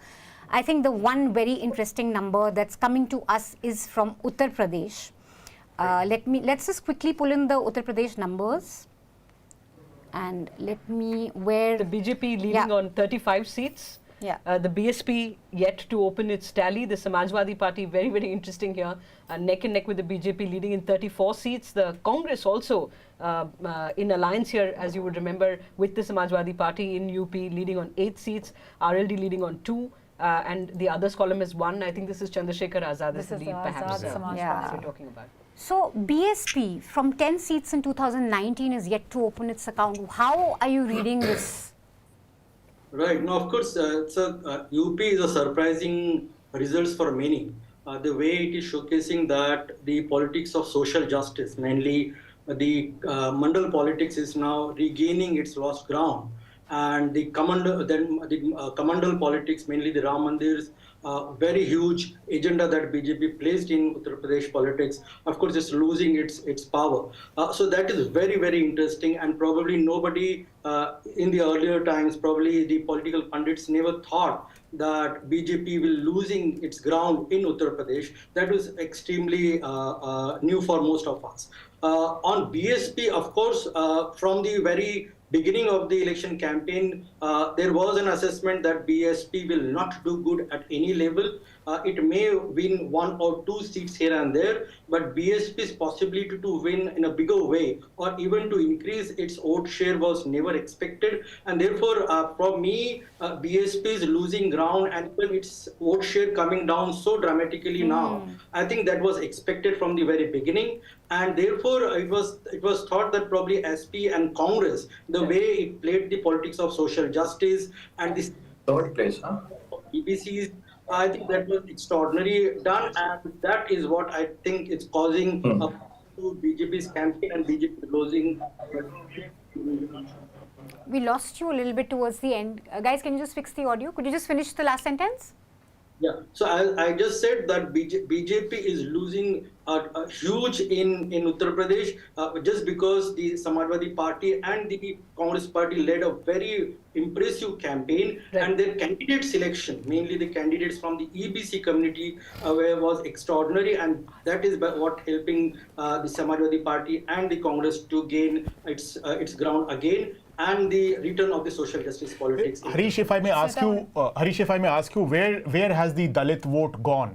To which party? I believe that it is going back to the Congress in major way, and of course the Samajwadi Party because of the candidate selection. The way mainly in the scheduled caste constituencies, the way some parties selected the non-Jatav candidates for their candidates, I think that was very impressive. And that is where I believe that the scheduled caste vote is mainly going to this. Professor Wankhede, popular punditry was that the Dalit community in Uttar Pradesh does not trust the Samajwadi Party, and that if the BSP's votes have to go somewhere, it will possibly be the BJP that would reap the benefits of the BSP sort of little electoral indifference since 2019. Again, we don't have disaggregated data, so perhaps it's an unfair question to ask of you to say, where do you think the BSP's voters have gone in this election? Even so, sir, candidate selection, as you said, perhaps was something that the SP, many, I remember criticizing the Samajwadi Party and the India Alliance to say, "Arey, kitni baar candidate badloge? Candidate change ho raha hai." But that didn't happen. The fact that the only Yadavs among the OBCs who got tickets were from the family. They were careful about. Supriya has also sort of reflected on candidate selection. Supriya, do you have a question for Professor Wankhede? I'd just like to move away from Samajwadi Party and talk about Nagina constituency. Right. Chandrasekhar Azad of the Azad Samaj Party is well on the way to victory. He's leading by 60,000 votes. 1,76,000 That's not a votes surprise though. Everyone was saying that he's really poised to win that. Yes, but what I wanted to ask was that Chandrasekhar, does he represent sort of a new kind of Dalit politics now? Is his appeal widespread? And if in this instance we didn't see Congress and Samajwadi Party bring him into the alliance, but should that have happened? Would that have actually in some ways been a force multiplier for them? Right. Of course, I think Chandrasekhar Azad's candidature was very crucial, mainly to impress the Dalit voters. Why? Because he has emerged in the last 5 or 6 years as a very impressive leader amongst the Dalits. And the BSP's inactivity, the way BSP was inactive for such a long time, and that was required that somebody from the Dalit community should take the toll and come up as an impressive leader. And Chandrasekhar Azad was doing that. Of course, it could have helped the India Alliance to showcase that they are very keen to get the Dalit vote share in this election. But his rejection of the candidate in Nagina, of course, showcased that probably the Samajwadi Party and SP had some other arrangement at that part of time. But his independent kind of appeal, the way in Nagina constituency, the way Chandrasekhar was showcasing that he can win by his own independently, it showcased that he's very popular leader, and in coming days probably he can emerge as a alternative or independent political leaders of the Dalits. That's very much possible. And one thing very important to notice, clearly these jibes of being BJP's B team and all voters didn't buy into. So that's that is what I believe that it was in 2014 and later on in 19 that it was suggested that the BJP is gaining a lot of voters from the low Dalits. That was the assessment. And it was thought that probably BJP is what they call the subaltern Hindutva, is gaining grounds in UP. But probably in 2024, the anti-incumbency was strong. Further, the call for protection of the constitution and the claim that social justice need to have a new leadership, and Congress making huge claim that it will be a party that will be protecting constitutional merit and the Kharge's leadership. Everything basically suggested that the Dalits in Uttar Pradesh were confident that this particular alliance, India Alliance, is there to safeguard their credentials and their rights. And maybe because of that, there is a huge shift of the Dalits vis-a-vis the India Alliance. Okay, so I'm going to move the conversation to the studio and we'll get back to you, Harish ji. So, Manisha, sorry, if we can just stay with this, I also wanted to ask Professor Wankhede about a very interesting constituency, Faizabad, Faizabad is where Ayodhya is. SP strolling, Samajwadi Party is leading. With BJP is Avdesh trailing. Prasad. This is a general constituency, and as we know, most political parties are averse to fielding candidates from the ST communities in general constituencies, even when they're strong. But in this case, Samajwadi Party has fielded its most important Dalit leader, Avdesh Prasad, who's a 9-time MLA. And in Faizabad, which should be a cakewalk for BJP, this is Ayodhya, this is where the Ram temple was inaugurated. Is the lead substantial? It is, at this point, only 4,000 votes. Oh, even 4,000. 4,000 votes. He has, it's a story. Yeah, he has 85,000 votes in his account, while Lallu Singh of Bharatiya Janata Party, twice elected MP, is at 81,000. Just to say that there was also, apart from the Congress, Professor Vankate, do you think that the Pichda, Dalit, Alpsankyak, the PDA politics of Samajwadi Party has worked?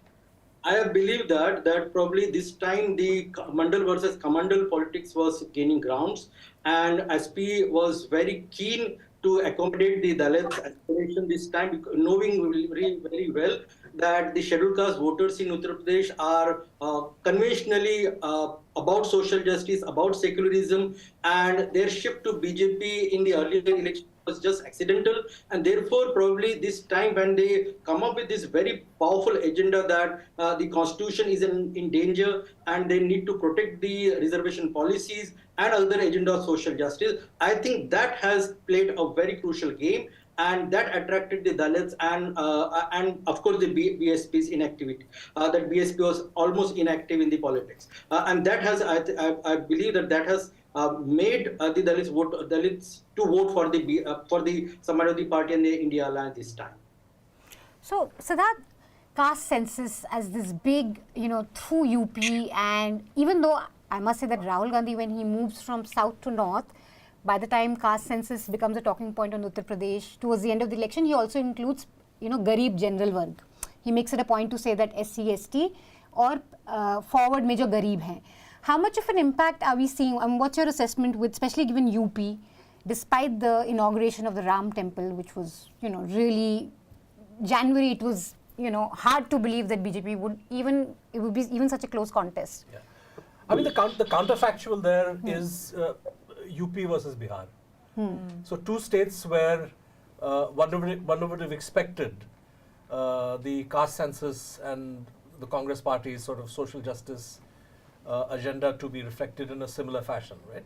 We see that in UP, it's allowed the India Alliance to go ahead. In Bihar, not so. And perhaps one reason for that is that Nitish Kumar, who has done very well, by the way, I mean, at least going by the trends, right? He's leading in about 15 seats. 15 or 16 seats. 15 of the 16 seats that JDU is contesting. Exactly. He's leading on 15, the BJP is quite... And perhaps, in a funny sort of way, because it was under Nitish's chief ministership leadership that a caste census was done in Bihar in the first place, right? So even though the BJP didn't know how to respond to the demand of a caste census and basically is against it, but social justice politics perhaps found its expression in Nitish Kumar still, despite all his somersaults. Whereas in UP, I think what Rahul Gandhi was saying and what the Samajwadi Party people were saying had very deep resonance. But I think against the backdrop of great rural distress, unemployment, frustration with lack of economic opportunities. And it's interesting that in the one state where the BJP perhaps hoped the temple issue would seed through, this is a state where the impact is the least. Whereas in a place like Madhya Pradesh, where many of the same socio-economic conditions prevail, but somehow the Hindutva appeal appears to have, struck a much deeper chord. Gujarat is sui generis because that's Narendra Modi's home state. But I'd say Madhya Pradesh is a very interesting counterfactual to UP. And the BJP would be wondering how come Mandir worked so beautifully there, but has not worked at all in Uttar Pradesh. And particularly if this Faizabad result holds, it's a huge slap in the face. Right. So Smriti Irani is apparently trailing by 32,000 votes in. Again, not a surprise. Every reporter who's been to Amethi would tell you that there was quite a lot of anger against Ms. Irani, and it was really out there openly. Right. Everyone was kind of... I want to add one kind of interesting, because if these results hold, it's inevitable that people are going to raise questions about the leadership of Mr. Narendra Modi. the BJP may not want to do it because that's the kind of party it's become. The RSS may not encourage that, or maybe they would. But the fact is that apart from the BJP's numbers being much less than what he got the last time, apart from the lead which Mr. Modi took in communalizing the campaign, I've never seen a Prime Minister behave in such a horrible manner, and polarizing, treating Muslim Indians as if they don't belong here, they don't And all vote. those BJP ads. And all the ads, exactly, Yeah. which the Election Commission didn't seek to intervene to stop. Despite all of that, you're getting this kind of result. More importantly, of course, the numbers are going to change, but in Varanasi, Mr. Modi's lead, he won the seat last time by, I think, 63%, 5 or 5.5 lakh votes. And right now, the difference between him and Ajay Rai is hardly 60 or 70,000. So we must add that these are still early trends. I think it's the round 2. No, right. no, round more than. No, we've probably I think it's round 2. We've probably gone beyond round 2, but I'm saying that the vote share, saying, well, I don't expect the vote shares to change all that dramatically. Of course, the absolute numbers are going to change. But if after 3 rounds, the difference of vote in terms of vote share between Mr. Modi, who is supposedly the tallest leader of the country and so on. We have the latest, in fact, on the screen. Mr. Modi leading by a margin of 49,230. Yeah. But the interesting is Banswara. And last time was 4 lakhs But anyway. interesting is Banswara, where Mr. Modi gave that famous or rather infamous speech. The first time he speech. The tribal party leader, who's the India candidate, is leading by more than 70,000 votes in Banswara. Right. Which is where Mr. Modi went to communalize, hoping that the tribal vote would come his way. But the BJP is trailing there in Banswara. Similarly, Inner Manipur, which is Imphal and which is where the Meitei heartland, the BJP is trailing against the Congress in the Inner Manipur constituency as of now. These trends may change, but the fact that in Inner Manipur, where you played a majoritarian game, trying to entice the Meitei and trying to polarize it against the Cookies, you are actually not gaining ground. Ladakh, the BJP, the candidate from the Kargil region is winning, the independent candidate, whereas the Congress candidate and the BJP candidate are trailing, who are from the Buddhist Ladakh region. These are significant. The Congress guy is ex-BJP anyway, right? So no, Congress is own candidate. One candidate. These are significant constituencies because these are constituencies where religious minorities exist in India. Similarly, those 2 constituencies in Punjab, where Khadur Sahib, where Amritpal is winning, and the other constituency where Beant Singh, Indira Gandhi's assassin, his son is leading. I want to go to Shabir, who's here from Tamil Nadu, but I just want to stay with UP for like one more second. Caste census, you've been to Uttar Pradesh. I felt that more than caste census, actually, there was another narrative that one could really sense on the ground, which was that there was a deep sense that we need a strong opposition. Whoever you spoke to, even if they felt, okay, Modi is going to become the Prime Minister, okay, NDA is going to come to power, there was this sense that, nahi, hame ek vipaksh bhi mazboot chahiye. So people were really looking at their member of parliament. It wasn't just Modi. There was this sense that, ठीक है Modi ठीक है लेकिन ये बिल्कुल नहीं आया है, इसने बिल्कुल काम नहीं करा है. And that sense of a strong opposition, did you sense that too, and do you think that has something to do with what we're seeing now, very tight contest? Yes, possibly. I mean, the word that was being used was Tanashahi. That is something that we heard for the first time. True.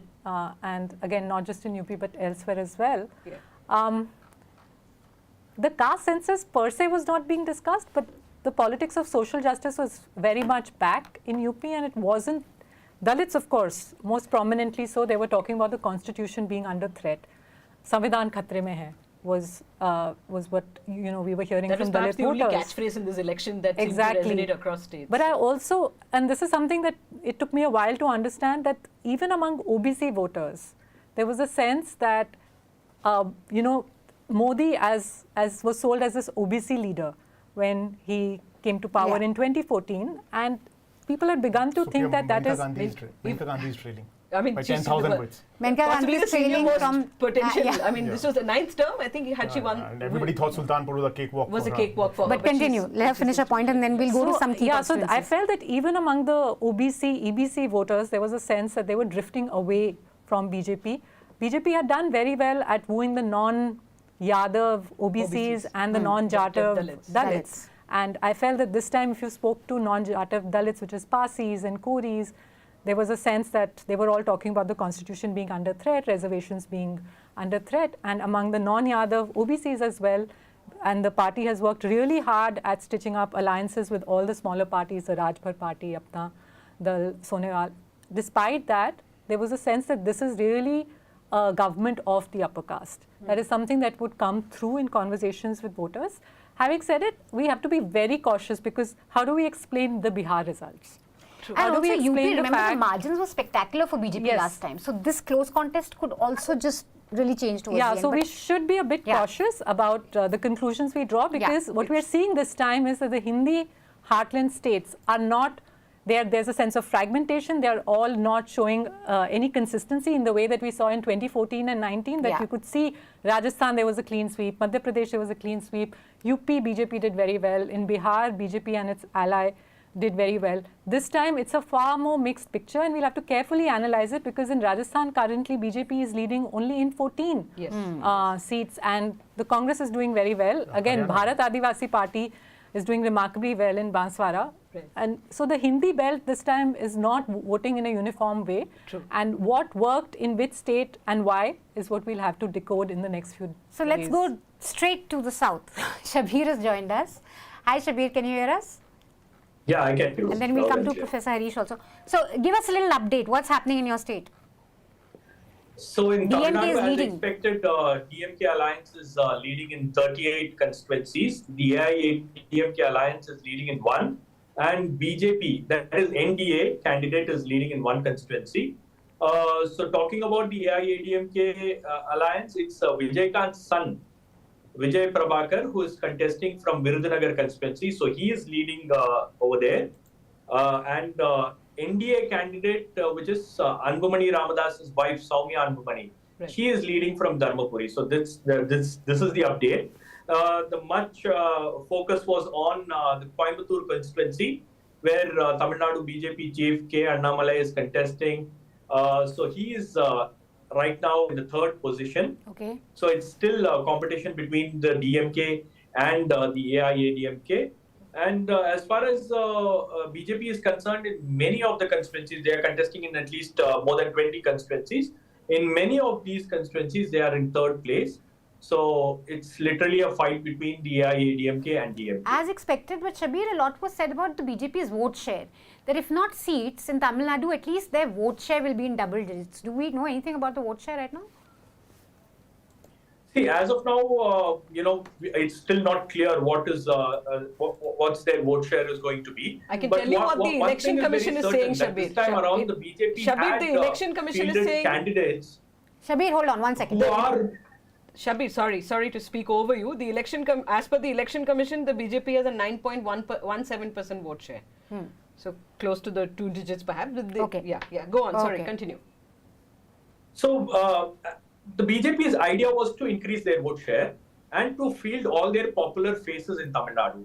For example, they made Tamilisai Soundararajan resign as the governor of Telangana, and she is contesting in South Chennai constituency, where she is in 2nd place because she is a popular person, because she has already been the Tamil Nadu BJP chief. So she is a well-known person in Tamil Nadu. So for that face value, probably she has got some votes, because South Chennai is one constituency where the BJP has been working very hard. In fact, they had their Karyakartas working for the past 5 years to try and breach that constituency, which is considered as a DMK bastion.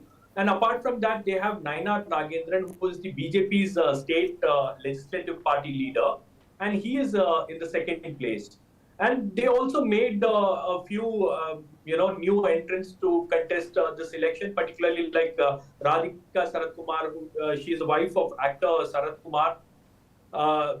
They literally, merged their party with the BJP to contest from Virudhunagar constituency, but they have been pushed to the 3rd position in Virudhunagar as of now. So the BJP's idea was to field popular candidates to ensure that they increase their vote share.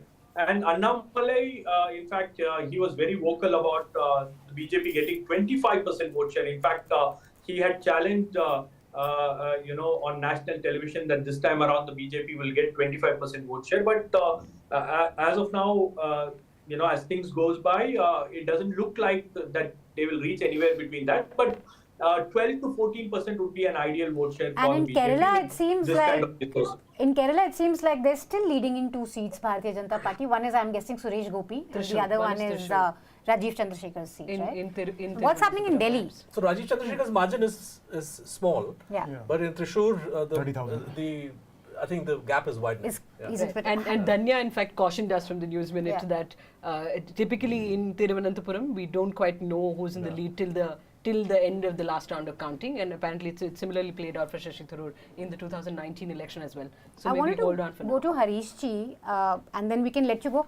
If these numbers hold in Uttar Pradesh, it's very peculiar because, you know, we are seeing, if these numbers hold again, you see a revival of caste politics, mandal politics.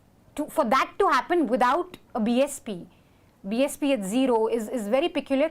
What can we, you know, what trajectory will BSP go from here? I think that it's very difficult for the Dalit politics across India this time. Not only in Uttar Pradesh but also in Maharashtra. Prakash Ambedkar's Vanchit Bahujan Aghadi is not doing at all very well. Then in BCK probably in Tamil Nadu is doing better. And the LGP in Bihar is doing quite comfortable with the NDA alliance. So of course those parties which are in alliances, they are doing better, and those who are independently contesting on the Dalit card, they are not doing at all better at any level. That is what the BB in Maharashtra and BSP in Uttar Pradesh. Saying that, it means that probably this time the elections was not only about certain communities or castes, but a bigger agenda was there. As I said, that probably the India alliances is major claim that India's constitution is in danger and there is a need to protect the social justice policies and caste census is required. I think that created an uproar in the favor of NDA and other parties which claim that they are for the social justice. Through that, probably the scheduled castes, or even for that matter scheduled tribes or EBC voters have shifted from BJP to the social justice politics this time, and I think that is going to play a major role.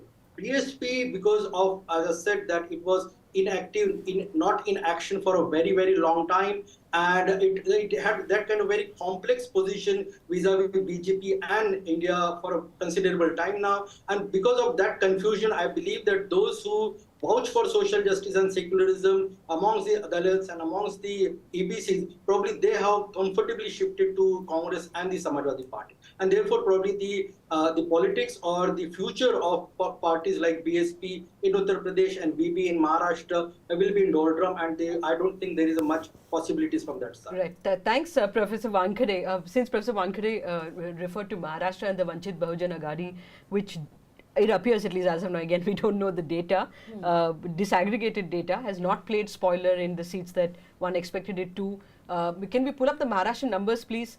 There was an attempt, for those unfamiliar with Maharashtra politics. Mr. Prakash Ambedkar's VBA has a sizable proportion of the vote in certain constituencies, and in the 2019 election, at least 5 to 7 seats, the vote difference between victory and defeat of the Congress candidate was the number of votes that the VBA candidate got, which is why an attempt was made by the Mahavikas Aghadi, which is the Congress plus NCP Sharad Pawar plus Shiva Sena Uddhav Thackeray, to bring him on board. That did not happen. In fact, he fielded candidates in several places and only tactically supporting the Congress in a couple of seats. The Maharashtra numbers as it stands right now, the BJP leading in 11 seats. Very interesting here, the Shiva Sena Uddhav Thackeray leading in 11 seats, Supriya, and Shiva Sena Eknath Shinde, which is, as the Election Commission would say, the real Shiva Sena, which got the symbol, leading on 6 seats. And in the twilight of his career, Mr. Sharad Pawar's NCP leading in 8 seats. The 83-year-old was out campaigning despite ill health, out campaigning as much as he could, not as much as perhaps Uddhav Thackeray did. He emerged, of course, as the lead campaigner for the Mahavikas Aghadi in Maharashtra. But Mr. Sharad Pawar too, as his aide told me, from 7:30 in the morning till like 9:30 in the night, this man campaigned. This was an existential election in many ways for the NCP Sharad Pawar. Any thoughts on Maharashtra? Congress is at 10. And Congress is at 10. So MV is at 29 right now.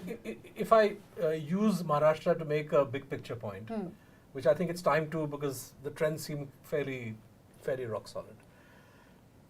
And here's something to ponder. Had Mr. Modi and Mr. Amit Shah not run their Operation Lotuses in Maharashtra, in Karnataka, you would have a very different outcome. in the sense that BJP at 237 or 240 would then have virtually no party. I mean, like in the sense that maybe, okay, they would have contested more seats in Maharashtra. But I'm saying that the ballast that the NDA has, which is putting them above the majority mark, owes in large measure to the fact that you went out there, smashed the NCP and the Shiv Sena and tried to weaken. You knew Maharashtra was your weakest wicket. And you knew that in Karnataka too, if you can somehow prize the JDS away and do various things. But what we had imagined then was a tactic linked to capturing power in the state. That was true. But I think at the back of their mind, they also knew that nationally, given the lay of the land, and I'm sure they had their finger on the pulse, the BJP needed to do this to survive nationally. And I think we're seeing some of that here. So Professor Suhas Parshikar, who knows the state perhaps better than most of us, told me this was in end of March, early April, he said that this is perhaps the biggest tactical mistake the BJP has made in politics he has seen recently. This vertical split orchestrated by the party in Shiv Sena and NCP. I mean, of course, he said that there's no sub-regional sentiment or anything. He said that's perhaps more what editors talk about. That may not be the case, but he said this was a mistake. The BJP had already emerged as a dominant pole in Maharashtra in previous elections, and this was an ill-advised move, and it appears the numbers. And in your conversations with voters, did you sense that disgust? Which is what we spoke about this morning, that there certainly was this, this is not how politics in Maharashtra is done, is what we heard from several people we spoke to across the state, So that was definitely a factor, and the leads as of now underscore what Professor Parshikar had pointed out. It's kind of surprising though that, I mean, given that they've done this kind of politics in Maharashtra, but they also, what they did in Delhi, one sort of assumed that there would be some kind of a backlash to Arvind Kejriwal's arrest, because at least that was the public sentiment. Right. However, at this point, BJP is leading in all 7 seats in Delhi. All 7 seats? There was 1 seat where AAP was leading. All 7 seats in Delhi. Congress, But as of now, but Smita, in Maharashtra also this will, in a sense, kind of settle the debate as to which the real Shiv Sena is, which the real NCP is. Right. If Ajit Pawar's NCP is barely winning a seat and Sharad Pawar is winning 8 seats, right, there would be no doubt among the cadre, among the... I'm sure Congress is a beneficiary. Congress has gone from 1 to 10 in Maharashtra. The most popular Shiv Sena sort of slogan, Shiv Sena, Uddhav Thackeray, they're known for their speeches, right? People go to watch them, even if they don't vote for them because they're this. I mean, this is the sort of the idiomatic sort of use of Marathi in a way. Yeah. So in every election, in every rally, the Prime Minister referred to Uddhav Thackeray Shiv Sena as Nakli Shiv Sena. So Uddhav would start a speech saying he's saying Nakli and he is Beakli, in Marathi, a play on sort of words. And that would get like a loud cheer from the crowd. So. Yeah. The other state where they've, arrested a chief minister who, of course, managed to move out of the position just in time, and Champai Soren took over. But Jharkhand, again, BJP is leading in 9. Jharkhand Mukti Morcha in 2 and Congress also in 2. So it's definitely a better performance than the last time.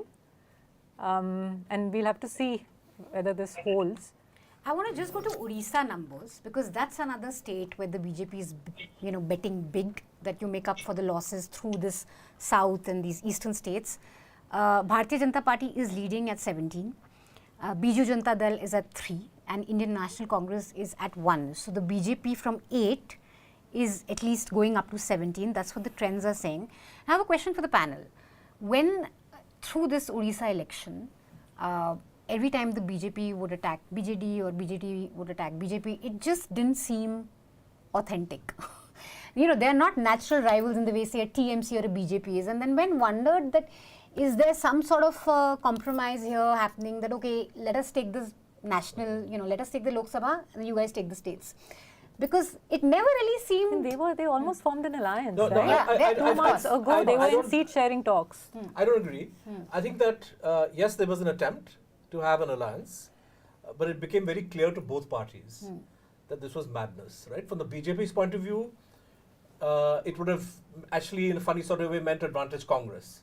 Because if you have BJP coming together, then the Congress gets a new deal. Open up a new front. And for the BJD, they saw this, I think Naveen Babu had a sense of the writing on the wall, and he felt he could fight, he's better off fighting. Now, what's happened in this, the battle between the two has actually been quite vicious. Okay. I mean, if you look at some of the sort of direct personal attacks that Mr. Modi made on Naveen Babu, right? That he doesn't know Oriya properly, that he doesn't know Orissa. You know that famous speech of Mr. Modi where he said he can't name any district capital. District capital. Yeah, he said district capital, right? I thought we were a little unfair on Modi because every district has a headquarters, you know. But you know, that was a kind of sharp personal attack, right? And then the nastiness of the campaign towards the end, right? I don't know how many of you saw that video where they were kind of mocked because of this Pandian factor. His hands were trembling. The Tamil food. No, apart from that, the Tamil food ad, right? And I think that was not an official BJP ad, but they had like a person trying to eat Odia food in a banana leaf and direct attack on Pandian, on Tamil food, on Tamilians. Also, Siddharth, on the Chief Minister's health, on Naveen Babu's health, saying that he's not fit, he's not healthy enough to conduct a campaign. But what is interesting is that the BJD is actually leading in the assembly election. And the vote share was almost, at least if we go by the exit polls, it was 42. But they're leading in, while they're losing badly in Lok Sabha, they're still winning the assembly election. But sharply down, but still ahead. I mean, at this point, the Election Commission site has trends for 543, of which BJP's tally is down to 239. And of course, the numbers can change. But really, this is a defeat for Prime Minister Narendra Modi. I mean, we were talking about, yes, but also that this sort of, we were discussing the politics of social justice. To this narrative that the constitution is under threat, the Prime Minister then tried to build a counter narrative saying that reservations will be taken away from ST, SC, OBCs and given to Muslims. He tried to communalize the election, and that clearly has not resulted in any payoff to the BJP. So 282, this is a rejection in some ways directly of the Prime Minister's campaign. 282, 303, 239, 240, whatever, 235. It's a very serious decline, and somebody has to take responsibility for it. Who's the main lead campaigner? So on the ground, I specifically asked voters about these two narratives. One narrative saying that the constitution is under threat, that reservations could see an end, and the counter narrative that reservations will be taken away from ST, SC, OBCs and given to Muslims. And while the first narrative had its takers, Dalits were very concerned, maybe some OBCs were concerned as well. Right. However, for the other narrative, the Prime Minister's line, even hardcore BJP supporters were not buying that. They were actually looking a bit embarrassed every time I asked them about it. They said, oh, this is election time rhetoric. During elections, you need to say this. But can I ask the panel here to like a big picture question from the numbers that we know, the leads that we have thus far? For the India Alliance, who's doing the heavy lifting? Are these the regional parties primarily? Is the Congress somewhere? So Congress is somewhere around 100. And 96. I think 96, 97. And the Samajwadi Party is the second biggest party, followed 32. by 32, followed by TMC is around 30.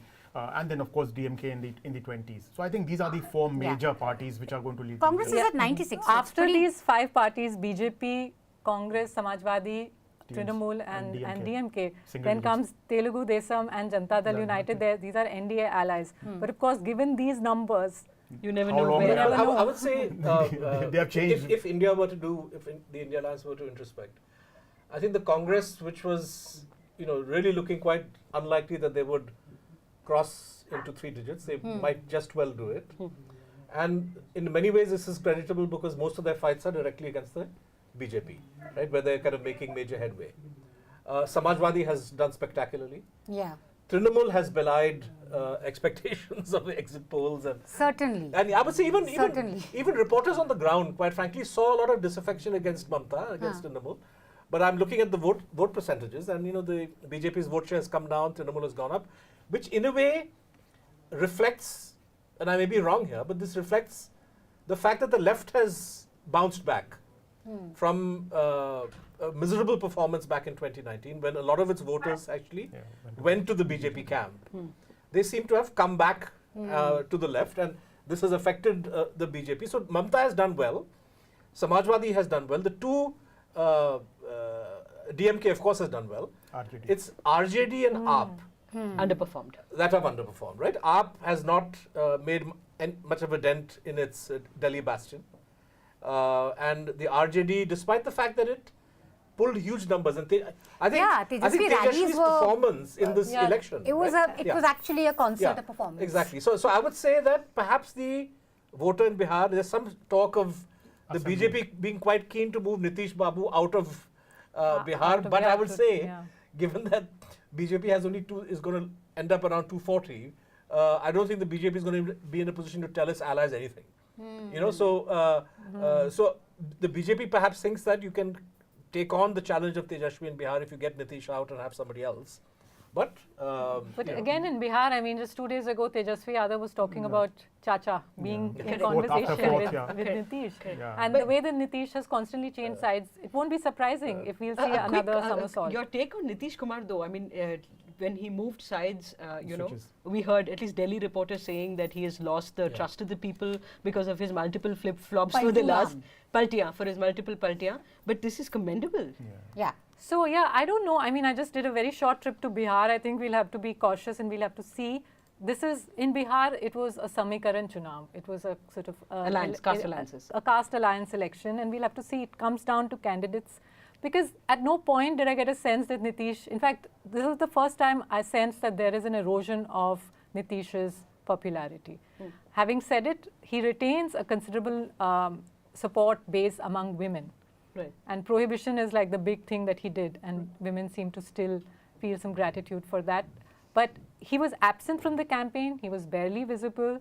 So I'm really not sure at this point how much of this should be credited to Nitish.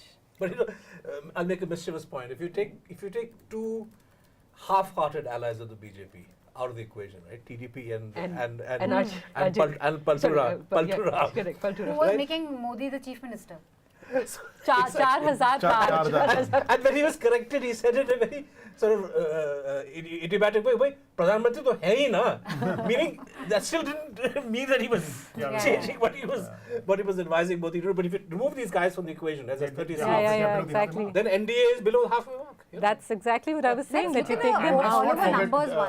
And let's not forget, Chandrababu Naidu was the convener of National Front. You know, the National Front, when it came in power, it was Chandrababu Naidu. And he was decidedly unhappy with Mr. Modi's... Sushant is floating an idea here. No, it's not. I think that's a public idea, Yogendra, and everybody has spoken about it. Right. That Chandrababu Naidu is not somebody who's a staunch NDA ally. He's not a core NDA ally. As we pointed out... Which reminds me, what is happening in the Andhra Pradesh assembly elections? We haven't actually... Sweep by TDP. TDP is sweeping. It is a sweep. Can we have the all India numbers? NDA is at 290 now, and India is at 235. So it's still pretty close. And BJP still hasn't crossed 235. These are leads coming in at close to 12 now. And I would say there's a good 60 or 70 seats where the margin is less than 30,000-40,000. Yeah. So given that some of these constituencies are pretty large, I would say that you need another hour and a half or 2 hours for clarity. Another hour and a half for things I didn't expect that. Before we move away from Bihar, I didn't expect to see also this. Bihar, Chirag Paswan has had such a comeback. Look at their 5 seats in that Lok Janshakti party is leading in, and this really boggles the mind. BJP is actually losing 5 seats, and it is winning lesser seats than JDU. In Bihar. Yeah, Bihar. Okay. They are all 5 seats that they are actually losing. They have lesser seats than JDU. They contested far greater number of seats than the JDU. They've actually lost ground in Bihar. BJP. And BJP is at 11 from 17 down to 11. Yeah. They've lost ground. They contested more seats. Right. But yeah, I mean, without Janata Dal United, now Nitish must be wondering that was I too quick to leave? But like we said, it's going to take us Also, Assam, we haven't spoken about the northeast, but Assam, except for Manipur, where so Meghalaya Congress is leading. When I saw last checked, I don't know the latest one. Nagaland Congress was leading, which is a big surprise because I think Nagaland Congress doesn't even have a single MLA there. In Assam, Supriya. Assam I'm going to quickly go. We must remember in Assam, it's an important election because this is happening after the delimitation changed boundaries and changed equations. There are some constituencies which essentially were redrawn in a way to enable the BJP to retain them. Despite that, we're seeing Congress is currently leading in 4. Right. So we have Yogendra Yadav joining us. Welcome, Yogendra ji. Can you hear us? Yes, I can't see any of you, but yes, I can hear you. Thank you can't see us. Happy to join you. Okay, I hope you can see us. You can just have to switch on your camera if it's on your laptop or your phone. Look, to be a bit flippant, but it's true that for many of us on social media and following Twitter and news, especially English news, this election had become about Prashant Kishore's numbers versus Yogendra Yadav's numbers. So, yeah, that's what everyone was talking about. Kaun sa yoga.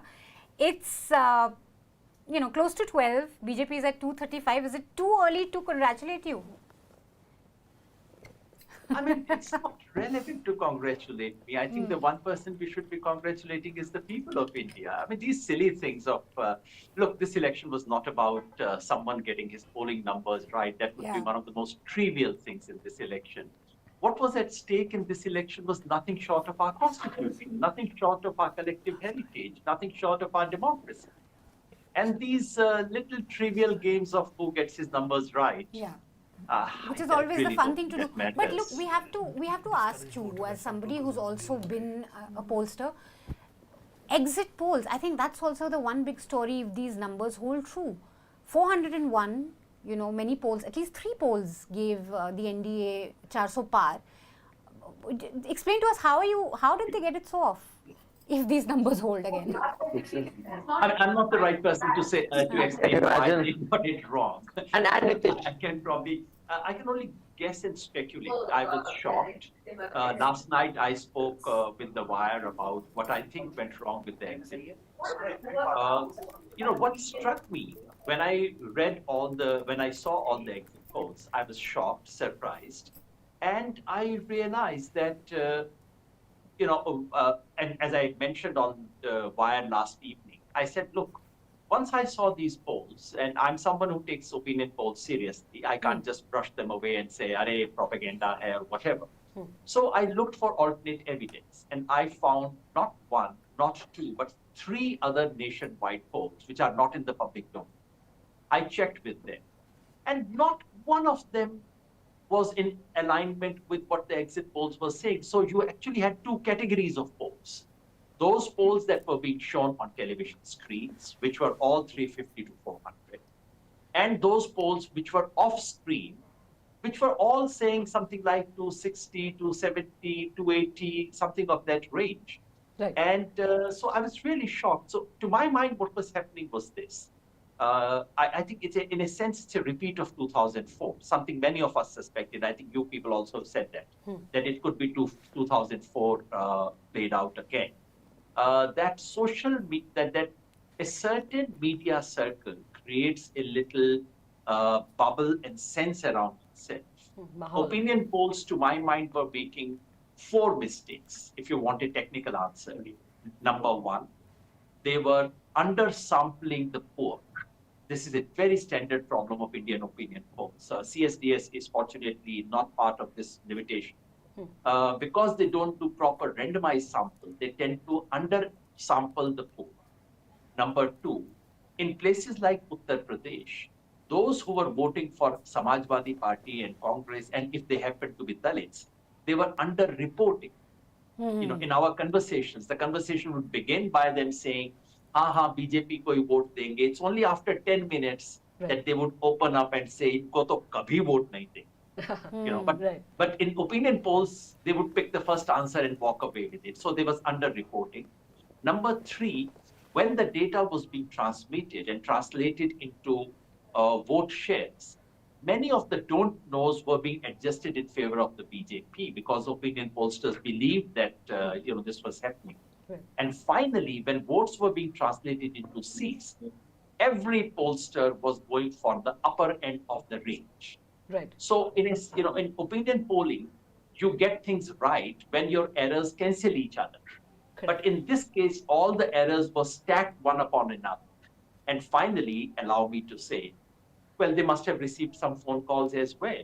When pollsters go out of their way to say 401. Right. Right. Well, it's not an accident. Something is happening. Some phone calls are being received. And I really wish there was more transparency in the opinion polling business in this country. Transparency about reporting their sample, about their technique, and transparency about disclosing the political interests of the pollsters.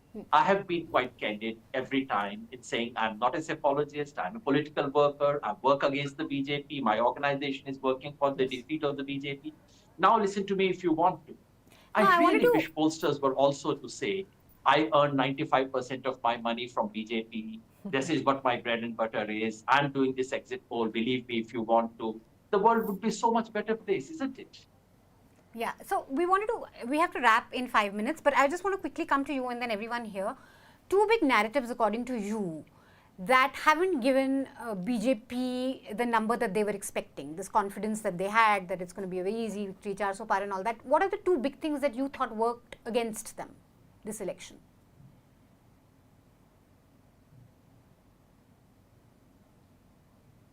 To my mind, the biggest thing really was what I call return to normal politics.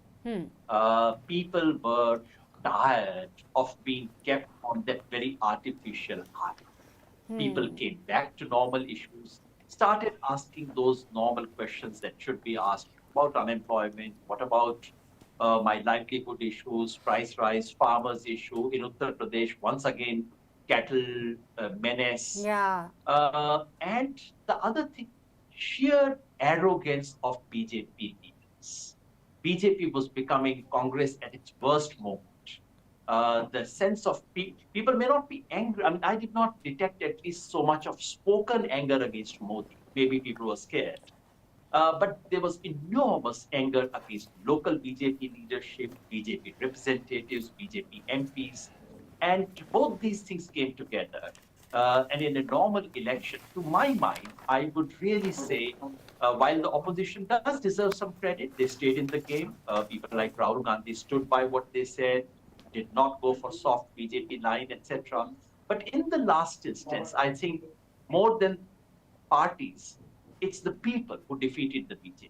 They stood up and they said, all right, we can't take this anymore. So it's back to normal democratic politics, which doesn't suit the BJP at all.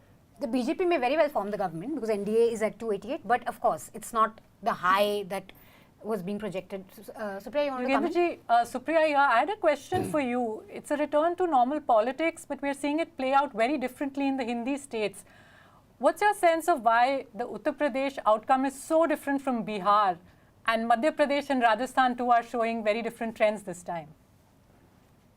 Look, to my mind, let the vote shares come. My own sense is that from Karnataka and Maharashtra to Bihar, in this entire geography, I expect a swing away from BJP of anything between 5 to 10 percentage points. Now, in each state, the starting point is very different. In Bihar, do remember, NDA had a 23-point lead in the last election. In UP, they had only a 13-point lead. 13-point lead becomes 0. 23-point lead maybe becomes only 10. So the starting point is different. Similarly, in Madhya Pradesh and Gujarat, the starting point is very, very different. It's only in a place like Haryana, where the starting point was equally different, about 30 percentage point lead to the BJP, but where you have actually a anti-BJP wave in Haryana. You don't have that kind of wave in Maharashtra, but in general, we are looking at one constant and one variable. The one constant is move away from BJP to the tune of 5 to 10% in every single state. The variable in each state is, in Uttar Pradesh, lack of alliance. In Bihar, return of Nitish Kumar to the original alliance, no matter what his personal credibility is low. But if you shift to an alliance, you do bring votes. In Haryana, the specific wave against Manohar Lal Khattar's government and BJP and the farmers' movement and so on. So these factors are a little plus and minus. But we are witnessing something of a wave, except in the coastal belt from Kerala to Bengal, which has voted differently, where BJP had not quite fulfilled, had not saturated. BJP had room to. So in those places, BJP is up in terms of vote. Everywhere else, I think BJP is down. Great. Thank you so much, Yogendraji. We'll probably come back to you later in the day. We're going to take a quick short break and be right back with you guys. Please remember that this is a completely ad-free endeavor. Like I said before, we don't take any ads from corporations or governments, and we rely on you guys to support us. A lot of you are giving us super chats. Guys, please don't do that. We don't need super chats. What we need you to do is click on the link wherever you're watching this show. If you're watching it, say, on the Newslaundry YouTube channel, there will be a link in the description that says Power Elections with Independent Media, newslaundry.com/electionslive. Click on that link, choose an amount that's convenient to you, subscribe, power this show. It's truly a people-sponsored show. There are no Hero Honda ads or no, ads of governments or corporations. So please do your bit, support us. We'll be right back with more exciting numbers.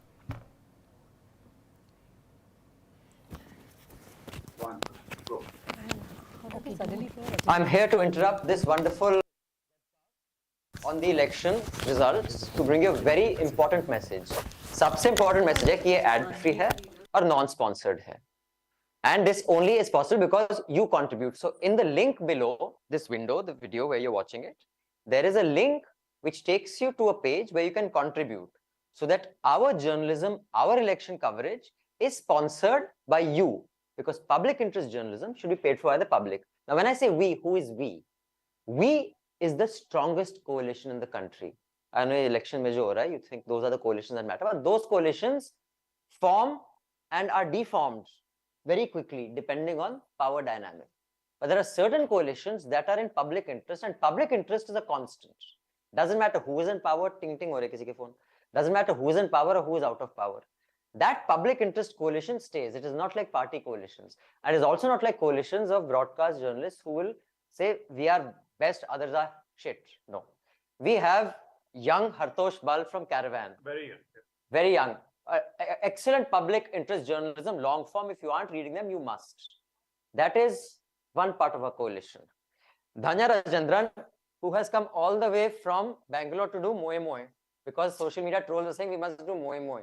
So, do you know what that is? Yes, Okay. Unfortunately I learned. Yes, because she is from a millennial, young Dhanya from the News Minute.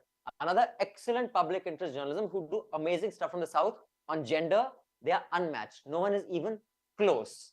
So the News Minute and the Caravan. This young lady's name is Seema Chishti. She's from The Wire. This is another very important part of our coalition. They have done some of the most cracker, bravest journalism around. Also, I must mention, even Caravan has done some. Please come in, Supriya. Don't just stand there awkwardly. Okay? So Wire, another very important of this public interest coalition.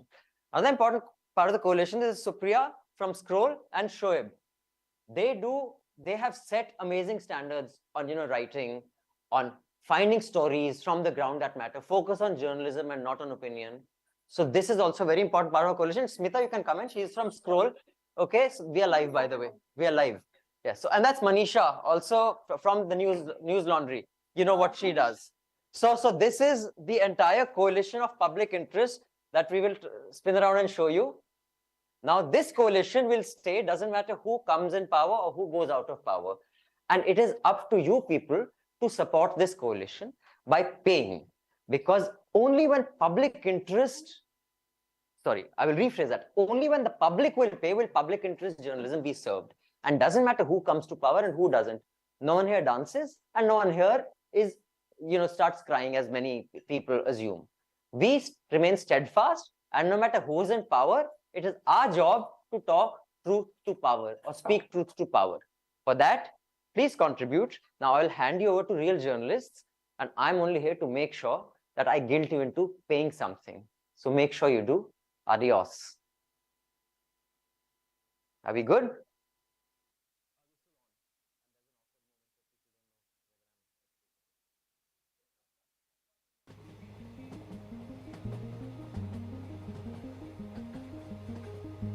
धारा 370 370 अयोध्या मंदिर राम मंदिर है। राम मंदिर का निर्माण हुआ, infrastructure में बहुत अच्छा काम हुआ है। रोडवेज है, रोड में काफी समृद्धि महामार्ग है, रेलवेज है, पुल है, transportation and the railway network, the improvement that I think it's improved a lot. Digital transaction, digitalization that is going on. आज रात को 1 बजे किसी की जरूरत पड़ गई पैसे ही, ट्रांसपोर्ट को फोन किया था, उसी को ट्रांसफर कर दिया पैसे। We have a good name all over the world.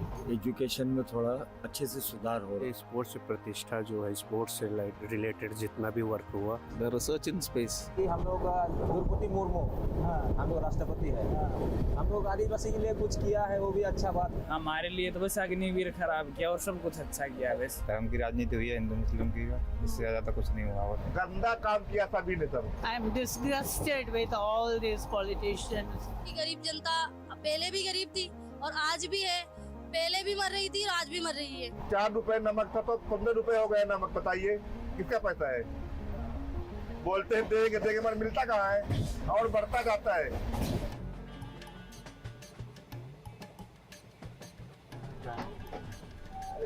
अच्छा भैया, आप लोकतंत्र और संविधान का मतलब जानते हैं? सुना है कभी संविधान, लोकतंत्र, इन सब शब्दों को? नहीं, ऐसे लोकतंत्र के बारे में मेरे को इतना अनुभव नहीं है। संविधान, डेमोक्रेसी,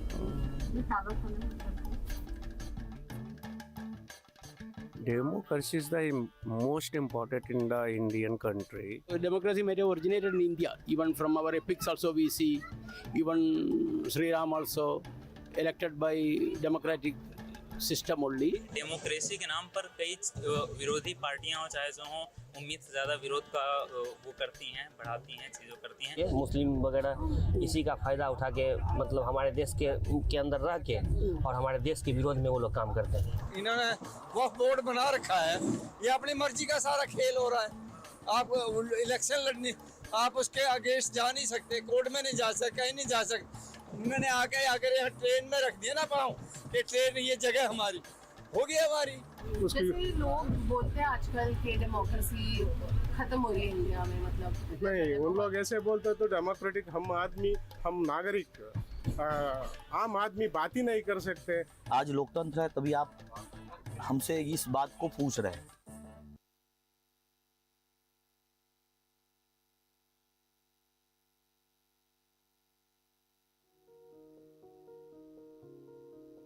गाजीपुर में इस वक्त हम मौजूद हैं और सोचा कि कुछ जायज़ा लिया जाए दलित बस्तियों का। यहाँ मुसहर समुदाय का एक गांव है। हम गाजीपुर से सफ़र करते करते यहाँ पहुँच चुके हैं। अच्छा, तो सरकार तो ये भी कह रही है, मोदी सरकार, कि उन्होंने वो बनवाए, शौचालय बनवाए हैं, स्वच्छ भारत का कार्यक्रम है। आपके घर में शौचालय वगैरह कुछ नहीं बनवाए? कुछ नहीं बनवाए हैं।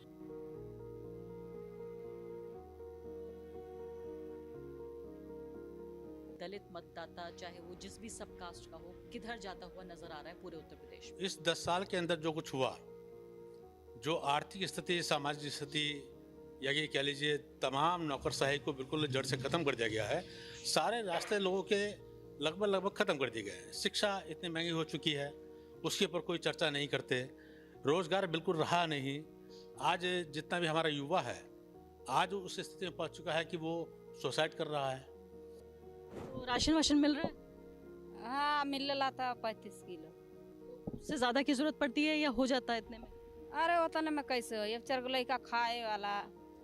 हाँ, वही में हिता नाता आयल गयल, फिर वही में अपने उतने में क्यों खर्चा चली। इसमें शौचालय वगैरह अंदर इसी में बन रहा है? कुछ ना। कहाँ जाती हैं आप? अब खेते की अरे न जाल जाला, कहाँ जाल जाला, है रोड पर तना हाल धोवल जाला, कहाँ जाल जाई। घर जो हैं वो अभी भी कच्चे बने हुए हैं। जो राशन है वो कुछ सहारा देता है, लेकिन इससे ज्यादा की जरूरत है। जो दलित मतदाता है, जो उसे नुकसान हुआ बीजेपी से, उसकी सोच ये भी है कि बीजेपी के उम्मीदवार को कौन हराएगा, उसको देंगे वोट, तो उसको वोट देंगे। कि वो ये महसूस कर रहा है कि अगर मैंने बीएसपी को वोट दिया और बीएसपी को और समुदाय का वोट नहीं मिला तो फिर मेरी वोट बेकार जाएगी। तो इसलिए बेहतर ये है कि मैं इस बार वोट उस आदमी को दो जो बीजेपी को हरा रहा है।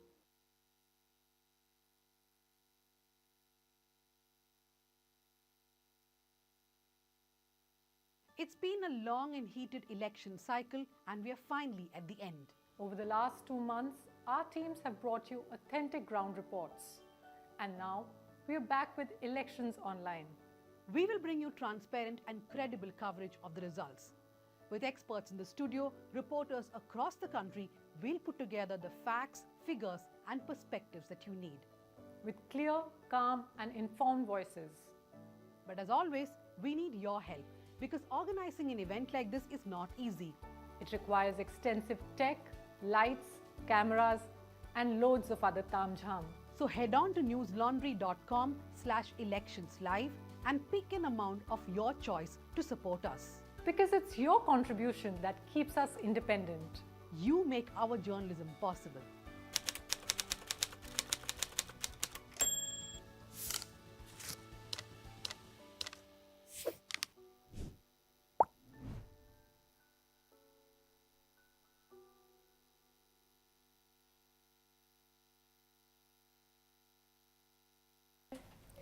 Hello and a very warm welcome. You're watching Elections Online, where 5 independent news organizations, The Wire, Scroll, Newslaundry, News Minute and The Caravan have come together. I'm Shravasti Dasgupta from The Wire, and remember, this broadcast that we are bringing to you live from 7:30 a.m. this morning on the 2024 Lok Sabha elections is completely ad-free and non-sponsored. So if you want to contribute to our efforts, then please click on the description below and contribute any amount of your choice. Let's get straight into what's happening in terms of results at the moment. The numbers are on your screens. These are the leads that are coming in. The NDA is at 288 and the India Alliance is at 236. These are still leads. The India numbers are down to 235. These are going to keep changing. But I think the biggest story at this point at 12 noon, 4 hours of counting is done. The biggest story is, of course, coming in from Uttar Pradesh, the largest state in terms of number of seats, India's most populous state with 80 seats up for grabs, and the opposition alliance, in a sense, throwing up a surprise for many. And if we could just get the numbers on our screen about what's happening in Uttar Pradesh at the moment. As you can see right now, the BJP is leading on 36 seats. The BSP is down to 0. The Samajwadi Party is leading on 34 seats. The Congress on 7 and the RLD on 2, and others are at 1. Now remember, the BJP and the RLD are in alliance, while the Samajwadi Party and the Congress are together. So about 41 seats for the Samajwadi Party and the Congress together. Seema, surprise for the Uttar Pradesh in terms of what was expected earlier, that the BJP was claiming that it would better its 2019 tally of 62. This time it would cross 70. But now, okay, let's just go to Sunil, who's joining us. Sunil Caravan से है, हमारे साथ जुड़े हुए हैं यहाँ पे. उत्तर प्रदेश के बारे में सुनील बताइए, ये जो नंबर्स अभी हम देख रहे हैं, ये क्या ऑपोजिशन के लिए एक बड़ा वोट है आपके हिसाब से? क्या कास्ट फैक्टर्स बड़ा वोट है और मोदी फैक्टर काम नहीं कर रहा है? क्या आपके हिसाब से चल रहा है अभी? देखिए, उत्तर प्रदेश में ना, जैसे कि शुरुआत से जो इक्वेशन बनना शुरू हुई है, तो बीजेपी का मुझे लग रहा है कि सबसे बड़ा ड्रॉबैक था शुरुआत के दिनों में लोकदल को अपने साथ लेना, क्योंकि बहुत सारा वोट उसका लोकदल की वजह से उसके पास आया था, और जब उसने लोकदल को अपने साथ में लिया तो उसका वो बहुत सारा वोट जो है दूसरी तरफ सपा की तरफ वो शिफ्ट करना शुरू किया. और अखिलेश यादव पिछले 2022 के इलेक्शन हारने के बाद में उन्होंने पीडीए पे बहुत काम किया, जो अपना पिछड़ा दलित अल्पसंख्यक पे वो काम कर रहे थे, उस पर उन्होंने काम किया. अम्बेडकर वाहिनी बनाई, उस तरह की चीज़ें चल रही थी. और इसी बीच में जैसे कि हम देख भी रहे थे कि जब यूपी में राज्यसभा इलेक्शन हो रहे थे, तो उस समय उसके जितने भी फॉरवर्ड विधायक थे, नेता थे, वो सारे के सारे बीजेपी को वोट कराए थे. तो एक पार्टी के अंदर भी वो चलने लगी थी चीज़ें. तो बैकवर्ड कास्टों के अंदर ये चीज़ें बनने लगी थी कि अखिलेश यादव इसके मामले में बेटर सोच रहे हैं, और उन्होंने फिर टिकटों का बंटवारा भी उसी हिसाब से किया. बैकवर्डों को टिकट ज़्यादा दिए, वो करीब 60% थे. तो इन सारी चीज़ों ने उसकी तरफ चीज़ें बढ़ाई. और एक बीजेपी की तरफ में एक चीज़ ये थी कि जो उसके 10-10 साल तक के जो सांसद थे, उनके खिलाफ बहुत एंटी इनकम्बेंसी हो रही थी, क्योंकि हर पोस्टर पे मोदी जी होते थे, वो तो होते नहीं थे. तो लोग बागों को लगता था कि सारे काम तो मोदी कर रहे हैं, ये काम तो ये कुछ नहीं कर रहे हैं ये लोग जो है. तो उसके खिलाफ में बहुत सारी एंटी इनकम्बेंसी बढ़ती चली गई. तो ये हमारे सामने इसका रिजल्ट भी अभी दिख रहा है कि उसका परिणाम भी क्या जा रहा है कि. और दूसरा क्या हुआ कि जो बसपा का वोटर था, वो बहन जी के बहुत सारे फैसलों को लेके कंफ्यूज होता चला गया. और दूसरा ये था कि उसमें होप पैदा नहीं हो पाया कि बहन जी सरकार बना पाएंगी कि नहीं बना पाएंगी. तो उस वोटर ने भी संविधान के सवाल पे इंडिया अलायंस की तरफ वो वोटर गया, और उसने उसको बहुत प्लस कर दिया. तीसरा था कि बीजेपी का जो वर्कर था, वो अपना वोट ही नहीं निकाल पा रहा था कि वो जाए लोगों को कह पाए कि आप हमारी पार्टी को वोट करिए. ऐसा हो नहीं पा रहा था इस बार में. हाँ, जो बीजेपी के सिंपैथाइजर थे वो जा रहे थे, वोट कर रहे थे, लेकिन कोई ऐसा नहीं था कि वो जाके 10 वोट और एक्स्ट्रा करा ले कि आप जाइए और 10 वोट और एक्स्ट्रा. सुनील, आपको बीच में थोड़ा रोकना चाहूंगी, क्योंकि कैसरगंज से ये फिगर्स आ रहे हैं हमारे पास. Remember, Kaiserganj is the seat of BJP MP Brijbhushan Sharan Singh, who was in the eye of a massive storm for the party because of sexual harassment allegations. Charges against him have been framed in a Delhi court, and now this time the BJP, in a move to kind of pacify voters and to not give a sense that it's anti-women, it fielded his son, Karan Bhushan, and those are the numbers that's on your screen at the moment. We're seeing the vote shares. Karan Bhushan has a vote share of about 53%, and the SP candidate has a vote share of 40%. Now, earlier I had also travelled to Kaizarganj, and the sense that I got on the ground is that there is a sense of palpable fear among the voters. वहाँ पे जो कहते हैं दबदबा है ब्रिजभूषण का बहुत, और but there was a sense of also the fact that they will still vote for him. Radhika, you've also covered UP in the past, and these numbers that are coming in, what Sunil was also telling us, there was a level of anti-incumbency against the local candidates, but the Modi factor was in a sense sailing them through. But as the numbers we are seeing right now, that doesn't seem to have worked this time around. You know, I'll repeat a little of what Sunil is saying. When I traveled to Uttar Pradesh in January, this is when the temple consecration was taking place, the palpable sense on the ground was that even if the BJP gets 70, it won't be a surprise. 3 months later, the feeling on the ground was completely different. It was palpably different starting from Western UP. We traveled through Bagpat, Kairana, Muzaffarnagar.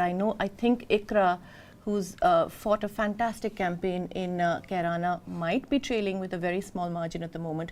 But across Western UP, it was just a very different story from 2014. It was a very different story from 2019. There was no one invoking Modi in any way. And just remember, this is the region where the BJP's tried everything. You've got the temple, you've got love jihad, land jihad, this jihad, every possible jihad. And yet, as Sunil pointed out, one of the critical things that the Samajwadi Party did was its ticket distribution. In 2014, and even more so in 2019, the BJP workers were going house to house in homes of the extremely backward communities and saying, we are protecting you from the Jats. And this has been, as we know, the familiar strategy of the BJP to work the non-dominant OBC.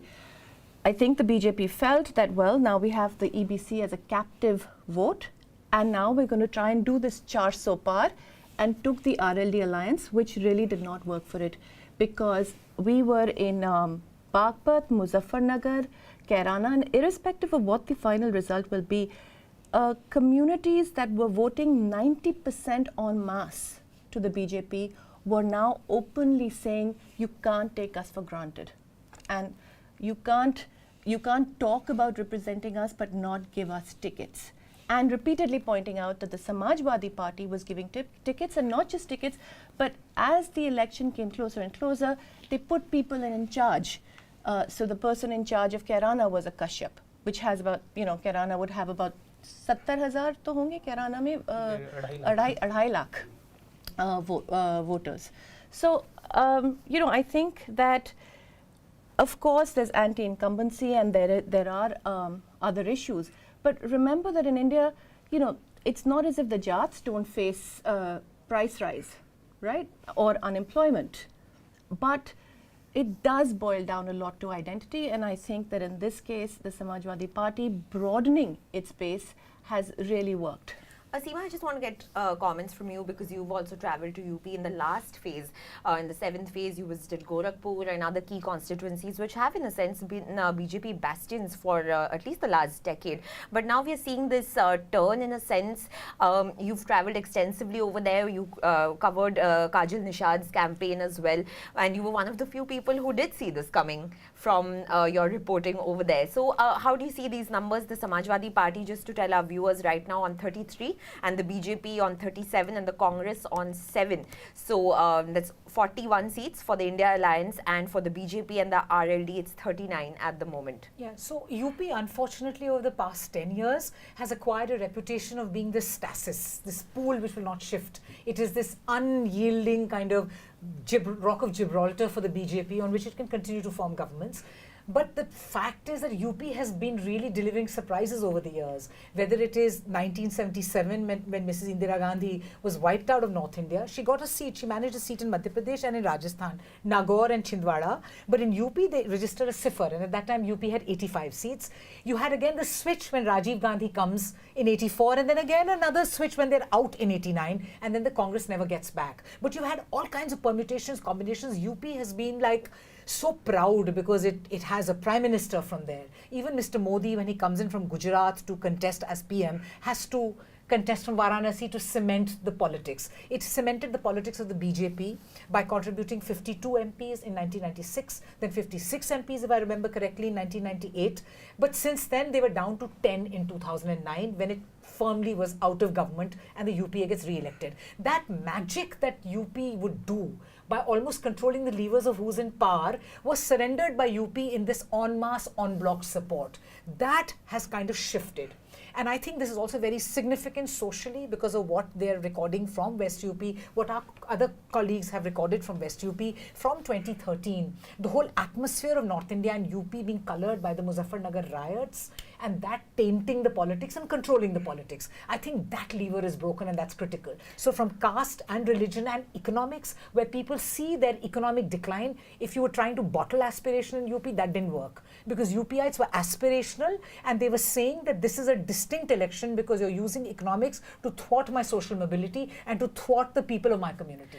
So just let's tell our viewers that we are also being joined by two guests online. HK Vasu, he's headed the Edina poll, and Jyoti Mishra from CSDS. Thank you so much for joining us. And from UP, let's shift our focus to Karnataka, where the story is a little different for the BJP, where the BJP seems to be gaining over here in Karnataka. According to the leads that are coming in at the moment, it will be on your screens in just a moment from now. But I'll just read them out to you from the Election Commission website, which is the BJP is leading on 16 seats, the Congress is on 10, and the JDS, which is an alliance with the BJP, is on 2. So I want to go across to you, Mr. Vasu. You, in a sense, deviated from all the other exit polls that were in the mainstream media, and you were one of the few people who was able to see Karnataka for what it is. How do you see these numbers coming in at the moment?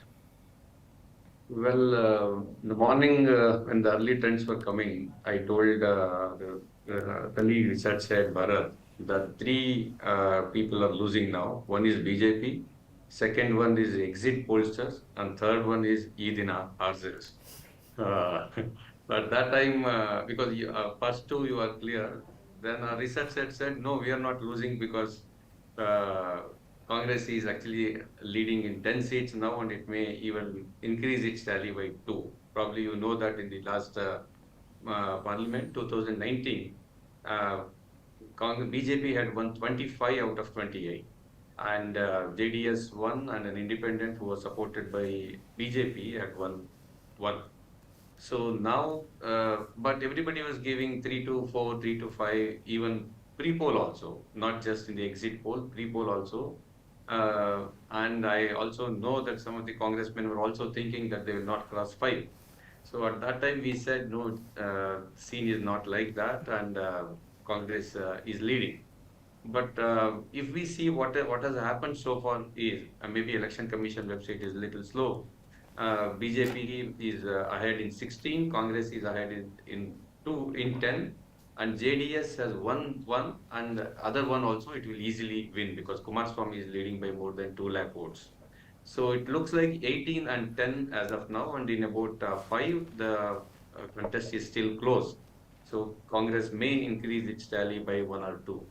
And BJP and JDS put together, their vote share now is 52 as of now. This is what the Election Commission website is also saying.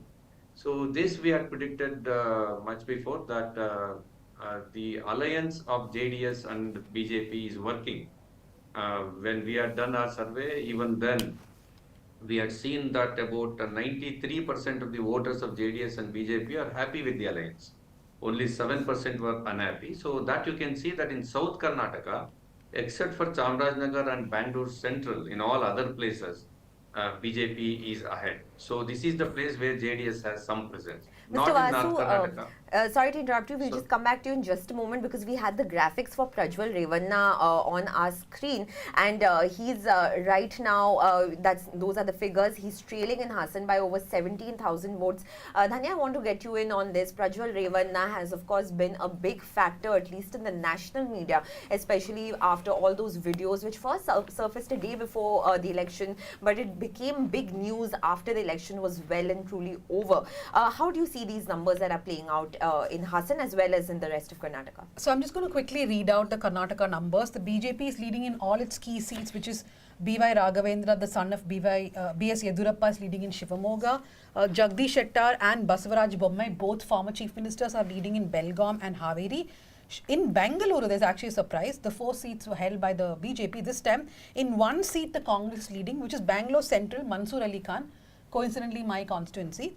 Shobha Karanlaje, Tejaswi Surya are having huge margins in Bangalore North and South. And surprisingly, Bangalore Urban, which was held by D.K. Suresh, who is D.K. Shivkumar's brother, that seems to be now going to BJP because Manjunath, who is the son-in-law Bangalore of... Rural. Bangalore Rural, because Manjunath contested under a BJP symbol. So a lot of... I think the numbers are changing. Like Mr. Vasu said, I want to quickly ask Mr. Vasu just one question. You had not just questioned the Karnataka numbers, but you had also questioned the way exit polls are done, right? Yeah, definitely. The first one is we want to question the necessity of an exit poll. Thank you. Pre-poll is something else. Correct. So the polls are over, and in the next 2 or 3 days there will be counting itself. And nobody can actually challenge or question the will of the people. So they've already voted, and there are 2-3 days. Why do you want to do this exit poll? Second one, yes, as you said, we questioned the methodology and also the sampling. We demonstrated that the voices of the poor and marginalized is not heard because in the India Today My Axis sampling, only 15% of illiterate people were there, but the national average is 27%. People don't think that there are so many people who have not gone to school. Even we were surprised when our own sample told us that there are 26% of Karnataka's electorate, they've not gone to school or they're not literate. So then we looked at the numbers. Yes, Karnataka does have a relatively developed state. It does Mr. have Vasu, 24%. I'm sorry to interrupt you because we're getting this update right now, which is on our screen. In West Bengal, in the Boshighat constituency, BJP's Rekha Patra is trailing. You can see those numbers on your screen, trailing by over 10 lakh votes. That's what you're seeing on the screen right now. 1 lakh votes. 47,000. My mistake. Seema, you wanted to ask I just wanted to ask Mr. Vasu yeah. quickly before we go to Yes. Jyoti Mishra. So, Namaskara, Mr. Vasu. One mat Kedi, I want to use your expertise to understand this, that we're now seeing in the map of Karnataka that I'm seeing that there are a lot of seats in North Karnataka that the Congress seems to have done well in, 10 seats. And we typically follow this pattern that, Congress doesn't do well, the North and the Lingayats, if you like, are handed over to the BJP. So are there like interesting shifts there that are happening in Karnataka, which you may want to talk about? The Lingayats are still with BJP. That is what you see in Mumbai, Karnataka. Mumbai, Karnataka is the northwest part of Karnataka. But if you see the map, northeast Karnataka, that is called Hyderabad, Karnataka or Kalyana, Karnataka. In all the seats, Congress is ahead. So this is a relatively backward part of Karnataka. And where there are more poor people, they are voting for Congress, because you can see the same in Chamarajanagar also. Chamarajanagar is down south, but it is again a poor district, backward district. All right, let's get in Jyoti Mishra. She's also joining in. She's from the CSDS. And before we go to Jyoti, I just want to go back to the numbers for just a moment. What are the latest numbers that we are getting in at the moment for the NDA and the India Alliance? And in the meantime, you can see on your screen the leads in terms of parties are 243 for the BJP and 93 for the Congress. And the overall leads, the NDA is on 298 and the India Alliance is on 225. Jyoti, I want to come to you on in Rajasthan, which is another key state that we want to track at this point, is that the BJP, according to the numbers that we are seeing, is on leading on 14 seats. The Congress is leading on 8, as the CPIM on 1, the Rashtriya Loktantrik Party RLTP and the Bharat Adivasi Party are also on 1. How do you see the numbers? Two questions to you. How do you see the overall numbers that are coming in for the NDA and the India Alliance nationwide, and is Rajasthan surprising to you?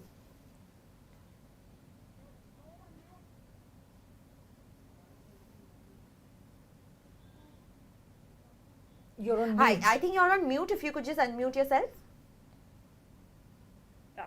So yes, first of all, I'll start with the method we use for our study, because we are getting that trend in our own Lokniti's post-poll election, and it is very different from the exit poll, which is being done by using different methodology.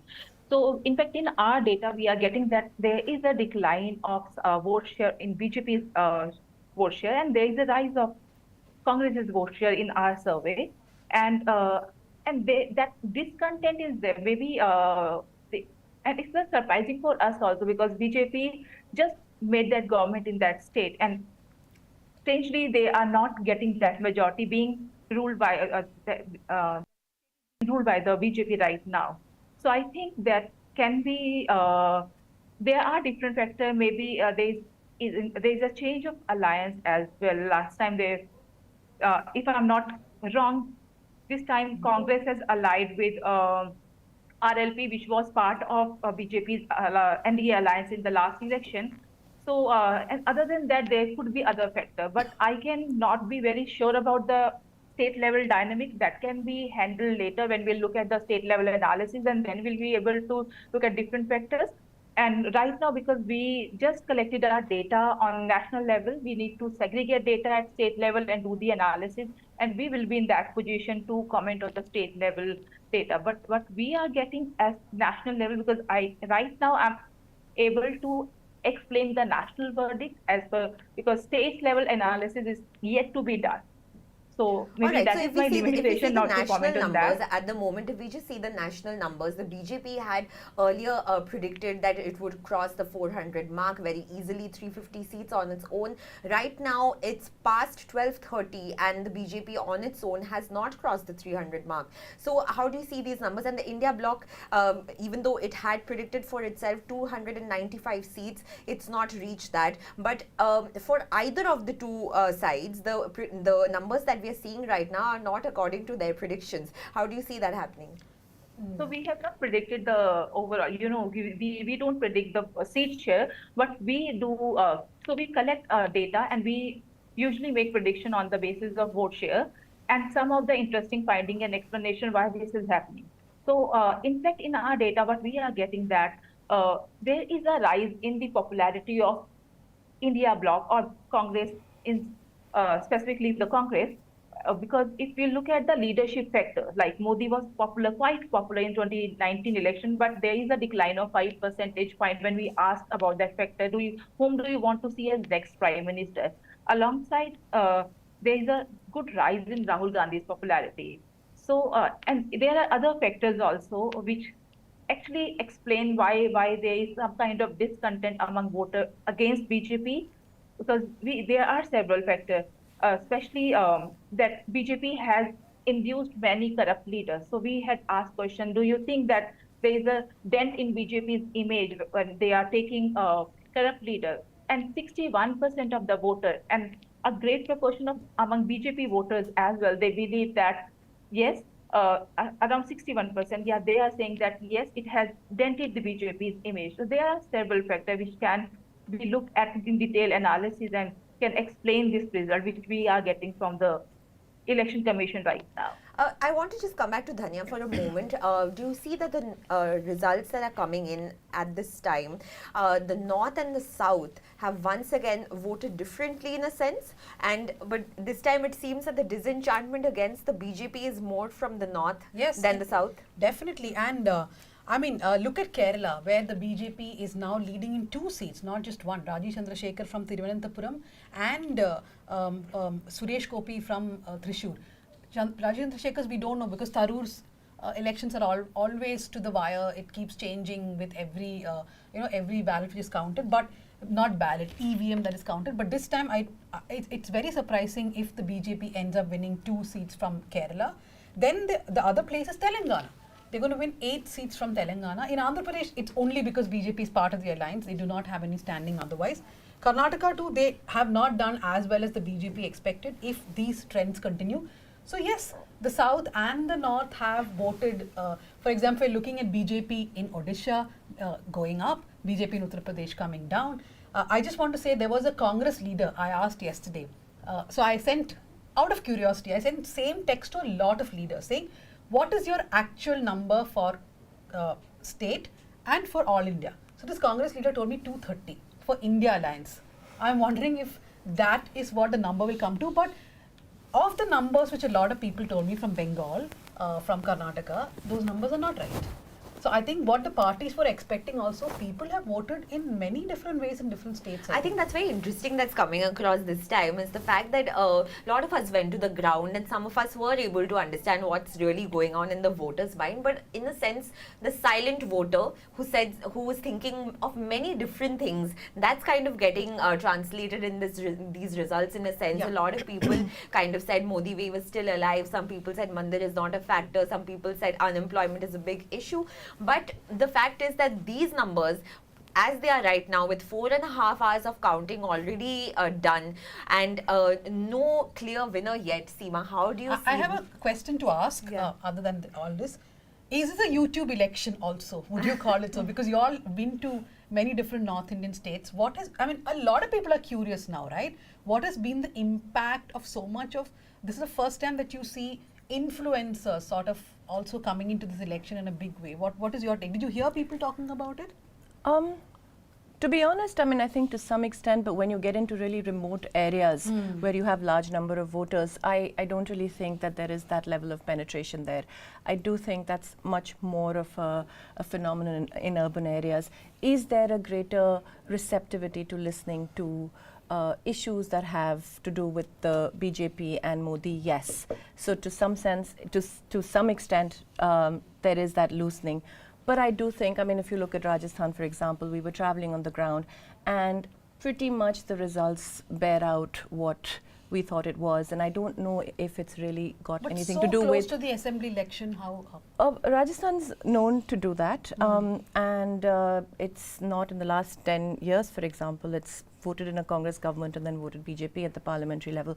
I think here, again, I think the Rajasthan story is going to be interesting because in terms of what we saw on the ground, we had a sense of regionally what was holding, regionally what was fragmenting, and what were the reasons in each of those regions and each of those states, and each of those constituencies. So I think that one will have to look at it much more closely in that sense. So all right, we'll have to just wrap in about 3-4 minutes. I'll just get closing comments from Seema and Sunil. Sunil, आप YouTube को जैसे धनिया ने अभी पूछा कि YouTube को आप कैसे देखें, इसका आपने कोई प्रभाव देखा जब आप ट्रैवल कर रहे थे रिपोर्टिंग के लिए? क्या ये एक बड़ा फैक्टर रहा है लोगों के परसेप्शंस को चेंज करने में?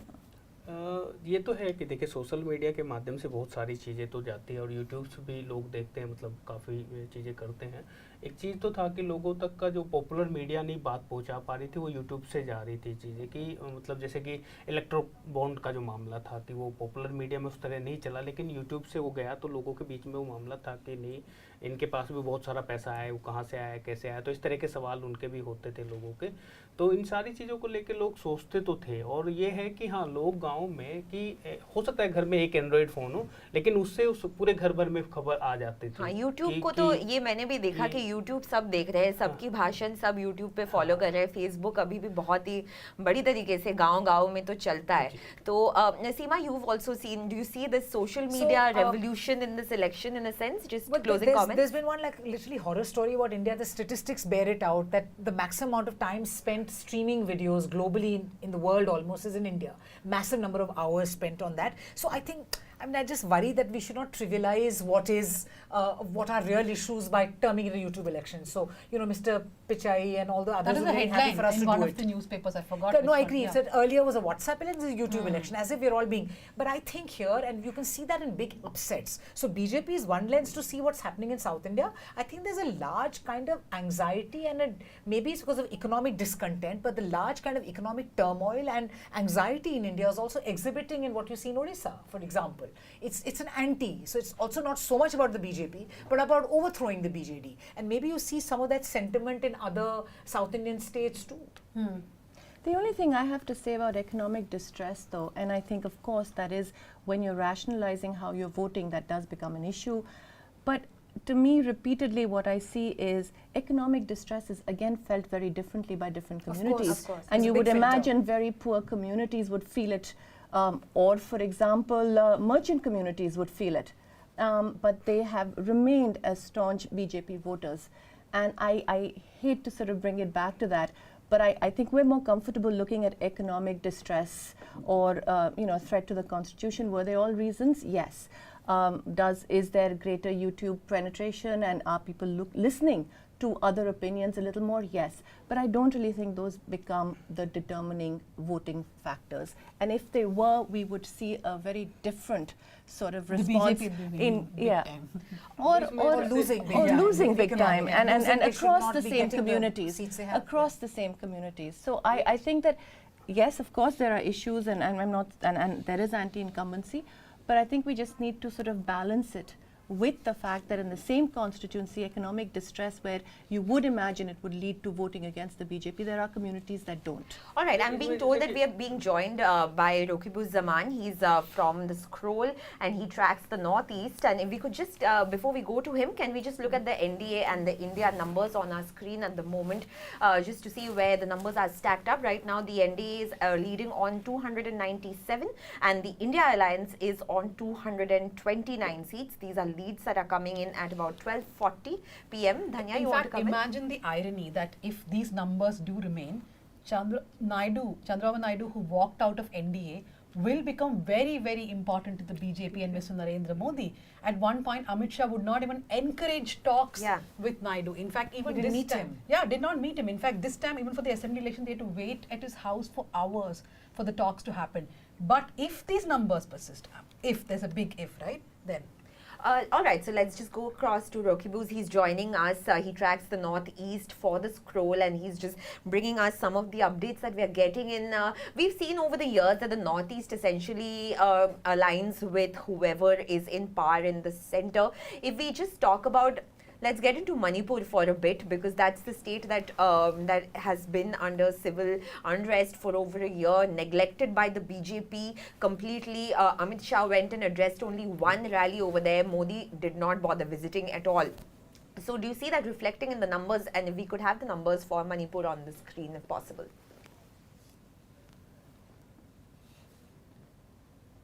Hi, Rokibus here. Am I audible? Yes, we can hear you. So how do you see the trends in Manipur? So it's interesting trends in Northeast, especially this time. Like you said, Northeast tend to vote for whoever in the party in Delhi, except some exceptional in some always there. But this time, in Manipur, it seems like both the states, like outer Manipur and inner Manipur, the BJP and its ally NPF is trailing right now, and the Congress, both the states, Congress is basically leading. So it essentially means, basically this vote is against the BJP, clearly a vote against the BJP and the double engine governments for it's unable to contain this over year-long ethnic violence, which killed over 200 and displacing over 70,000.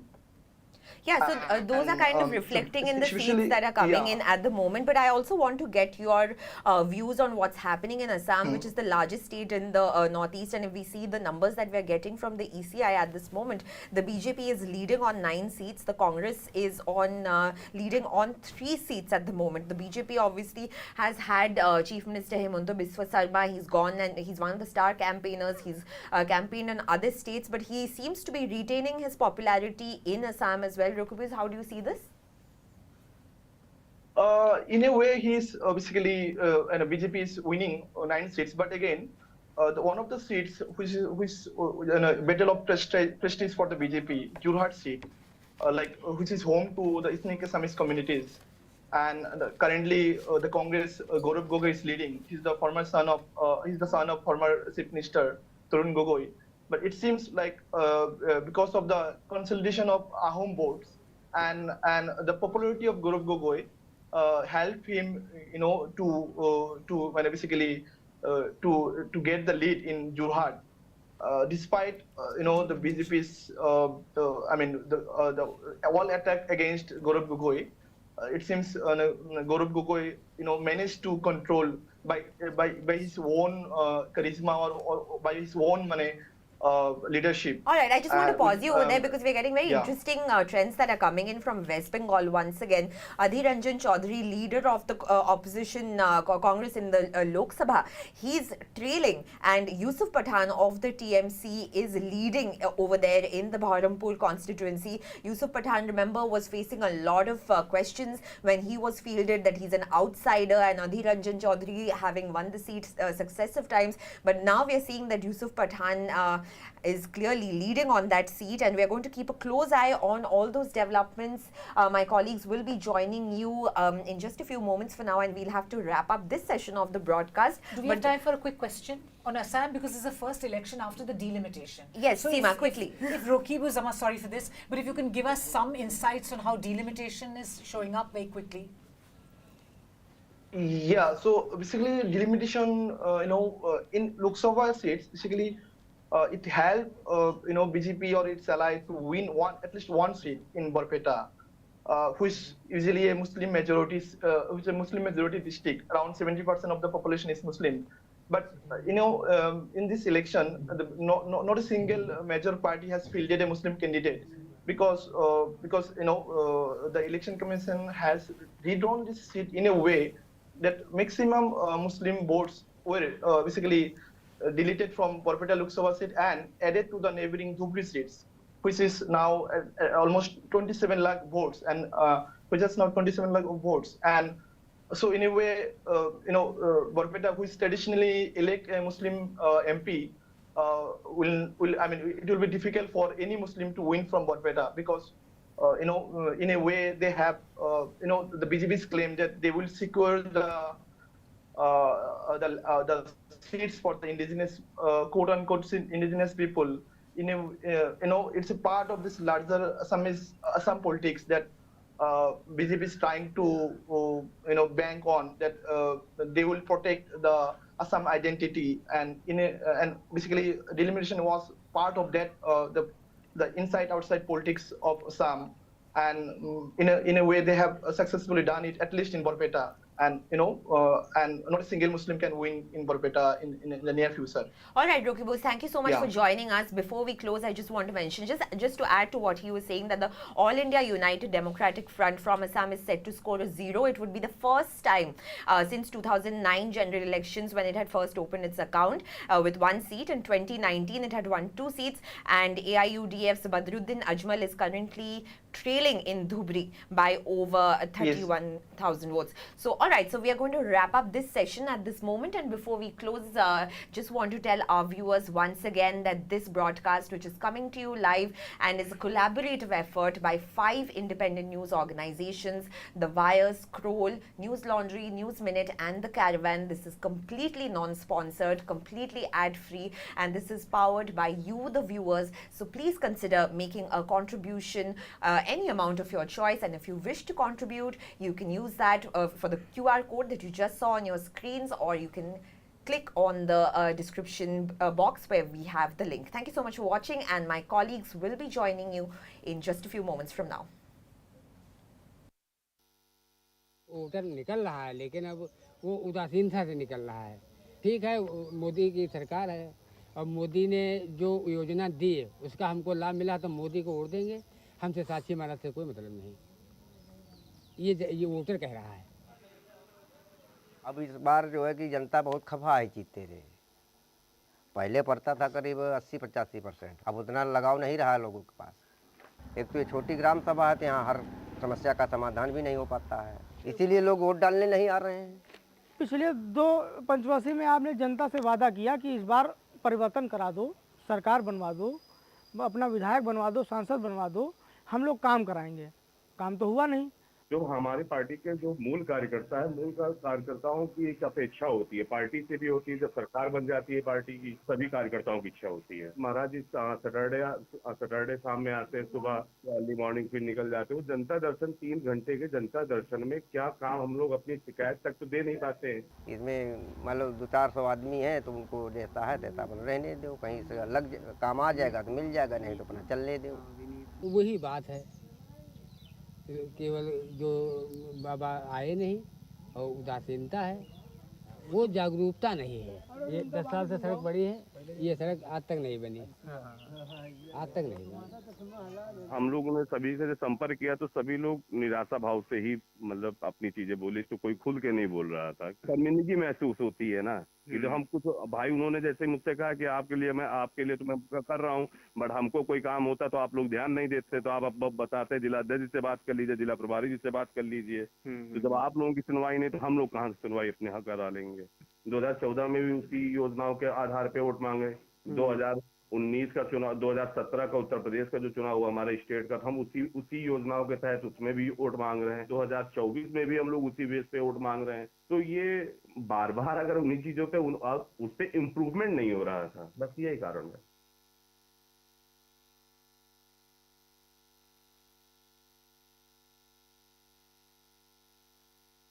Historically, the south of India has posed a strong challenge to BJP's expansion plans. Maybe it's because of the resistance to Hindutva or the dominance of regional parties, or simply because the Congress still has strong grassroots. But in the last decade, BJP has made strides in many pockets. Let's start with Karnataka. This is a state where the BJP has formed government thrice, including once in coalition with the JDS. Winning 25 out of 28 seats like in 2019 might be almost impossible for the BJP. But let's not forget, Karnataka is one state where Narendra Modi still has brand value and can still sway voters, and the party has cadre. During last assembly parliament elections, nobody dreamt that BJP is going to win 25 seats. This time, Modi's popularity has gone to different heights. I mean, compared to last Lok Sabha election, Modi's popularity has gone to different heights because he has delivered what we have promised. In Tamil Nadu, the BJP saw a revival of sorts with the appointment of former IPS officer K. Annamalai as the state president. With the AIADMK weakening steadily, the BJP quickly became the opposition to DMK, at least in terms of setting the narrative. But will that be enough to actually win votes? The BJP is not in alliance with AIADMK, and it's trying to build its own base by wooing OBC communities and, of course, through cultural and religious outreach. The demography of Kerala poses a hurdle for the BJP. The state has a large percentage of minority population. But to overcome this, the BJP has dabbled in appeasement of a section of Christians using an anti-Islam rhetoric. This election season, the BJP has also fielded 3 big names, that is 2 sitting ministers, Rajiv Chandrasekhar and V. Muralidharan, and 1 popular actor, Suresh Gopi from Thrissur. Telangana is another state where the BJP has successfully increased its seat count and vote share independently. As the BRS loses ground, the BJP is gaining momentum. In Andhra, BJP has been forming strategic partnerships with the TDP and Janasena party and riding on the back of their cadre and popularity. The key to BJP's growth or even acceptance in Andhra Pradesh will depend on regional factors like the special category status to the state, water disputes, and also farmer issues. But for now, the BJP will hope to leverage the bitter rivalry between Jagan Mohan Reddy and Chandrababu Naidu.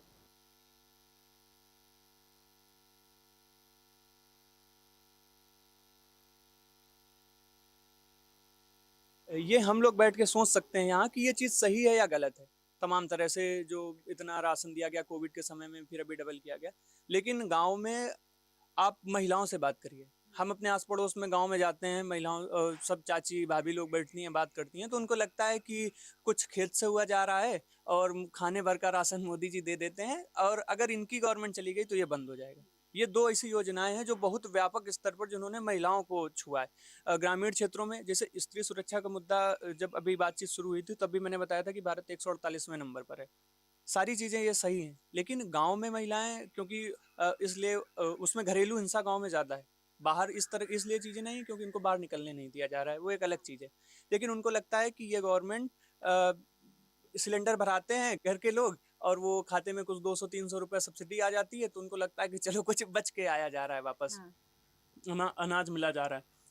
शिक्षा तो की इसका security से क्या लेना, मतलब security भी आपको लगता है? सिक्योरिटी गांव की महिलाओं को लगता है कि ये मुद्दा नहीं है उनके लिए। उनके लिए महिला सुरक्षा इस तरह से मुद्दा नहीं है। यहाँ पे समझ में आती हैं चीजें, लेकिन उनको लगता है, और वो जाहिर सी बात है क्योंकि उनको बाहर निकलना नहीं पड़ रहा है, निकलने नहीं दिया जा रहा है, इसलिए चीजें। लेकिन उनको जो चीज सीधे प्रभावित करती है वो यही है कि खाते में सीधे पैसे आ जाते हैं और उनको राशन मिल जाता है, और अभी बीच में सिलेंडर भी फ्री मिल गया था, तो उनको लगता है कि उनकी गृहस्थी ठीक चल रही है।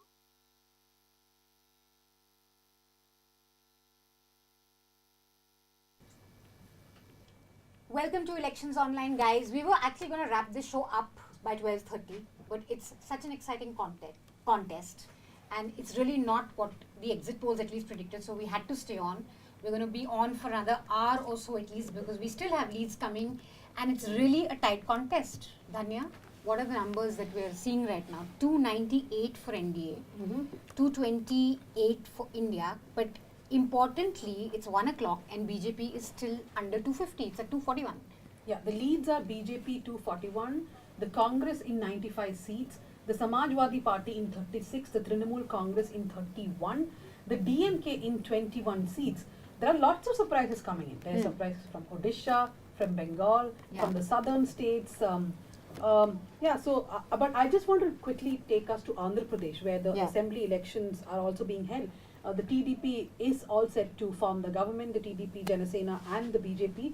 One thing, Naidu becomes very important for Narendra Modi at this point. Yes. And the second is that I was actually speaking to someone in the TDP who pointed out that if these numbers go on, then Jagan may not even end up becoming the opposition party. He has to win 18 seats if he does so it's not. a total wipeout. Yes, total wipeout, yes. And what are you hearing about Chandrababu Naidu? Because now with 241, BJP at 241 and NDA at 298, are there some movements happening? Because now there's going to be a lot of questions on... Yeah. So India Alliance, many of the leaders I had spoken to in the last few weeks had always maintained that they are in touch with Chandrababu Naidu. They've always been in touch with Chandrababu Naidu. In fact, if I was the Congress, I would just be making a call to Naidu at this moment. I don't know, but I don't think Naidu will do anything as of now, and their big focus really is the assembly election. They are winning back Andhra Pradesh, and I think the first announcement perhaps will be the capital formation. I've been in touch with TDP leaders, but as of now they just insist that our focus is on assembly. But yes, he does become very crucial for the NDA and government formation. But is there really any chance of, if these numbers go on, that the Congress will try something very adventurous? Or the India Alliance. Try to woo back Naidu? Not woo back, woo. I'm sure there'll be people who will suggest this as a course of action. My sense is that I think the Congress would rather not do that. I think that the numbers will not be very secure and strong. I don't see, as of current trends, India Alliance crossing 230, 235. Yeah, it's at 228. Yeah, and so if you get, like in a scenario where you get Naidu and you get Nitish back, right?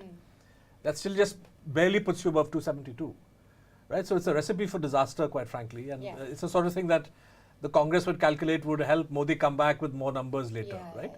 So I think the Congress would probably, wisdom would suggest that you savor this moment, you allow pressure to build on Modi, because this is what I said in our earlier interaction, that this is a huge defeat for Modi, And the BJP has to be, the party has to be forced to acknowledge this, and Modi has to be forced to acknowledge this, Amit Shah has to be forced to acknowledge this, that his leadership, his set of priorities, his desire, his obscene desire to divide the people of India on the basis of religion and relentlessly target, especially this election. In this election. But he's done it for 10 years, but I'm saying the way in which he's done it in this election, I think there has to be some accounting for that, right? Some accountability. If the BJP were a normal party, they would say, it's time to get rid of him. And we have some other arrangement, but it's not a normal party, right? So that's not going to happen. But I think that it would be more advantageous for the Congress to see how Nitish Kumar and Chandrababu Naidu and others put pressure on a coalition government where the BJP does not have an absolute majority. Hartosh, like the big sense for me this election was really about people wanting a strong opposition. I think more than caste census, more than anything else, what I was really picking up from the states that I went to was the sense among people that, okay, fine, you become the Prime Minister, but we really want a strong opposition. It's important. Sahi baat uthaye, acha mudda uthaye, hamari baat kare. And we're really kind of seeing that in these numbers. But there are 2-3 things. I think as we get into details of looking at this result, and it is an astounding result. I mean, even those of us who were dismissive of the exit polls did not anticipate the BJP falling to these low levels. And falling in terms of a real blow is to the bigotry.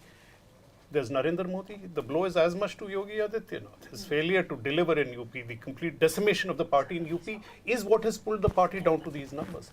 So I think it would be difficult to look at universal characteristics or pan-Indian characteristics which decide this election, because if you look at the disparities in this election, they are stark. Even in the Hindi belt, Bihar, Madhya Pradesh are going in one direction, UP and Rajasthan are going in one direction, Gujarat is going in one direction. I think you have to look at the number of factors that have come together.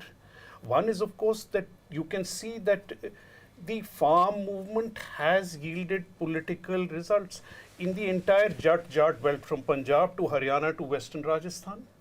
You've seen the Congress gaining on the back of this. In Uttar Pradesh, the EBC consolidation that the Samajwadi has managed has actually, I think, largely responsible for these results. Muslim consolidation, of course, was a given in these cases. So I think we have to look at factors like this where you have to understand, if today the allies are 120 out of the NDA's 220, we have to understand how state by state this election was fought and won for the alliance, one in the larger psychological sense. So I don't think there's a uniform pattern that we will see in votes. We will see why the allies worked, where the Congress gelled well together with them, where the Congress failed, as it did in Madhya Pradesh and Gujarat. I think these are all the total story of this election. And Punjab, we have the numbers on 6 for Indian National Congress, Shiromani Akali Dal 2, Bharatiya Janata Party 0, Aam Aadmi Party 3. That's surprising, because everyone is saying Aam Aadmi Party ko kuch nahi milega, 0 milega. No, the real battle in Punjab was always between the Aam Aadmi Party and the Congress. And this was where, and there was some anti-incumbency against the Aam Aadmi Party. I think the surprising result is the two others that you would see. Yeah? And one is, of course, Amritpal from jail. I mean, this is a great election. Is winning clearly. Good election from jail. I think Siddharth was just mentioning in Omar losing in Kashmir. Trailing. So far. But Amritpal clearly is set to win. So is the son of Indira Gandhi's assassin in Faridkot. That is also given. Those are the two others. These two others are indicative. So let's not always read it in the radical pattern. If you look at the vote share of the Akalis, it's down to a historic low, 13%. There is always a percentage of mobilization behind Sikh sort of politics. The Akalis have lost it all. There's no trust in the moderate leadership. That Akali vote is what has gone to these two radical candidates. There is a vacuum in Punjab moderate Sikh politics, which is very evident from this result. It must not always be read as a radical vote, but as a vote which has a problem with the institutional moderate leadership of the Sikhs today. The Akali Dal has never performed this badly. The BJP has actually a higher vote share than the Akalis. Who would have thought?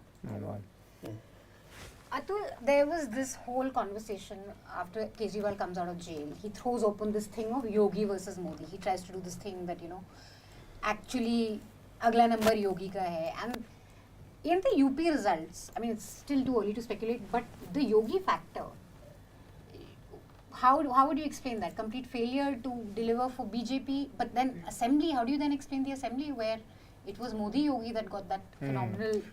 नहीं, जैसे एक चीज़ हम लोग इसमें देख रहे थे UP में कई सारे फैक्टर चल रहे थे। जैसे जब हम लोग वेस्ट यूपी से लेकर और ईस्ट यूपी तक में गए, एक बड़ा मेजर फैक्टर था कि यूथ का जो स्ट्रेस था, चाहे वो उनके बेरोजगारी का मामला हो, पेपर लीक्स, एग्ज़ाम्स, और वो एक तो ये चीज़ दिख रही थी जो कि सबसे बड़ा वोट था। दूसरा इंटरनली जो चीज़ दिख रही थी और जो कि ये बीजेपी के लोगों से आरएसएस, इनफैक्ट बनारस में भी इन लोगों से बातचीत जो हमारी हुई और उसमें आरएसएस के पुराने लोगों में, उसमें एक ये फैक्टर जो आप कह रहे हो कि योगी आदित्यनाथ और सेंट्रल लीडरशिप के बीच में ये कहना कि कुछ भी नहीं है, ये तो ठीक नहीं हुआ, कुछ न कुछ फ्रिक्शन ज़रूर था। और कहीं ना कहीं एक चीज़ ये ज़रूर थी कि लोगों का कहना था कि भाई जो मध्य प्रदेश में हुआ या जो राजस्थान में हुआ वसुंधरा और शिवराज के कॉन्टेक्स्ट में, उससे एक तबका है जो कि डरा हुआ है या ऐसा। और दूसरा योगी के आदित्यनाथ के साथ एक और चीज़ है कि वो उस तरह के मास लीडर नहीं है जैसे शिवराज हुआ करते थे या जिस तरह की पकड़ मास लोगों की वसुंधरा की राजस्थान में है। तो उस चीज़ ने एक गैप पैदा किया, एक डिस्ट्रस्ट पैदा किया था, वो भी एक फैक्टर था इन तमाम चीज़ों के साथ मिलकर। पर ये जो नंबर है, इन तमाम नंबर, अब हम लोग बहुत कंजर्वेटिव तरीके से बात कर रहे थे, जब हमारी समझ में आ रहा था कि 25 तक जा सकता है, कि ये 20 से 25 तक जा सकता है, हो सकता है 25 से 30 के बीच में भी रहे, लेकिन ये 36 सीटें जो अभी दिख रहा है ट्रेंड में कि 36 सीटें समाजवादी पार्टी की हैं, वो क्योंकि लोगों के अंदर एक किस्म का डर भी था ना। एक और फैक्टर इसमें है जो कि बहुत लोग डर के नंबर या इन सब चीज़ों के बारे में बात कर रहे थे उस समय, ये कि बीजेपी का जो मशीनरी है पूरी मीडिया से लेकर अलग अलग सोशल मीडिया और तमाम जगहों पर, वो इतना लाउड है कि बहुत बार आप बहुत क्लियर कुछ चीज़ों को देखते हुए भी थोड़ा सा अपने को डाउट में रहते हैं और सेफ चलते हैं। तो लोग इसलिए इन नंबर्स को बहुत ज़्यादा वो बढ़ चढ़ कर नहीं बताया। जैसे 2 लोग थे, इफ़ यू रिमेंबर, बनारस में हम लोग एक जर्नलिस्ट मिले थे, पुराने जर्नलिस्ट थे, और उनका कहना था कि यहाँ पर पार्टियाँ चुनाव नहीं लड़ रही हैं, यहाँ पर ईस्ट यूपी में खासकर यहाँ पर जनता चुनाव लड़ रही है। और वो काफ़ी हद तक वो बात सही थी। एक्सप्लेन कि जनता इन द सेंस कि कांग्रेस पार्टी के पास कोई ग्राउंड लेवल कार्डर नहीं है या स्ट्रेंथ नहीं है जिन सीटों पर वो लड़ी थी। सपा के पास वो है, कार्डर है उस तरह का, उनके पास लंबे समय से, चाहे युवा मुलायम सिंह यूथ ब्रिगेड था या लोहिया वाहिनी थी या युव जनसभा, तो उनके पास वो एक कार्डर था, लेकिन उस तरह से वो काम नहीं दिख नहीं रहा था जैसे बीजेपी का कार्यकर्ता बाकी जो दिखे। तो ये जो इस सब के बावजूद इतने बड़ी संख्या में अगर आ रहे हैं, तो वो बताता है कि कहीं ना कहीं वास्तव में पार्टियां बहुत ज़्यादा लोगों को अपील नहीं कर रही थी, पार्टियों में लोगों का भरोसा बहुत ज़्यादा है, नेताओं में नहीं था। उसकी बजाय लोग खुद बहुत चीज़ों से आजिज़ आ गए थे। और वो एक फटीग फैक्टर जो हम इलेक्शन की शुरुआत से ही हम एक चीज़ कहते हैं कि मोदी का जो करिश्मा था, जो उसको लेकर वो यूपी में वो एक तरह का फटीग दिख रहा था, सब जगह दिख रहा था। हाँ, कि अब जैसे मोदी, मुझे तो 19 का याद है कि आप कहीं पे भी निकल जाए तो लोग सुनने को तैयार नहीं होते थे। मतलब एक आदमी भी अगर कह दे कि कोई मोदी के खिलाफ या बीजेपी के खिलाफ, तो 4 लोग पीछे से आपको घेर लेते थे, ऐसा बहुत विजिबल था। इस बार 4 लोग उल्टा हो रहा था कि कोई अगर मोदी के खिलाफ फेवर में बोल रहा है, बीजेपी की बात कर रहा है, तो 2 लोग इंटरवीन कर रहे थे कि इसमें ये नहीं किया, उसमें वो नहीं किया। तो लोग, ये जो चीज़ था वो साफ दिख रहा था कि लोगों के अंदर एक फटीग है। और अब मोदी का मतलब मोदी पर्सनली चाहे भले उतना भरोसा हो लोगों में, लेकिन बीजेपी पार्टी सरकार सबको लेकर एक किस्म का थोड़ा सा वो चीज़ बनारस में मैं इंटरेस्टिंगली बताई थी कि जो दिल्ली मीडिया से जो डिबेट्स होती हैं घाटों पे, वो बोट्स पे शिफ्ट हो गई हैं। हाँ। क्योंकि अब वो क्राउड कंट्रोल नहीं कर पाते। जब वो मोदी करते हैं तो क्राउड आके बिल्कुल भड़क जाता है कि अरे हल्ला करने लगता है। So that was also there was a big challenge to the media narrative. 80 घाट पे इनका पूरा एक परमानेंट सेटअप होता था, सारे वहीं पे जाते थे। अब वो वहां से हट गए क्योंकि पब्लिक का इतना ज्यादा आउटरीच था वहां पर, लोग जाके वहां पर वोट कर देते हो, तो वहां से उन लोगों ने हटा लिया और काफी दूर दराज जो शांत थोड़ा घाट थे या फिर बोट थे उस पर चले गए। So I think somewhat, Manish, some of the today what is now going to happen, I think the numbers have settled down. We are not going to see major changes. Can we say it's settled down? Absolutely. You know, I was just looking at the spreadsheet.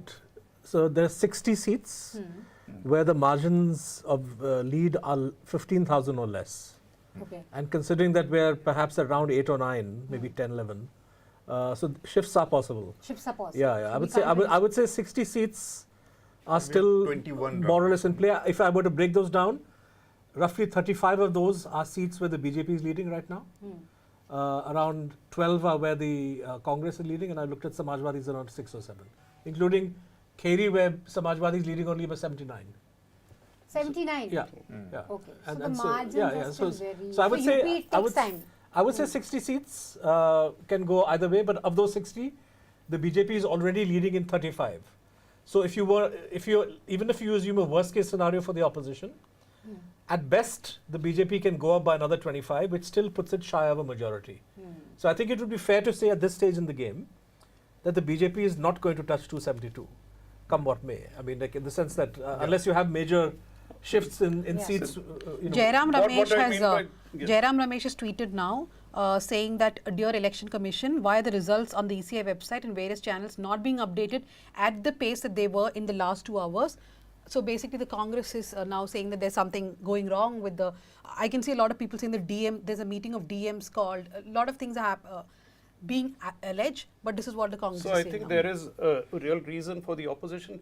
The greater the scrutiny on the Election Commission, the poll officials, it's very important because, as Siddharth said, see, it would be astounding at this point of time that in the 60 leading seats, all of them were to fall one way. You know, we've had a random sampling of over 40% of the electorate. It's very difficult to see changes happen unless and until they are deliberately designed. So out of these 60 seats in the other 25, you should at random expect that they'll follow the patterns that are falling now. So it would be very difficult to see the BJP cross 250. I would found it sort of statistically very astounding.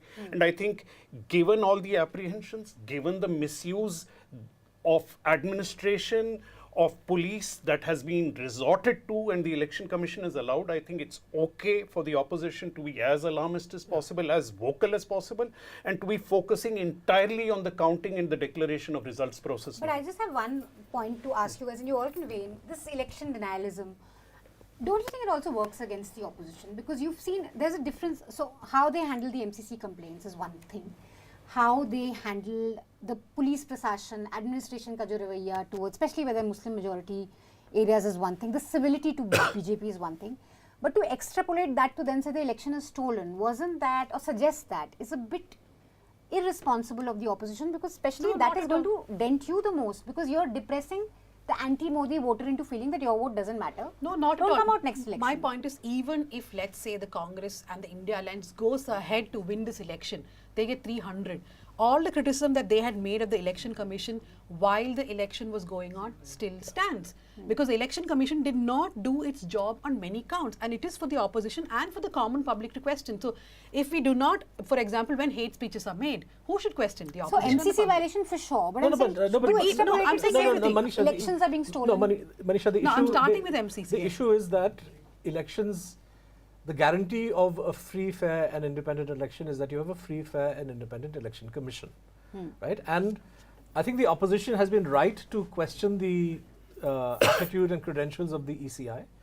I think it's fair to say that never before has an election commission had such a serious credibility crisis in the eyes of the public, right? And the behavior of these three gentlemen, you know, when the chief election commissioner was asked yesterday about the commission's silence on Modi's campaign and the entire communal thrust, I mean, his answers were ridiculous, saying that we decided that it would be better not to go after the top leader. Why? Yeah. Leave two people aside. Leave two people aside. So I think that, but you know, the question that you're asking, I heard Nalin Kohli earlier in the day on one of the sort of channels, Godi channels, if you will, where he was saying that given that the opposition has done better than predicted, they owe an apology to the Election Commission and to the people of India. And I think that's utter rubbish. Because I think the opposition has the right to demand that the ECI do its job. There is huge amount of evidence that the EC did not do its job when it comes to ensuring a level playing field. Yeah. No one is questioning the machines, etc. All that. I think even there, it is the right of an opposition, given the behavior of the ECI, to say, look, if there are these random videos emerge of discrepancies of numbers or EVMs going missing, etc. Raise an alarm. Raise an alarm. Fair enough. That doesn't mean you're questioning the process. Exactly. So we had put out a story done by 3 independent journalists on VVPATs. I think The Wire also carried the story. Basically, nobody is questioning the machines, right? Even in that story, they were questioning how the technical committee, which looks into VVPAT, is paid. Basically, I make the VVPAT. I have the IP for the VVPAT. I'm also the technical committee which looks every year as to whether VVPATs are working fine, is it good technology. So I make it, I certify myself. These are processes which we have to question.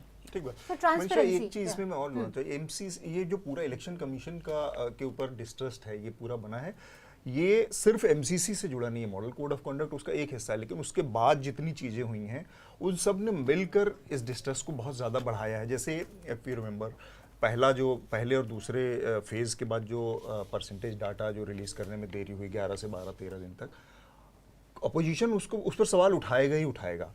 जिस तरह से जयराम रमेश को notice भेजा गया immediately, और ruling party के तमाम नेताओं ने क्या क्या कहा, उस पर कुछ नहीं किया गया। मुझे राम के पोस्टर्स हर बूथ पे लगे, तो वहां पर कुछ नहीं करना। तो इलेक्शन कमीशन का कंडक्ट ऐसा फ्री फेयर था नहीं कहीं पे जहां से उसमें भरोसा अपोजिशन का पैदा हो। दूसरी चीज, जब कल का प्रेस कॉन्फ्रेंस था उसमें एक बड़ी इंटरेस्टिंग चीज है कि अपनी पीठ थपथपाते हुए उन्होंने कहा कि ये सबसे सफल चुनाव है क्योंकि यहाँ पर इस बार के चुनाव में सबसे कम रीपोलिंग हुई है। अब ये एक तरह का ये एकदम पूरी तरह से फैक्ट को मिसलीड करने वाली बात है। सब रीपोलिंग का लेना देना है कि शिकायत कितनी हुई। पिछली बार 400 से ज्यादा हुई थी क्योंकि शिकायत उतनी थी, इस बार 400 से ज्यादा शिकायत फिर भी उतनी है, लेकिन आपने रिपोलिंग करवाया नहीं, तो आप उसको इस तरह से सक्सेस स्टोरी के तौर पे भेजें, तो ये एक तरह से पूरा मिसलीड कर रहे हैं देश को भी और सब बाकी लोगों को भी। ये सारी चीजें हैं जिसकी वजह से अपोजिशन को अलर्ट रहना ही चाहिए, बहुत सारी चीजें। और मैं बिहार का देखता हूँ, बिहार के इलेक्शन में पिछला जो विधानसभा था, लास्ट में 5-7 सीटों पर वास्तव में बहुत सारी चीजें ऐसी हुई जो इलेक्शन कमीशन के पूरे रवैये को पे ऊपर सवाल खड़ा करती हैं। आप देखिए कि एक कैंडिडेट का इवन विनिंग सर्टिफिकेट वापस लिया गया था आरजेडी के। तो वो सब मिलके अगर अपोजिशन इस तरह की चीजों को अलर्ट कर रहा है और वो कर रहा है, तो आप उसको एकदम से केवल इस तरह से ये नहीं कर सकते कि खारिज कर रहा है। बाकी ईवीएम एकदम से दूसरा इशू है, उस पर रिगिंग और वो far more the EVM, the point is that from now, because we've seen how the administration has been misused, how the police has been misused, how the bureaucracy fell one way through this, we are actually going to see certificates being issued, counting being done, decisions being taken from now till the evening. I think it is mandatory that the media or the opposition keep a watch on this process, because there's good reason to be skeptical about this government, this administration, this election commission. And so I think before we go to Shabir, I think then we should give some roundup on everything that's happening. So Kangana Ranaut is leading in Mandi by 54,000 votes, so she's going to be in parliament. And we'll also have Chandrasekhar Azad in parliament. From Nagina. Raji Chandrasekhar is leading from Thiruvananthapuram. Yeah. On the election commission side, I can see it's 11,000 lead, but I think the lead is a little bit more. Smriti Irani is losing. I think she's trailing by 50,000 votes or so, if I'm not mistaken. Can we have Smriti Irani's 50,000, more than card 50,000. up? Independent candidates Sarabjit Singh and Amritpal ahead, that Hartosh had already told us. What's happening with New Delhi? Prajwal Revanna is trailing by around 60,000 votes. I'm very surprised about this. 60,000. Are you surprised by this? Because you said that Yes, this will have no impact. I am surprised by this because not just because of the videos, right? The videos, people could not understand the first 1 or 2 days what was happening. But now I think the buzz would have been strong in Hassan because there were 2 of these women who had given interviews to one of the news channels called Power TV. In fact, we should also congratulate that Kannada channel for bringing this entire thing out properly. So they were the channel who, their interview happened first. So maybe there's already a buzz, and it's not like JDS is not invincible also. Even Nikhil Kumaraswamy has lost elections, Kumaraswamy's son. So whatever said and done, that's pretty redeeming that Prajwal Revanna is going to be losing. Because I remember the story really hit headlines on the day of the election. On the day of the election, after the polling was over, Women's Commission wrote a letter. Yeah. So I mean, previous day, I think. One was thinking that whatever impact would have happened, it just would not affect Hassan at all. It will probably impact North Karnataka or not, where JDS is not even a player. So yeah, but if he's trailing with 60,000 votes, that's... But I'm pretty sure it has helped Congress in the next phase. When the next phase of... So I think Shabir is there. Chandrasekhar की lead बहुत जबरदस्त है. Can you hear us? We have Basant outside BJP headquarters. the BJP Yeah. office actually in Delhi. You can quickly go to him and then Yeah, go to sure. Shabir. Okay. Basant, can you hear us? Kashmir. बसंत आप सुन सकते हो हमें? हाँ, मुझे आपकी आवाज आ रही है। So बसंत आप अभी कहाँ हैं बताइए और थोड़ा हमें माहौल बताइए क्या हो रहा है? अब अभी बीजेपी दफ्तर के बाहर शांति है। जो कुछ एक लीडर हैं जो दिल्ली और आसपास के इलाकों से आ रहे हैं, अपने साथ बैंड लेके आ रहे हैं, वहीं डांस कर रहे हैं और वापस चले जा रहे हैं। लेकिन बीजेपी ऑफिशियल की तरफ से, दफ्तर की तरफ से जिन बैंड वालों को बुलाया गया है, उनको अभी शांत रहने के लिए कहा गया है, बैंड बजाने के लिए नहीं कहा गया है। तो तमाम लोग अभी बैठे हुए हैं, लेकिन तैयारी शुरू हो गई है। यहाँ पे जूस बन रहे हैं, यहाँ पे खाने पीने का इंतजाम हो रहा है, तैयारी चल रही है, लेकिन बैंड नहीं बज रहे हैं और कोई जश्न नहीं है। दफ्तर के अंदर जो मीडिया के लिए रूम बनाया गया है, हम वहां भी गए। जो बीजेपी के स्पोक पर्सन है वो मीडिया से बात कर रहे हैं, लेकिन जो एक सीनियर लीडर है वो भी यहाँ दिखे, लेकिन वो मीडिया से अभी बात नहीं कर रहे हैं। तो कुल मिला के बीजेपी दफ्तर के बाहर अभी शांति है। और हमने कुछ कार्यकर्ताओं से बात की, उनका कहना है कि अभी तो रुझान है, जब शाम तक नतीजे आएंगे तो अभी भी उनको उम्मीद है कि भारतीय जनता पार्टी जो 400 का नारा दी थी उसे पूरा कर लेगी। तो अभी यहाँ बीजेपी दफ्तर के बाहर के यही हालात है, शांति है, कोई शोरगुल नहीं है, कोई जश्न का माहौल नहीं है। बीच में एक आध 10 मिनट के लिए कुछ लोग डांस करते हैं, फिर शांत हो जाते हैं। कोई शौक है बसंत? क्योंकि अभी भी बीजेपी के जो आंकड़े हैं वो बहुत मतलब एग्जिट पोल प्रेडिक्शन से तो दूर ही हैं। 242 पे अभी वो लीड कर रही है। 270 से भी कम अगर यहाँ पे जो लोग आए हैं वो तो इस कॉन्फिडेंस में है कि सरकार बीजेपी ही बनाएगी, इसका तो कॉन्फिडेंस है। लेकिन वो ये भी कह रहे हैं कि अभी शाम का इंतजार करिए, 400 का आंकड़ा भी बीजेपी क्रॉस करेगी। खैर, कार्यकर्ताओं को सोचने का तो बनता है। हाँ, वो तो इन्वेस्टेड है इसमें, तो बने रहेंगे। नहीं, रोहित चाहल जो बीजेपी के भारतीय जनता युवा मोर्चा के नेशनल सीनियर पोस्ट पे है, उनसे मैंने जब इंटरव्यू किया तो उन्होंने मुझे ये भी कहा कि हम शाम को आपको लड्डू खिलाएंगे और 400 का आंकड़ा हम पूरा करेंगे, एनडीए 400 आंकड़ा पूरा करेगी। पर ये थोड़ा सा अनयूजुअल है बीजेपी के लिहाज से, क्योंकि 12-1 बजे के बाद आमतौर पर जब जो ट्रेंड इस तरह का आता है तो हल्ला गुल्ला शुरू हो जाता है। इसमें भी एनडीए की सरकार बनती दिख ही रही है। I have a very fundamental doubt. If the BJP, I mean, Thank you, बसंत, हम आपके पास आएंगे दोबारा। Shabir will come to you. Okay, let's first ask questions, Shabir. Then I'll ask my fundamental doubt. Okay. People have to wait on for my fundamental doubt. Yes. Go ahead. To ask Shabir something. Shabir, what are the numbers looking like in? Okay, I have a news update. The Prime Minister has spoken to Chandrababu Naidu. I just have a news update. The Prime Minister, Narendra Modi, has spoken to Chandrababu Naidu. I'll just get the details of the conversation, but they just had a phone call, is what I have been told. Okay, Shabir, coming to you. How does it look in Tamil Nadu? Exit polls have given a lot of numbers, I think 3 to the BJP. But Annamalai isn't doing too badly. He's second in place in Coimbatore. So does it look like the AIADMK's votes have been eaten up by the BJP quite a bit? No, it looks like the AIADMK has given up the post much before the election happened. Because remember, when the Coimbatore is AIADMK's bastion. They have a strong man called SP Velumani, who was the minister, and also someone who is a very dominant personality in that region. But I kind of feel that there was some kind of understanding between the AIADMK local leaders and the BJP, because it's Annamalai who is contesting. And also the internal politics of the AIADMK may have helped Annamalai to push to the second position, because earlier when the counting began, he was in the third position. Now he is in the second position, and the margin difference is somewhere between 20,000 to 21,000. So the votes are still being counted. So we will have to wait and see if votes of Singanallur segment are being counted. Then probably there is a chance that AIADMK's candidate may get a lot of votes.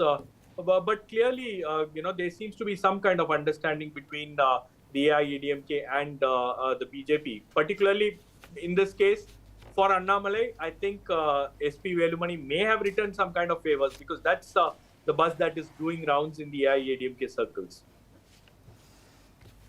Shabir, you had also been to Telangana. Tell me, how are the numbers looking like in Telangana now? I also want to just say that TDP's top leadership is saying that we are very much in the NDA. no such discussions needed as of now. I mean, I was asking one of the leaders, Shabi, tell me what is happening in Telangana. What do the numbers look like? Is OIC retaining Hyderabad?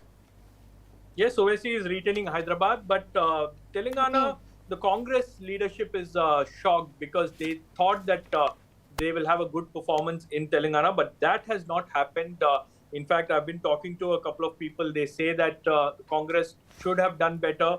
But in Telangana, BJP is leading in 8 constituencies, Congress is leading in 8, and AIMIM in 1. But Congress is pretty upset with their Telangana performance. But, you know, while I was touring in Telangana, one thing that I kept hearing from both the BJP side as well as the local activists who kept saying that for some reason, the BJP had not fielded strong candidates in 4 or 5 constituencies, which gave the BJP an upper hand in Telangana. And also the BRS did not perform well. The BRS gave up the post much before the election, and on the counting day, the agents were not there at the polling booths, and the BRS, you know, just remained silent. So probably whether there was a deal between the BJP and the BRS is something that we have to figure out after the results are out. I don't think there was any deal. Shabir is, there of was course, some kind of dealing between the BJP Shabir and BRS. is all about That's deals now, but I don't think there was a deal. I think BRS as a party had sort of given up during this election, and that is very evident from the results. In fact, I asked somebody yesterday, they clearly said 0 to 1 seat. So it probably it was clear when they lost the assembly that they were going to get washed out in the Lok Sabha too. Yes. To me, the question at this stage really is, you know, that I think the numbers have settled down. We can go to different seats. I think the numbers are settled down. The really important questions in my mind is between Chandrababu Naidu and Nitish Kumar, there are 31 seats. There's no government that can be formed without their wishes. I would be more interested if they are talking to each other. If they sit down at the table, as they will, what are the conditions they will put to the BJP? What is it they want in return? The critical question of what is going to happen is at this stage, yes, as Siddharth said, the BJP is not a normal party. Modi is not a normal leader. But what leeway does the BJP have? What is it that Chandrababu Naidu and Nitish want? I think is going to be now the decisive question in some ways. They have a huge bargaining power. But what's happening in Delhi? All So all 7 go to Bharatiya BJP. Janata Party for now. And they're retaining their vote share of 53%, down 3%. Last time they were at 56%. AAP is up actually. AAP was 18% vote share in 2019 and they're at 26%, but still that hasn't translated to a seat. So clearly, where Maharashtra seems to have shown their disgust for this jod-tod politics, Delhi seems okay with the CM being in jail. I think a lot of states vote differently in the center. I don't think you'll see the same performance in the assembly. But you will see that this urban metropolitan consolidation behind the BJP is still true, basically. Yeah. You see Bangalore, you see this, that is not a fact that has changed due to these elections. And I mean, we have to understand that despite the huge setbacks, and this is a personal setback to Modi, that if you go across the country, from Punjab to Kerala to Tamil Nadu, in states where they didn't have a presence, look at Odisha, they are picking up more numbers, more voting percentages they go around. So it's not as if they are getting wiped out or Not this at is all. the end of the, One in cannot fact, say that at in all, some ways they've extended the spread. Yeah, as they were saying, we are truly the But, Bharatiya Janata Party now because we have presence across in Exactly, South, and I in mean East. that is the reason, because these next 5 years will be decisive in terms of what is happening, and I think that's a question I also wanted to ask Siddharth, that with these two gentlemen, you think the idea of a normal party functioning and not giving in to certain demands of theirs is going to happen? No, it's a function of what is it that you know, Nitish Kumar and Chandrababu Naidu are going to do, and secondly, what is it that Mr. Modi and Mr. Amit Shah have against these two? Right? Don't forget that the alliance that was struck with TDP also went through various ups and downs. There was one time when Mr. Amit Shah was in dialogue with both Jagan Party and TDP, and there were you had cases at different levels of activity or inactivity. So I think the fact is that it's not as if the BJP doesn't have leverage. It probably does. and it will know how to use that. So I think that I'm not very optimistic about either Mr. Chandrababu Naidu or Nitish Kumar or them jointly managing to really extract a pound of flesh or any sensible kind of pound of flesh. Okay, I have two questions. I have two fundamental questions. Okay, I want go to with your back to. fundamental questions. One is that if the BJP does not get simple majority on its own, It won't. would Narendra Modi want to be the Prime Minister? I think there's no doubt about that because he is really, I mean, whatever they're getting is also, I think, because of his Because face. of Modi only. Yeah. I There's don't no know, but doubt isn't But that... I can mean, he run an alliance is the question you are asking. Can not he only deal that, with somebody asking looking him? at the man and his ego and the way he's not biological, therefore, what I'm saying is that would he want to be the Prime We'll have Minister? to see then? what the Paramatma tells him. No, But I suspect the Paramatma will tell him to carry on. Yeah, And he I will- I he don't will think there can be reluctantly any agree. doubt He will about reluctantly That is agree. the question you raised. Is yes, of course, they have the ED and they have ED files. But what if they don't have a government without Chandrababu Naidu and So Nitish? no, no, How do they exert that pressure if they don't even have a Not government? only that, the most interesting part is when you have someone like Naidu, who has promised Muslim reservation in Andhra Pradesh. He has Absolutely. been consistent. In fact, I was there the day his Nitish has manifesto also was been very announced. strong on Muslims. The BJP guy was not Question. talking. Naidu, on the manifesto, it was not printed that they would give the reservation. But Naidu made a specific promise. In fact, he kept repeating it. And it was just the same time when Narendra Modi had started his speeches on Mangal Sutra, right? I mean, a few days after that, Naidu categorically said, it doesn't matter what others say, I will give reservation to Muslims. So one thing is, if you have two parties like this, there's a lot that the BJP cannot do. Some of its core agenda. No, but then, we've been there and done that, right? Don't forget that when Mr. Atal Bihari Vajpayee was Prime Minister, he had a... No, I'm not saying not saying part of the coalition. I'm saying the core agenda. No, like I'm telling you, for- I'm telling you about the core agenda. Vajpayee ran a weaker government than what Mr. Modi will run if he becomes Prime Minister for the third time, in terms of the sheer numbers, right? And yet, and you had DMK? You had I mean, let's stick to Nitish and George is no longer there, but you had the JDU Avatar, Samta party that was backing him, and you had TDP that was backing him, and they didn't have much of a problem with what Mr. Modi did in Gujarat. They didn't have a problem with saffronization of the curriculum. They didn't have, the RSS made serious inroads to such an extent that when in 2004 they were defeated, there was all this talk of detoxifying and so on and so on, and that was serious business, right? So my sense is that Mr. Naidu will settle for a special package for Andhra. I think he will want to consolidate, having come back to power. He will want to pursue all his pet agendas, the capital at Amravati and all of these things, and get a special package. And Nitish will probably also want something for Bihar. And the imponderable for the BJP is that where does the BJP stand? Like, I think they will look at this campaign and say, boy, the fact that RJD didn't do better is a surprise even for us, because Nitish really fought with his heart, right? And we expect that in an assembly election, which is due next, if things don't change, RJD is going to stand a very good chance of coming back. So do we want Nitish here? Do we want him out? So could Mr. Modi suggest something bizarre, like you come to Delhi as DPM, right? And you then run Bihar the way that you want to run. So frankly, I don't know. I think that Modi and Shah have enough cards up their sleeve, and I would like to imagine that Mr. Naidu and Mr. Nitish Kumar will tell Modi and Shah that, look, we will back you, but no Hindutva, right? But things have changed from I wonder whether 2004, they right? will do that. But things have changed from 2004. I mean, the BJP itself is a force which is threatening most of the regional parties. In 2004, it was not like that. So haven't things changed even for a Naidu and JDU now? But I mean, see, things that Naidu has come to power in alliance with BJP, he need not have done that. Actually, he may have even done better. Exactly. Quite Yes. frankly. Yes. But I mean, any sensible regional party will look at what has happened to BJD, right? You had Naveen Patnaik supporting Modi on everything for the last 10 years. And he's been eaten up. And he's been sort of humiliated and eaten up. So I guess the question is, to just take it forward from what Dhanya is saying, two big things the BJP wanted to do in the next term. One was one nation, one election. The other was UCC. That was the two big projects that they were talking about. What happens to those two agendas with this sort of a government? I don't think of them going ahead immediately. They will test the waters. First of all, I think they will just see what kind of government they can form, what are the broad parameters of that. Because I don't think the same methodology with which Modi had operated would work quite as easily. There is going to be a resurgent opposition in parliament. You are going to have an alliance that is always asking questions.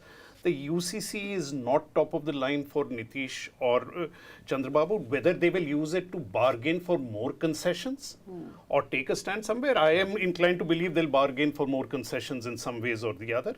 But it still leaves the BJP in a weaker position. At whatever point in the future, if there are internal questions or dissensions within the BJP, there is something to fall on to argue with. We have also seen enough evidence in this election that the RSS itself is not overjoyed with Modi and the other way around. Yeah, that's something that I'd like you guys to dwell on. This whole chatter before the elections, although, you know, there's nothing concrete, but this chatter that RSS hasn't really come out enthusiastically and helped. Nada himself in an interview to Indian Express said that, you know, we don't really need them now, we're a force unto ourselves. What do you make of that?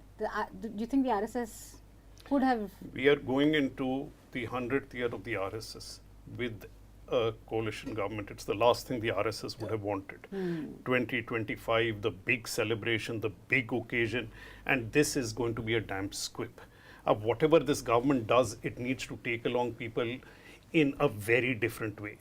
I think the RSS did want a similar situation where I think they were upset with the personality cult. There is friction with, not in terms of the ideological agenda of Modi, but the personality he represents, the friction and the disdain for Bhagwat he made no attempt to hide. I think all these were real issues. So that Modi has been cut down to size, yet it's a BJP government, is I think actually the outcome the RSS was seeking. Can I add one? Sorry. नहीं, RSS के लिहाज से मुझे लगता है कि RSS इस election में जो बात की जा रही है, मुझे तो कहीं ऐसा नहीं लगा कि आरएसएस का इंटरेस्ट नहीं था उस तरह का, पर ये एक बात है कि इस रिजल्ट के बाद, इस नतीजे के बाद आरएसएस और बीजेपी के जो रिश्ते हैं उसमें थोड़ा सा कहीं ना कहीं उससे एक फ्रिक्शन आया और वो पहले से ही चल रहा था. जब नड्डा ने का जो बयान था उसको बहुत तरीक़ों से लोग एक्सप्लेन करने की कोशिश कर रहे थे कि आखिर ऐसा क्यों ऐसे मौके पर आया है ये बयान. तो उस बयान के मद्देनज़र अगर देखा जाए तो कहीं ना कहीं एक किस्म का छोटा सा वो, पर मुझे ग्राउंड पे कहीं ऐसा नहीं दिखा कि आरएसएस के लोग सपोर्ट नहीं कर रहे या उनके जो बाकी अलग अलग ऑर्गेनाइजेशन है वो लोग सारे के सारे लोग उसी तरह से काम कर रहे थे, उसी तरह से सुबह की शाखाओं में, मतलब कहीं ऐसा विजिबल कुछ नहीं दिखा कि उनके बीच में कोई फ्रिक्शन हो. पर ये निश्चित रूप से बड़ा एक सेटबैक है कि जब 100 साल वाला इनका कार्यक्रम है उसमें आरएसएस का अनुगत. खैर एक लिहाज से देखा जाए तो स्वयंसेवक इनके जो हैं वो सारी बड़ी पोस्ट पे हिंदुस्तान के बैठे हुए होंगे अगर ये सरकार बनती है और इसमें मोदी हो, प्रधानमंत्री होगा, प्रेसिडेंट होगा ये वो, लेकिन फिर भी आरएसएस के लिए ये एक कोलिशन गवर्नमेंट में जाना और फिर उसमें बहुत सारी जो इनके कोर एजेंडा है जिसकी बात हो रही है, चाहे वो उसमें यूनिफॉर्म सिविल कोड हो, ये सारी चीज़ें साइड रख के जाना होगा, तो वो उनको एक किस्म का बड़ा सेटबैक होगा. On this wider agenda, I agree with both what they're saying, and I'll add another reason. In the second phase of Modi's prime ministership, right? So 2014 to 2019, sorry, 2019 to 24, certain core elements of the RSS agenda were pursued aggressively, but they could not have happened without what I would call lawfare, without your ability to deploy the courts in support of that agenda. So Ram Temple, for example, was not possible unless the Supreme Court had, without the Supreme Court's full cooperation. 370 was not possible without the Supreme Court endorsing this in a judgment that many people consider quite irrational, like the Ayodhya judgment. CAA would not have been, CAA should have been thrown out within a week of being passed, right? So now the question I ask myself is that in Modi 3.0, where his numbers are sharply reduced, where the infallibility of the leader, right? Look at these results now and read these results alongside the bombastic claims that Modi made in his 50+ interviews. कि जी मैं कभी सोता नहीं हूँ, मेरा परमात्मा से connection है. And the media that didn't challenge And the media that didn't challenge. Right? So he. And also मैं हिंदू मुस्लिम नहीं करता हूँ. So he was painting a picture of himself as this kind of amazingly talented, gifted person whom people love, and he has a 1,000-year vision. All of that has been shown to be a complete fraud, right? So how is the court, how is the judiciary of India, which is quite political in its outlook, how is the higher judiciary going to look at the RSS agenda now? Are they going to say, look, yes, we should, we should go along with what the BJP RSS wants? Why should we? when he has only 245 seats, right? So I think this is going to slow things down more than any opposition from Naidu or Nitish necessarily. That other parts of the Indian state, I mean, just to come back to the point you were saying about Jairam, right? If Jairam is alleging that the counting is slowing down, and earlier he said Amit Shah called up DMs, we don't know the truth of that. Although I don't think Jairam would have made it up. Obviously, there would have been cases of this happening. Modi's 400 par wala slogan was never meant for the likes of you and me. It was never meant for the public. It was meant for the DMs. It was meant for the bureaucracy that you please work on the assumption that we are coming back with a huge bang. And don't mess with us, don't cross swords with us, do everything you can to facilitate this, otherwise your neck is going to be on the block. Right? So I think that the bureaucracy also in a not a 400 par but a 250 bhi nahi situation, will the bureaucracy be so slavish towards the BJP's agenda? Like, we saw that video of the Ghazipur DM openly recording a video in an office telling people to go to an RSS function in Banaras, right? Which is completely against your civil service rules. Will we see this? I don't think so. Maybe not. So we have Amit Shah leading from 5 lakh votes from Gandhinagar. No surprise there. Rahul Gandhi is leading by more than 3 lakh. Last time he had a margin of 4 lakh victory. This time it could reach that. There is what is saying. 3 lakh. Tejasvi Surya has almost 2.2 lakhs.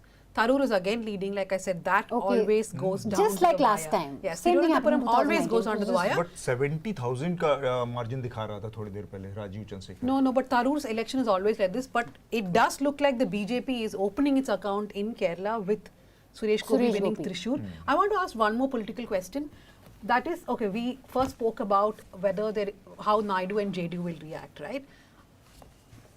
Is there a probability that some of them who are in the India alliance will want to go to NDA maybe in 6 months, in 1 year? That's also very... You see, Operation Lotus is an eternal project. Right, started by Yediyurappa, the name I think. Yes, exactly. So it went from the Karnataka special to All India special under Mr. Amit Shah's tender administrations, and the fact is that these guys will be looking to consolidate their numbers. So don't be surprised if some more if some attempt is made to poach from the Shiv Sena UBT group, from the maybe individual MPs rather than huge chunks. Yeah. Right. So I don't see. Quite frankly, any of the parties themselves migrating. Certainly not in a situation when you have a verdict of this kind. Like let's say BJP had got its own majority, 275, 280. You may have seen that kind of migration, right? I don't see now any party as a party having an incentive. Individuals can always be bought. That's one scenario I think we must consider. Maybe it's the outlier scenario of a weakened tyrant. Let's call it the most extreme case of Netanyahu. Losing power, he declares war. What I'm saying is that a weakened Modi, to retain what he wants, to cut away the slack of being always tied down to allies, may consider drastic actions, may consider drastic steps. I'm not suggesting what those steps are, whether it is in the neighborhood, whether it is internal, that can again regain the kind of popularity that he's doing. So that tyrants weakened can be dangerous is something we must not forget. And he is a tyrant and he's absolutely weakened at this point. It leads to a certain desperation. If he manages to hold on to power, what he can do, I'm not a believer in the fact that if he retains power, that he will be moderated by allies. Rather, it is a question of how much control can be exercised at this stage in his appointment. I mean, I think that's one possible scenario in this. I think we should talk about Bharat Jodo Yatra a little bit, because Congress at 99, close to 100, is also quite a story, right? Almost doubled. A lot of skepticism around Bharat Jodo Yatra. The first one, Mohabbat Ki Dukaan, then Nyaya Yatra. Do we know right now where is Congress gaining the most? Do we have any sense of where? I think it's mostly the heartland, right? Even though just Uttar Pradesh, not the heartland. It's lost and Rajasthan also, but it's lost very badly in Madhya Pradesh and in Rajasthan. So I think it's difficult to make those kind of connections. I'm sure people will, or people. But impact of Bharat Jodo Yatra.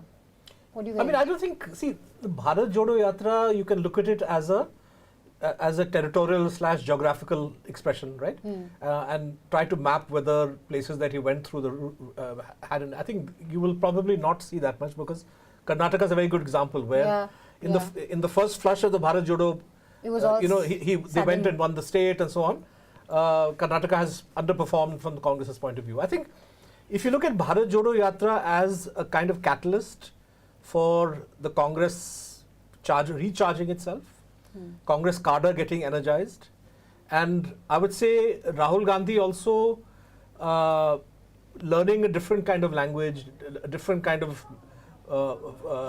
grammar of communication with the public and the media in a way.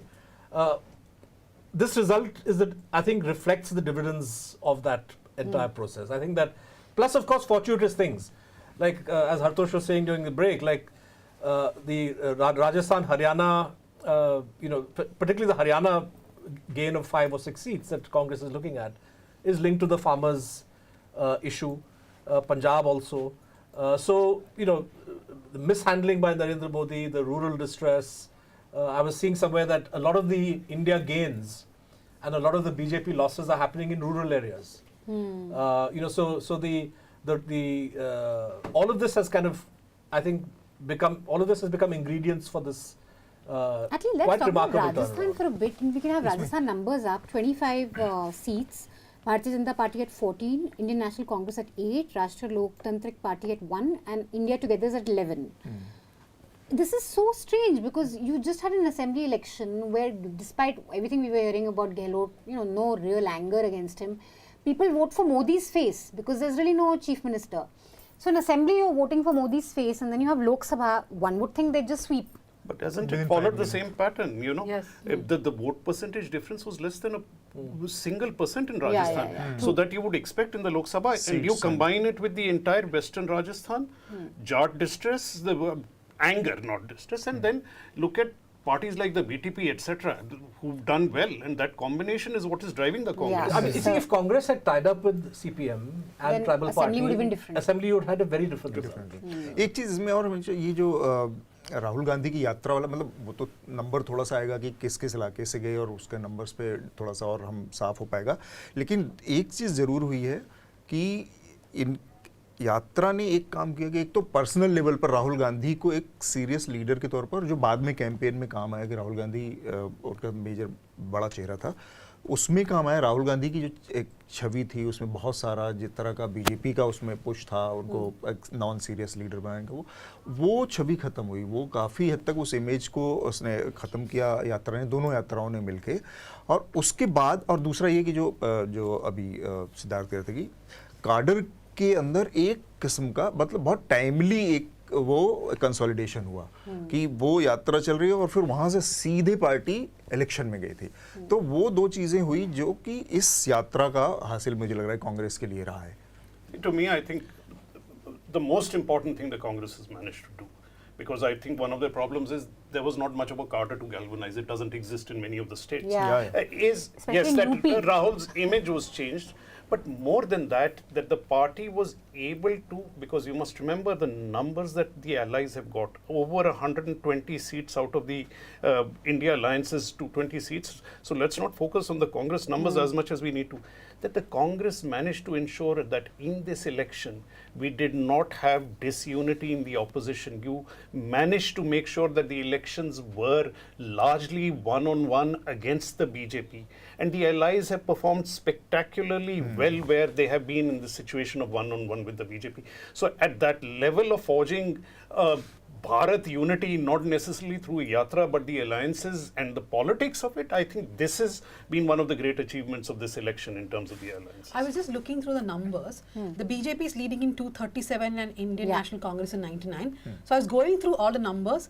The BJP's leads in around 20 seats is less than 10,000. But in the Congress's 99 seats, I mean, this is just me reading it. In Congress's 99 seats, at least in 13 seats, their lead is less than 10,000. So this can change a little bit, but not a lot. And there are a couple of seats where the Congress is leading with less than 1,000 votes as of now. Manisha, I think we can if we have time, we can discuss West Bengal also. West Bengal yes, number is very we different. must discuss West Bengal. Yeah. Can we have the West Bengal numbers up, please? Along with the numbers, let us just spare a word for the exit polls who have driven this country mad. I wonder if dancing. पूरी एक सिरे से सारे के सारे news channels जिस तरह का नंबर दे रहे थे, आई थिंक मतलब कहाँ से मैनेज होता है, कौन फोन करता है, कौन इनको नंबर देता है, कौन इनका ग्राउंड पे जाता है, सबके ऊपर सवाल है. मतलब और West Bengal repeatedly they get it wrong. I think assembly also last assembly if you exact opposite number था. इन्होंने 160-70 दिया था ज्यादातर लोगों ने, एक ने तो 182-83 दिया था बीजेपी को. West Bengal is very tough to read. It's true that people aren't very open. So let's go to Anmol quickly, who's at the Congress office, and then we'll come back and discuss West Bengal. Anmol, बताइए आप कहाँ पे हैं? Congress office के बाहर क्या हो रहा है? यहाँ पर सेलिब्रेशन काफी देर से चल रहा है. यहाँ पर अच्छा, दोनों जगह सेलिब्रेशन हो रहा है. यहाँ पे सपोर्टर्स डांस कर रहे हैं. और अभी मेरी इमरान प्रतापगढ़ी से बात हो रही थी, तो उन्होंने कहा कि बीजेपी जो है मेजॉरिटी मार्क को टच नहीं कर रही है, जिसका नतीजा ये होगा कि जो बीजेपी के साथ एनडीए में बाकी छोटी छोटी पार्टियां हैं वो उसको छोड़ेंगी. फिर वो रिपोर्टर्स के बीच एक न्यूज बहुत तेजी से सर्कुलेट हो रही है कि कांग्रेस का जो हाई कमान है वो जिसमें केसी वेणुगोपाल है, वो बात कर रहे हैं नीतीश कुमार से और चंद्रबाबू नायडू से बात करने की कोशिश हो रही है. क्योंकि अगर नीतीश कुमार और चंद्रबाबू नायडू को देखें तो दोनों मिला के करीब 30 सीट्स हैं, और अगर वो दोनों साथ में आते हैं इंडिया के साथ तो मेजॉरिटी के करीब पहुंच जाएगा इंडिया ब्लॉक. तो एक ये भी न्यूज चल रही है यहाँ पर. बाकी यहाँ पर जो लोगों का कॉन्फिडेंस है, जिस तरह की एनर्जी है, उससे पूरा देखने को मिल रहा है कि दे आर कॉन्फिडेंट कि हमारी गवर्नमेंट बन रही है, इंडिया गवर्नमेंट बन रही है. Okay, great. Thanks Anmol. Will come back to you. There's no video. Okay. So West Bengal numbers, if we can have them up. TMC is leading in 30 seats. 46. In fact, stunningly, they've improved their vote share from 43% vote share in 2019. They've gone up to 46. BJP's vote share has fallen by. The numbers are on screen. Yeah. 46.63. And Bharatiya Janata Party is on 11. They've performed worse than last time. They've gone from 18 to 11. I mean, these are still leads, but still. This is quite different from what we were told. एक अधीर रंजन कांग्रेस की एक seat आ रही है by the way, और अधीर रंजन हार रहे हैं. ये जो सीट एक कांग्रेस की लीड कर रही है वो है मालदा दक्षिण सीट, मालदा साउथ, जहाँ से कांग्रेस कैंडिडेट है ईशा और लेफ्ट अभी जीरो and ही है. only 4 seats where they are leading with less than 10,000 votes, which is the Trinamool Congress. 4 seats they're leading with less than 4,000 votes. 10,000 votes. But this is the election commission, so I'm sure the data has like gone ahead quite a bit. But what is the election commission's results now? This is stunning. Well, Mamta has always done this. And in the middle of this election, we were getting feedback. And again, I mean, the problem with any kind of feedback is that how much of it is fed by the BJP, and it continued till the exit polls. But there was a sense in which towards the end, people were again saying that Mamta has managed to hold her own and manage some of the crises. Sandesh Khali was actually a perfect example in the sense of the counter video campaign of showing that the BJP had started. So what seemed like a disaster was managed in whatever way it was managed. And this party is good at doing that. And I think it also exposes the degree of manipulation of public opinion that continued with the public polls. I don't think the mistakes the exit polls were making on that day were genuine mistakes. I think these are instigated mistakes. It is a control of public opinion and machinery that starts from the media and goes on to the exit poll. I do not believe in the honesty of a single major exit poll person who carries the on today. I think they are succumbing to political pressure in the same way all our institutions are. इसमें मैं एक चीज़ मुझे करना था हमेशा, जब मैं बंगाल घूम रहा था ना, ये एग्जिट पोल जो लोग भी कर रहे हैं और जो भी मीडिया ऑर्गेनाइजेशंस इसको ऑर्गेनाइज कर रहे हैं, सारे लोगों पर बहुत बड़ा सवाल हमेशा है कि बंगाल में घूमने के दौरान कहीं पर भी ऐसा नहीं दिख रहा था कि कोई, मतलब अगर जितनी सीटें दी जा रही थी एग्जिट पोल में बीजेपी को 28 से लेकर 32 तक लोगों ने दी थी सीटें, वो दिखने लायक वेव होगी अगर ऐसा कहीं दिख रहा था. पर हम लोग ग्राउंड पे जब तक मैं रहा, मुझे ये साफ दिख रहा था कि कमो बेस पिछला वाला परफॉर्मेंस जो था वो परफॉर्मेंस बीजेपी रिपीट कर सकती है ज़्यादा से ज़्यादा, उससे आगे नहीं जा सकती है।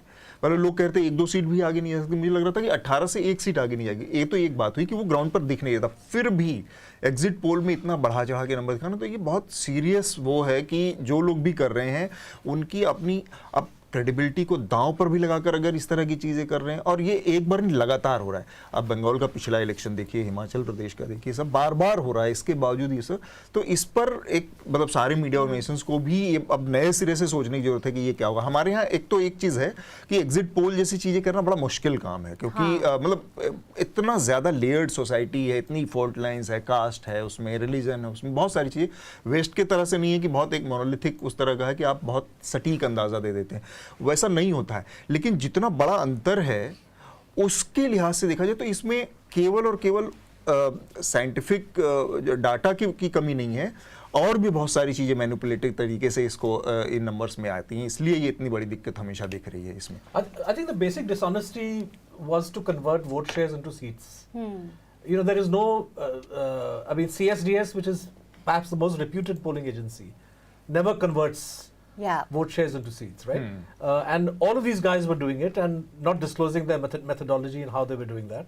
And so I think that, you know, they must have then, I'm inclining towards what Hartosh is saying, that it cannot be that all of them massage their figures in the same direction and pretty much within the same dimension, with 3-4 of them going and saying 400 par, right?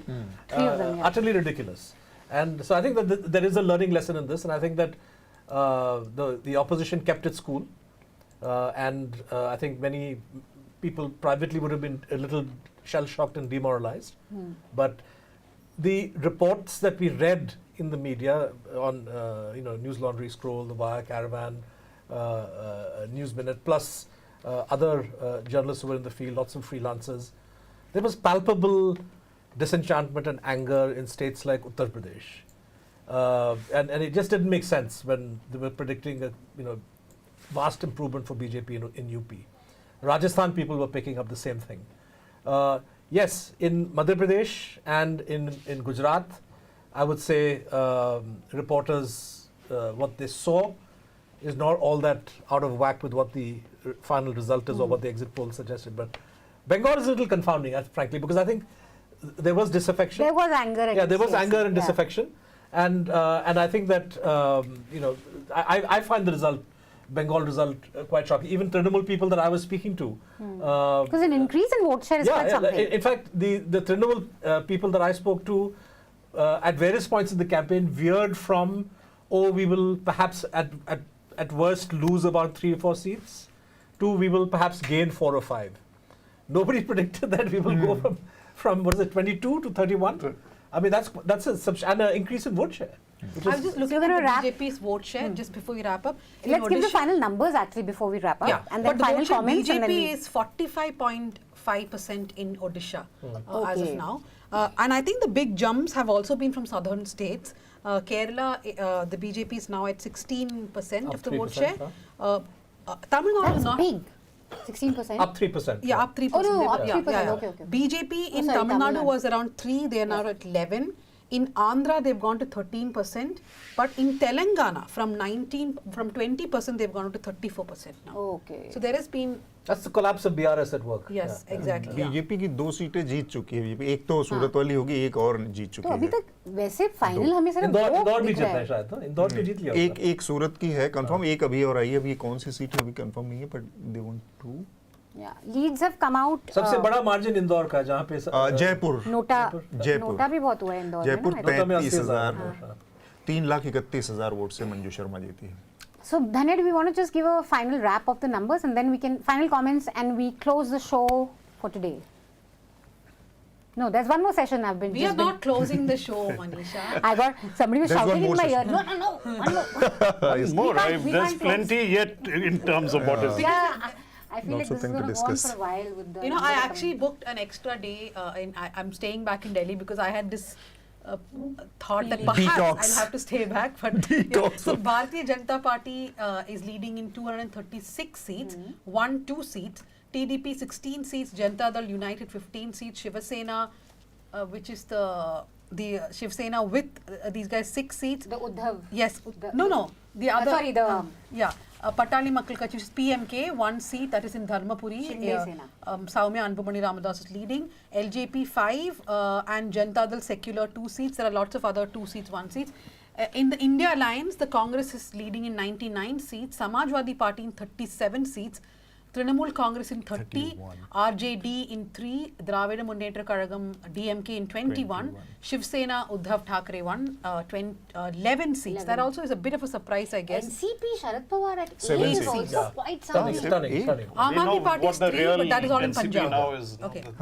Asli wala. I think this election is kind of making that clear also. Asli Natli kya hai. Yeah. Great. So thank you guys for staying with us. We're going to have another set of panel that's going to join us in the next 10 RJT के लिए minutes. थोड़ा setback है ये. We're going to have another set of panel that's going to join us in the next 5 minutes. Thank you for staying with us. Please remember that this is an ad-free endeavor. If you guys want to sponsor us, if you want to support us, if you want to put your faith in independent media, then please click on the link in the description. Wherever you're watching this show on our YouTube channels, you will have a link in the description. Click on it, support us, support this show. It's truly ad-free and it's sponsored by you guys. So do it. We are in Hola Narsipura, a small town that has become famous because it is the birthplace of former Prime Minister H.D. Deve Gowda. Today, however, this small town has become infamous because of the allegations against Prajwal Revanna, Deve Gowda's grandson. Prajwal has been accused of sexually abusing many women in his home district, Hassan. While some do acknowledge that Prajwal Revanna's videos are being circulated, they are hesitant to talk to us. We did manage to speak to a few residents.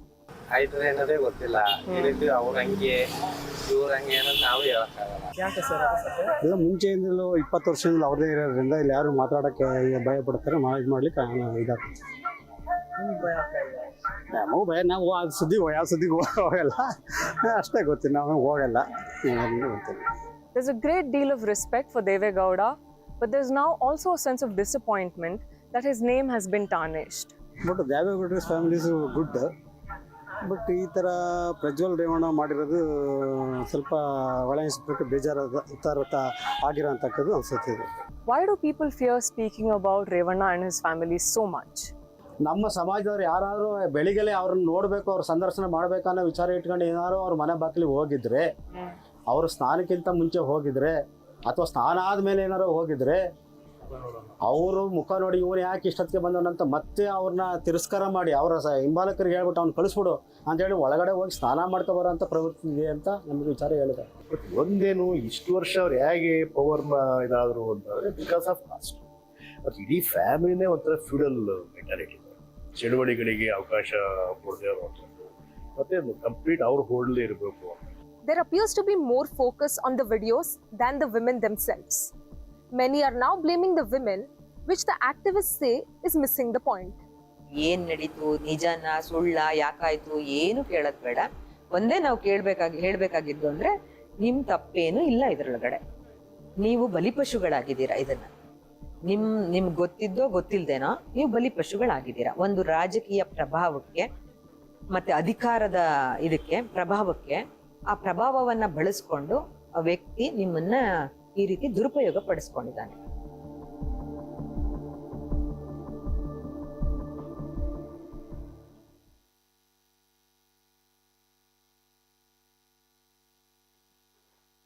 What do voters in Kaisarganj think? Most women we tried to speak to were reluctant. Of the men, we came across only a handful of those critical of the charges against Singh. ये जो उनके खिलाफ आरोप है, इसको आप गंभीर मानते हैं? हाँ, बिल्कुल गंभीर है. हम तो गोंडा से होके भी हम गए थे धरना देखने वहाँ. जहाँ उनका हाँ जो सारे रेसलर्स का रेसलर का धरना देखे गए थे. मेरे पास वीडियोस हैं, फोटोज भी हैं. यहाँ के होके भी देखने गए थे. अच्छा, अशोका रोड गए थे, वहाँ भी देखने भी गए थे आप? हाँ बिल्कुल गए अच्छा थे. दिल्ली. देखो, ब्रिजभूषण शरण सिंह जी जो है हमारे बहुत सही है. उनके ऊपर जो आरोप लगाए गलत लगा है. जो पहलवान आरोप लगाए हैं, पहले उन्हीं के साथ में रहते थे, बढ़िया से मस्त थे, खाते पीते थे, खेलते थे. जब उनको कोई चीज मतलब नहीं दिया गया तो वो झूठा आरोप लगाने लगे. अगर जो ऐसा सही होता तो आज वो जेल में होते. तो क्या लग रहा है इस बार चुनाव में, क्या सोचा आपने कुछ? अरे भाई, अपने नेताजी को ये हटाना है, ये फ्रेम में आ रहा है मेरा. आप भी उनका तो टिकट मैं कहाँ बैठूं? अरे तो क्या हुआ, उनके फैमिली मेंबर में तो है, फैमिली मेंबर है, उन्हीं को देंगे। और जो इतने सारे आरोप लगे हैं, अरे उससे क्या लेना देना, हमारे यहाँ काम हो रहा है, सब कुछ काम हुआ है, हम उन्हीं को देंगे वोट। वो अगर किसी के घर न जाए फिर भी वो जीते, इतने जबरदस्त आदमी। काम बोलता हूँ क्या? काम बोलता है, देखिए दबदबा है यार, क्या बात है।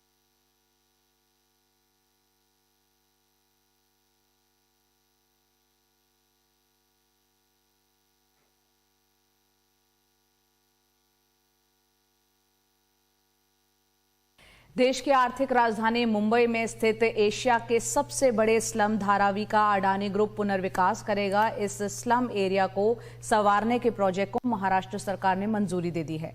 रीडेवलपमेंट वाला जो प्लान है वो आपको कब से पता है और कैसे पता है? ये पिछले 2 सालों से हो रहा था। अभी 6 महीना पहले नोटिस लगने के बाद पता चला कि कुछ होने वाला है।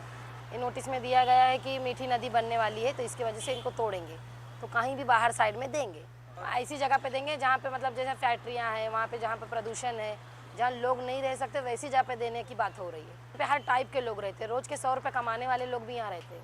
जैसे रेंट भी सस्ता है, 3-4 हज़ार 2 हज़ार, तो यहाँ पे हर इंसान का गुजारा हो जाता है। पैसे वाले लोग तो झोपड़े में रहने आएंगे नहीं।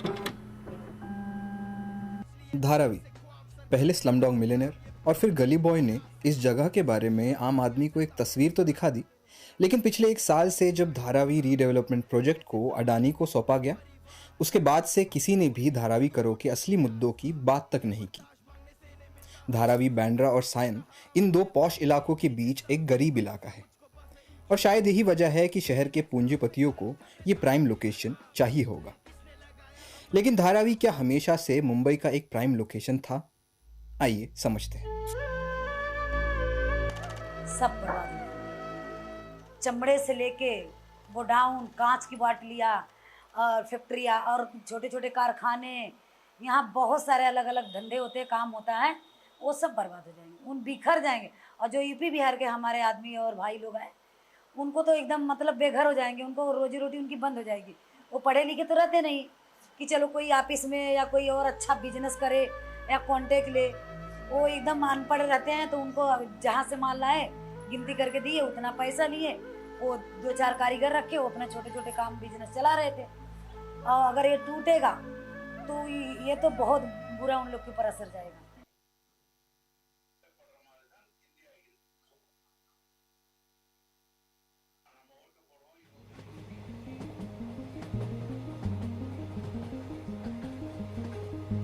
धारा 370 370 अयोध्या मंदिर, राम मंदिर है। राम मंदिर का निर्माण हुआ, इंफ्रास्ट्रक्चर में बहुत अच्छा काम हुआ है। रोडवेज है, रोड में काफी समृद्धि महामार्ग है, रेलवेज है, पुल है, transportation and the railway network, the improvement that I think it's improved a lot. Digital transaction, digitalization that is going on. आज रात को 1 बजे किसी की जरूरत पड़ गई पैसे की, ट्रांसपोर्ट में फोन किया था, उसी को ट्रांसपोर्ट कर दिया पैसे। We have a good name all over the world. Education में थोड़ा अच्छे से सुधार हो रहा है। स्पोर्ट्स से प्रतिष्ठा जो है, स्पोर्ट्स से रिलेटेड जितना भी वर्क हुआ, द रिसर्च इन स्पेस। हम लोग द्रौपदी मुर्मू, हम लोग राष्ट्रपति है, हम लोग आदिवासी के लिए कुछ किया है, वो भी अच्छा बात है। हमारे लिए तो बस अग्निवीर खराब किया और सब कुछ अच्छा किया। बस धर्म की राजनीति हुई है, हिंदू मुस्लिम की, इससे ज्यादा कुछ नहीं हुआ। गंदा काम किया सभी ने सब। I am disgusted with all these politicians. गरीब जनता पहले भी गरीब थी और आज भी है, पहले भी मर रही थी और आज भी मर रही है। 4 रुपए नमक था तो 15 रुपए हो गया नमक, बताइए किसका पैसा है? बोलते हैं देंगे देंगे, पर मिलता कहाँ है और बढ़ता जाता है।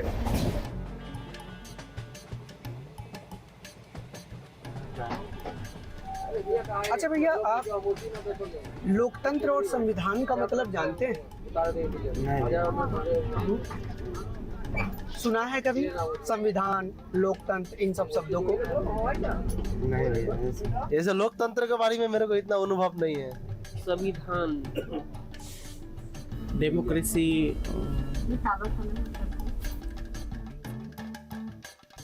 Democracy is the most important in the Indian country. Democracy may have originated in India. Even from our epics also we see, even Sri Ram also elected by democratic system only. Democracy के नाम पर कई विरोधी पार्टियां हो चाहे जो हों, उम्मीद से ज़्यादा विरोध का वो करती हैं, बढ़ाती हैं, चीज़ों करती हैं। ये मुस्लिम वगैरह इसी का फ़ायदा उठा के मतलब हमारे देश के अंदर रह के और हमारे देश के विरोध में वो लोग काम करते हैं। इन्होंने वक्फ बोर्ड बना रखा है, ये अपनी मर्जी का सारा खेल हो रहा है। आप इलेक्शन लड़ने, आप उसके अगेंस्ट जा नहीं सकते, कोर्ट में नहीं जा सकते, कहीं नहीं जा सकते। उन्होंने आकर यहाँ ट्रेन में रख दिया ना पाँव कि ट्रेन ये जगह हमारी हो गई हमारी। जैसे लोग बोलते हैं आजकल कि डेमोक्रेसी खत्म हो रही है इंडिया में, मतलब नहीं, उन लोग ऐसे बोलते तो डेमोक्रेटिक हम नागरिक आम आदमी बात ही नहीं कर सकते। आज लोकतंत्र है तभी आप हमसे इस बात को पूछ रहे हैं।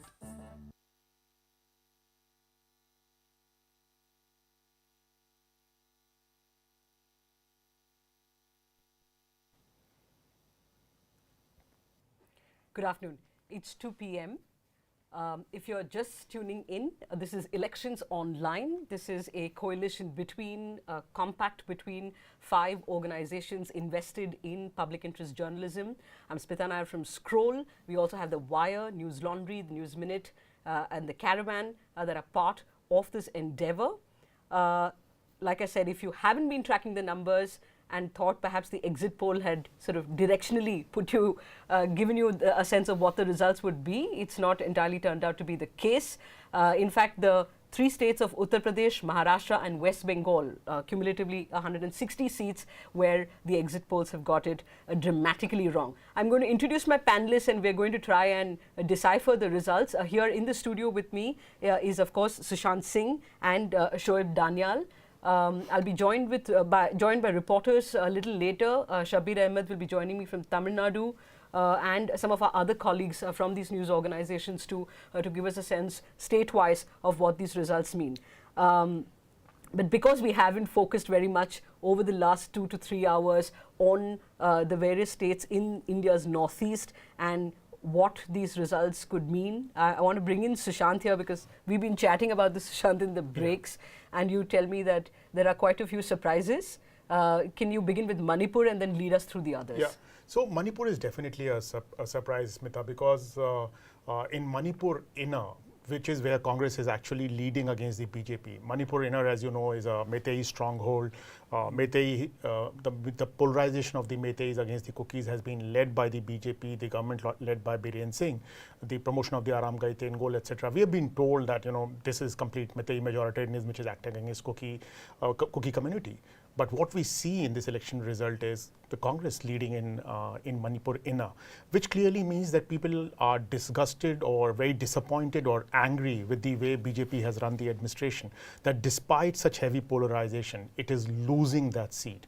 That is quite a slap for the BJP and its double engine idea, or the idea that they can polarize people and win the constituency. So Manipur is clearly not Gujarat. You cannot create a majoritarian agenda and win those seats. That is extremely significant. The second significant seat is Nagaland. I'm extremely surprised to see Congress actually leading in Nagaland. As you know, Congress has not done well in Nagaland for many years now. You know, in the assembly, I think it barely has a presence. It is leading in Nagaland. It is also leading in Meghalaya, which is again a big surprise to me. So at least in 3 or 4 states of the Northeast, and these are all states where the BJP has actively worked to keep the Congress out, particularly with Himanta Biswa Sarma running that NEDA alliance in the Northeast. It tells you something more than what has been reported. And of course, these are the states where Mr. Modi did not pay a visit during his extensive campaign. He did not go to Manipur. He did not go to Mizoram. He did not go to Meghalaya. You know, and he just avoided going to these states. The BJP has done well in Arunachal Pradesh, which is where they just won the assembly election. They are winning both the Lok Sabha seats, including the Kiran Rijiju seat. What is equally interesting is Assam. As you know, Assam, they had done the redistricting and created constituencies so that they could still continue to dominate the state. But Congress is winning on 4 seats, including Gaurav Gogoi, which is a big surprise. So the attempts at gerrymandering not quite working out. Or one could imagine what would be the result without gerrymandering. Maybe there is an impact, but it's hidden right now, right? We don't know the potential. But also the marginalization of AIDUF, as we were discussing, is a big story. The AIDUF is not winning a single seat. At one point in time, it used to have 3 to 4 Lok Sabha MPs. Now even the AIUDF chief himself is losing to the Congress candidate Roki Buz. Right. So I think for Assam's Muslims, especially the Mia Muslims, the incredible emergency almost in their lives because of the BJP for the last decade has meant that they are looking to the Congress as more of a protector than Ajmal, who is at the end of the day a rather small regional party.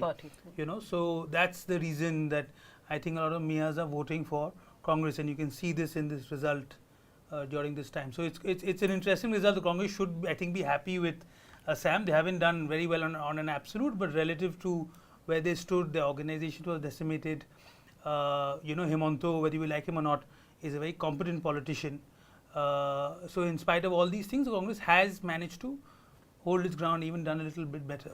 But this, what he's saying of Assam is also true of places like UP or even Haryana, where Muslims see Congress as a savior, see at the national level that they need to vote for the Congress. You know, as you were pointing out earlier, Gurgaon, the Congress candidate Raj Babbar is leading against Rao Inderjeet. Rao Inderjeet, I believe, has won 4 or 5 Lok Sabha polls, 3 assembly elections. His father was Rao Birinder Singh. He has probably never lost election. His family has never lost election since independence. He is trailing Raj Babbar, even though by a small margin. And Gurgaon has the Mewat in it. Mewat is where the riots had taken place, where the Muslims had suffered heavily in the rioting that had taken place. So Gurgaon is a significant seat, and this is something which we have seen in UP, this is something which we are seeing in Assam, that the Muslims see at the national level Congress as a party they should choose over the regional parties. Many people say that parties like the Samajwadi Party and the Rashtriya Janata Dal in fact chose to go with the Congress in an alliance because they saw this. Because they saw this and they knew that if the Muslim vote has to come, they have to go with the Congress. In fact, the Inderjeet Singh thing is very important. Sushant, a very good point, is that he actually made statements after the riots which went against the BJP's party stand. So in a way, his regard actually amongst the Mayo Muslims who knew is not terrible. But I think the calculation was that, you know, this is an existential election or fight almost, so that the earlier calculations of voting for a MP we like really go out the window, because the Congress is, you know, it's maybe an existential fight very often. I think maybe in UP that's happened. And Smita, some of us in the Delhi NCR region see Gurgaon and Noida as an extension of Delhi in some way. So what you see in Delhi is 7 seats being swept by the BJP, or even Noida. But that is something which you do not see when you go to Gurgaon, which is a surprise in some sense. Right. Since we're in Haryana, can we also pull up the Punjab numbers and get Sushant to talk about it before we go to UP, West Bengal and the other sort of battleground states as they turned out to be. Sushant, while they do that, the Punjab numbers, we broadly know the trend. Again, on expected lines, can you also speak of, you know, those of our viewers who may not follow the minutiae of the fact that this sort of foregrounding of this Panthic sort of, the 6 leads for the Congress, 2 for the Shiromani Akali Dal, 0 for the BJP, 3 leads for the Aam Aadmi Party here, and the 2 others. Can we talk about the 2 others here? So the 2 others are the 2 Panthics, 2 independents. One of them is, of course, Amritpal Singh, who's in a jail in Assam. He's fighting from Khadur Sahib. Most of us expected him to win the seat because he was getting a lot of traction in the area. He was supported by the BJP and the Rashtriya Sikh Sangat, which is the RSS's wing for the Sikhs, and this has been extensively reported that his campaign has been supported by the Hindu right-wing organizations in Khadur Sahib. Khadur Sahib has always been a very Panthic kind of a constituency. It earlier used to be called Taran Taran, and to my mind, it's not a great thing that somebody like Amritpal Singh, who's behind bars, can contest and so easily get such a massive lead and win the seat. The other seat is where I think it's Sangrur, the other seat is where Beant Singh, who assassinated his son. His son is also leading, and I think his lead is also by now significant. I think more than 50,000-60,000 votes, and he also seems likely to win the seat. But Simranjit Singh Mann, who had won the by-poll a couple of years back and entered the parliament, he's not winning. The big losses are for BJP. BJP still had 2 seats in Punjab, and those 2 seats are no longer with the BJP. It is losing both the seats. One of the seats, as you remember, was with Sunny Deol. He had taken over Vinod Khanna's seat, and he was the sitting MP. He did not get the ticket, but BJP has lost both those seats. The Akalis are basically holding on to Bhatinda, which is Harsimrat Kaur Badal's seat, and the other seat is a to and fro between Congress and them. Congress had 8, Congress is down to 7. The Aam Aadmi Party had 1, they are up to 3. It is the 2 independents which bother me a lot because they have serious internal security and national security implications. And the reason I'll give you is very simple, because many of us have argued that this bogey of Khalistan is a fake bogey because there is no support for Khalistan. No groundswell of support in Punjab. Khalistan. But with this would allow the Hindu right wing or the BJP to say, look, we told you that there's a groundswell for Khalistan, people are voting for Khalistani leaders and separatists, therefore we need to do whatever we need to do. And we should not forget that whether it is Manipur, whether it is Punjab, whether it is Kashmir, whether it is Ladakh, the community which is suffering are all religious minorities. Right. Whether Charanjit Singh Channi has been declared as the winner. We're getting the victories out now. Can I segue into, we have spoken about the Dalit vote in UP and to some extent in Bihar, but in Punjab, a substantial portion of voters are Dalits. They are how did the Dalits vote in this election? And do you think the fact that the Congress is able to retain and we drop 2 seats has to some measure? Yeah, so I think the Dalit vote in Punjab has come towards the Congress because I think the Aam Aadmi Party has not delivered up to the expectations. The Aam Aadmi Party had swept the assembly election. Charanjit Singh Channi, as sitting chief minister, had lost both his assembly seats. And for him to now come back and win the Lok Sabha seats clearly tells us that the general electorate in Punjab has been disappointed with the Aam Aadmi Party, and therefore they have chosen to come back to the Indian National Congress. Akali Dal was always seen as a party of the Jat Sikhs, of the party of the Panth, and the Akali vote share, as we can see on the screen, is barely 13.5%. Their vote share, in fact, is lower than the BJP's vote share. And we should not forget that Punjab is a 40% Hindu state. It's not a 100% Sikh state. So 40% Hindus, 18% vote for the BJP. The Aam Aadmi Party, Indian National Congress vote share is very close, but that only means that the seats that the Aam Aadmi Party is winning by a very high margin, whereas the Congress is doing evenly spread out. True. We also have to look at the big picture here. And I intended to ask this question to you as we were coming in, Shoaib. India Fix is one of my favorite columns to read, and I suspect it is for many of you.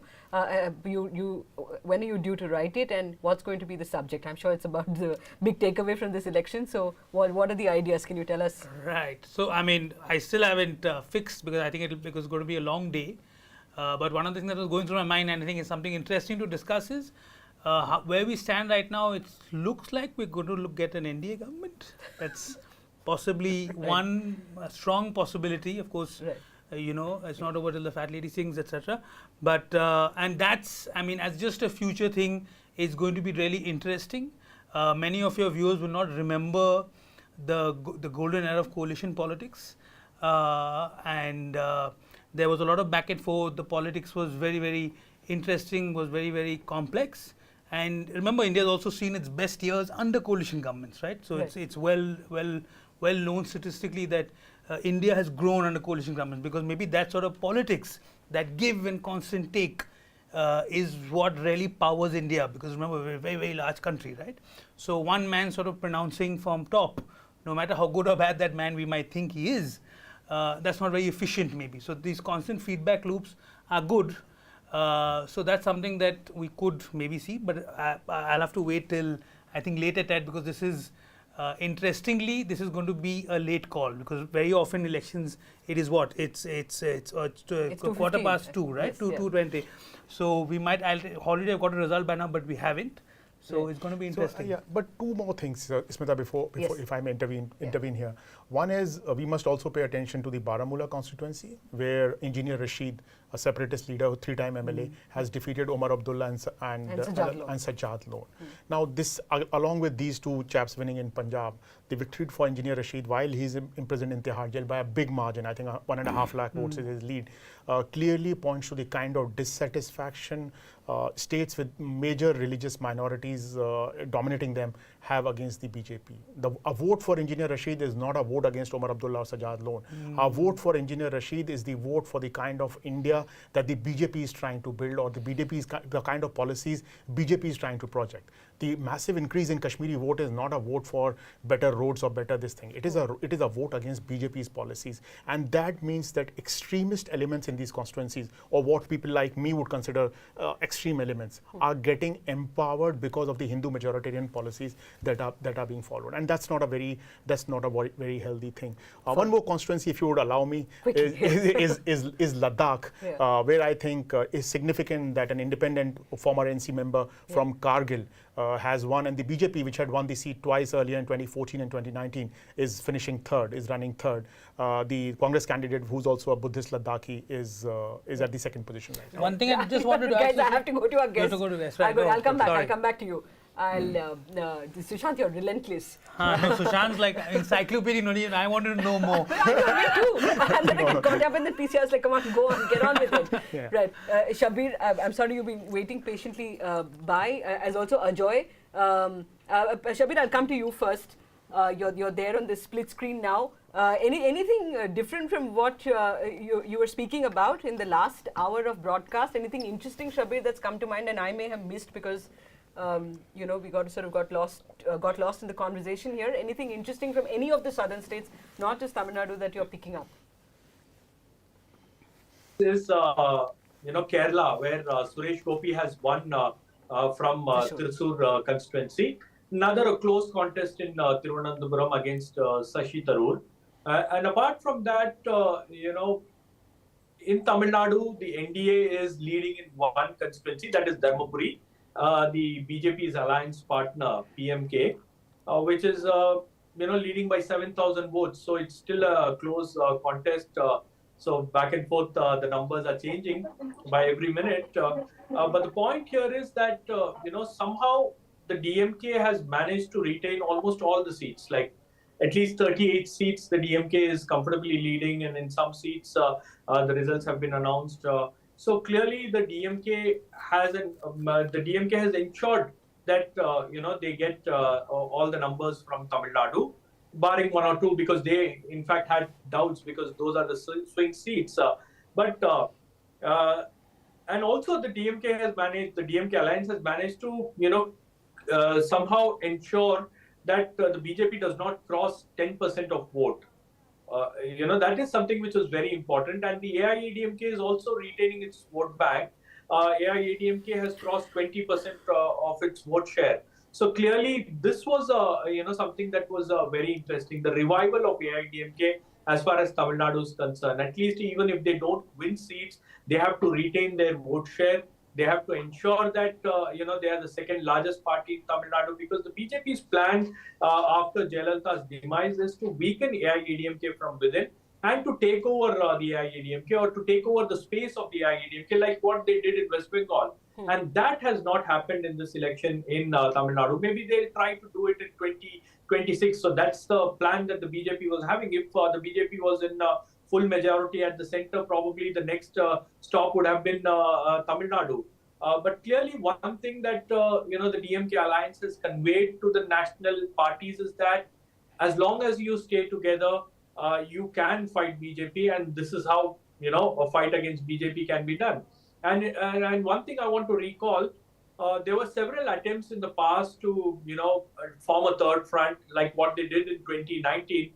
There were leaders from other political parties who reached out to the DMK, and they were mooting this idea of forming a third front. It was M.K. Stalin who made it categorically clear that an alliance without Congress is a sinking ship. And that seems to have paid off now. The India bloc has performed well. They have given a tough fight to the BJP at a national level, and a surprising one in Uttar Pradesh. So all these factors are the biggest takeaways from a state like Tamil Nadu. Right. DMK, of course, is a big winner, as you can see there on your screens. The numbers of the parties in. Okay, this is just in Tamil Nadu. Correct. This is just in Tamil. Shabir, this is a question I wanted to ask you earlier in the broadcast, and we just couldn't get to you with it. I don't know how many people tracked the campaign in Tamil Nadu, and I know the News Minute did a wonderful series on Hindutva in Tamil Nadu, the attempts being made by the BJP and RSS. And I know that reaching double-digit figure vote share was one of the sort of tasks set for the party there. Could you tell our viewers who may not be familiar with what the BJP has been trying, its experiments in Tamil Nadu, and what your series was about? See, BJP has been trying to gain inroads in Tamil Nadu for the longest time. Till the time Jayalalitha and Karnataka were alive, the two icons of Dravidian movement, the BJP was unable to gain foothold in Tamil Nadu. After the demise of Jayalalitha and after the demise of Kalaignar Karunanidhi, the BJP saw an opportunity to grow in Tamil Nadu. And that's when they started dictating terms to AIADMK, because the AIADMK leadership was in complete disarray. It was OPS who was launching a Dharma Yuddham against Sasikala, and a Dharma Yuddha in which was completely backed by the BJP. In fact, it was RSS ideologue Gurumurthy who was completely backing O Pannirselvam, who was operating O Pannirselvam, and in fact he has made it very open as well during the annual meet of Tughlaq. He said that I was the one who was guiding O Pannirselvam to launch that Dharma Yuddha against BK Sasikala to retain the AIADMK. But all the attempts that were made by the BJP politically, it backfired for them in 2019 elections. So now what the RSS and the BJP is doing is social engineering. They are reaching out to bigger caste. They are reaching out to dominant caste in various parts of Tamil Nadu. Particularly one segment that the BJP has been working, the BJP and RSS has been working, is in the western regions of Tamil Nadu, where the dominant Kongu Vellalar caste is dominant in those areas. And on the other side, they are also reaching out to the Devas, who are the AIADMK's traditional vote bank. So, in the absence of a strong leader for the AIADMK, the BJP and the RSS has been meticulously trying to make inroads into their areas. And there are villages where, there is one RSS Karyakarta now. And that has happened because, the BJP was in alliance with the AIADMK. So they literally got that kind of visibility. And because of the problems within the AIADMK, the BJP got some kind of media attention to. Adding to that, they brought a character like Annamalai, who is an IPS officer, former IPS officer. And he was someone who was trying to, portray himself as, a firebrand politician, taking on the Dravidian parties and the Dravidian movement. And all that culminated into one thing, that BJP got more visibility. Right. So the BJP has one working formula in Tamil Nadu, which is the Kanyakumari model, where the BJP and RSS are dominant. So that's their base. So they have been trying to expand that Kanyakumari model through various schemes and through various programs across the state, but they have not managed to do that. So a person like Annamalai, a leader like Annamalai for the BJP was something, it was like a shot in the arm for them. So they went all guns blazing against targeting the Dravidian movement, the Dravidian parties. But in turn, what has happened is the DMK was supposed to go back to its roots. Right. The DMK was vociferously talking about state autonomy. They were talking about language imposition. They were talking about all the ideological things that DMK was banking on to build its movement. Galvanized so all that has now become a complete ideological battle in Tamil Nadu. Right. But despite that, the RSS is silently working in many places. The RSS has penetrated into educational institutions. The RSS has penetrated into social organizations. So there are many groups that are working in Tamil Nadu that want to create a fertile ground for Hindutva, or at least a support base for Hindutva. And that is something that they have been trying to do. But the back-to-back electoral defeats for the BJP or for the AIADMK alliance or for, it's kind of, it's kind of a setback one after another. Yes. So the BJP is not getting that morale booster in Tamil Nadu. Even if they win one seat, or even if they cross, 15% or 17% vote share, probably that's something that they are looking out for. But clearly in this election, they are not going to achieve that. Right. But going forward, I think BJP will try to intensify their gains in Tamil Nadu. And we'll be tracking your reporting for that. Shabir Ahmed, thanks so much from TNM there in Chennai. Ajoy, you've been waiting by patiently as well. I'm sorry for taking so long. The big story, of course, of this election has been Uttar Pradesh. As I was telling my colleagues up there, you know, so many pieces were done in the lead up to Lok Sabha 2024, which are the battleground states, swing states, daring 12. In none of these lists, Uttar Pradesh featured as a state that will actually put up a fight. In fact, BJP said is bar to 80, 70, you know, and the numbers will only go up. Broadly, Ajay, can you take us through, or any, let's begin with Uttar Pradesh. So, hi Smita. So, Uttar Pradesh is on anticipated lines, although I didn't expect that the India Alliance would emerge as the bigger party than the NDA, a bigger alliance than the NDA, which seems to be happening right now. But what has happened, we all saw the resentment on ground, but we were very cautious also about the fact because in 2022 elections also we saw a lot of resentment on a range of issues, but yet it did not translate into a number of seats. So and similar resentment was also why I'm bringing in a little bit of Bihar also. Similar resentment almost at the same level was seen in Bihar also. So, but what I feel that the results in UP and Bihar are a little different. It is going in a different direction where the India bloc is performing better than 2019, but not as well as how it is doing in Uttar Pradesh. So what I think is the larger social alliance that the India bloc of what Samajwadi Party and Congress kind of stitched together in terms of caste-based equations, I think that worked really well in Uttar Pradesh, while the NDA alliance in terms of caste-based equations in Bihar was not kind of daunting enough for the formidable combination of Nitish Kumar and NDA, which represent a larger number of headcount. So what I feel is like after so many successive defeats of Mandal politics over the last 10 years, where Mandal kept trying to kind of muster up the Mandal parties, kind of tried to overpower the formidable social alliance that the BJP kind of represented in UP and Bihar, but it still could not do. And this time, SP did the trick. SP and Congress expanded that social coalition between Muslim and Yadav, which is the MAI combination, and focused on PDA, which is Pichhde, Dalit and Alpsankyak, and gave away many tickets to non-Yadav OBCs, which seems to be doing the trick. And in Bihar, Tejasvi Yadav also did similarly, but I think Nitish is holding on to his own constituencies despite having kind of weakened quite a bit over the last 2 years. But I think Nitish is holding to its own social constituency, and while BJP seems to be kind of losing a little bit of its own upper caste votes. Right. Ajay, we have heard in the run-up to this election cautiously reports that said that perhaps, as you pointed out here, Akhilesh Yadav's candidate selection may do the trick.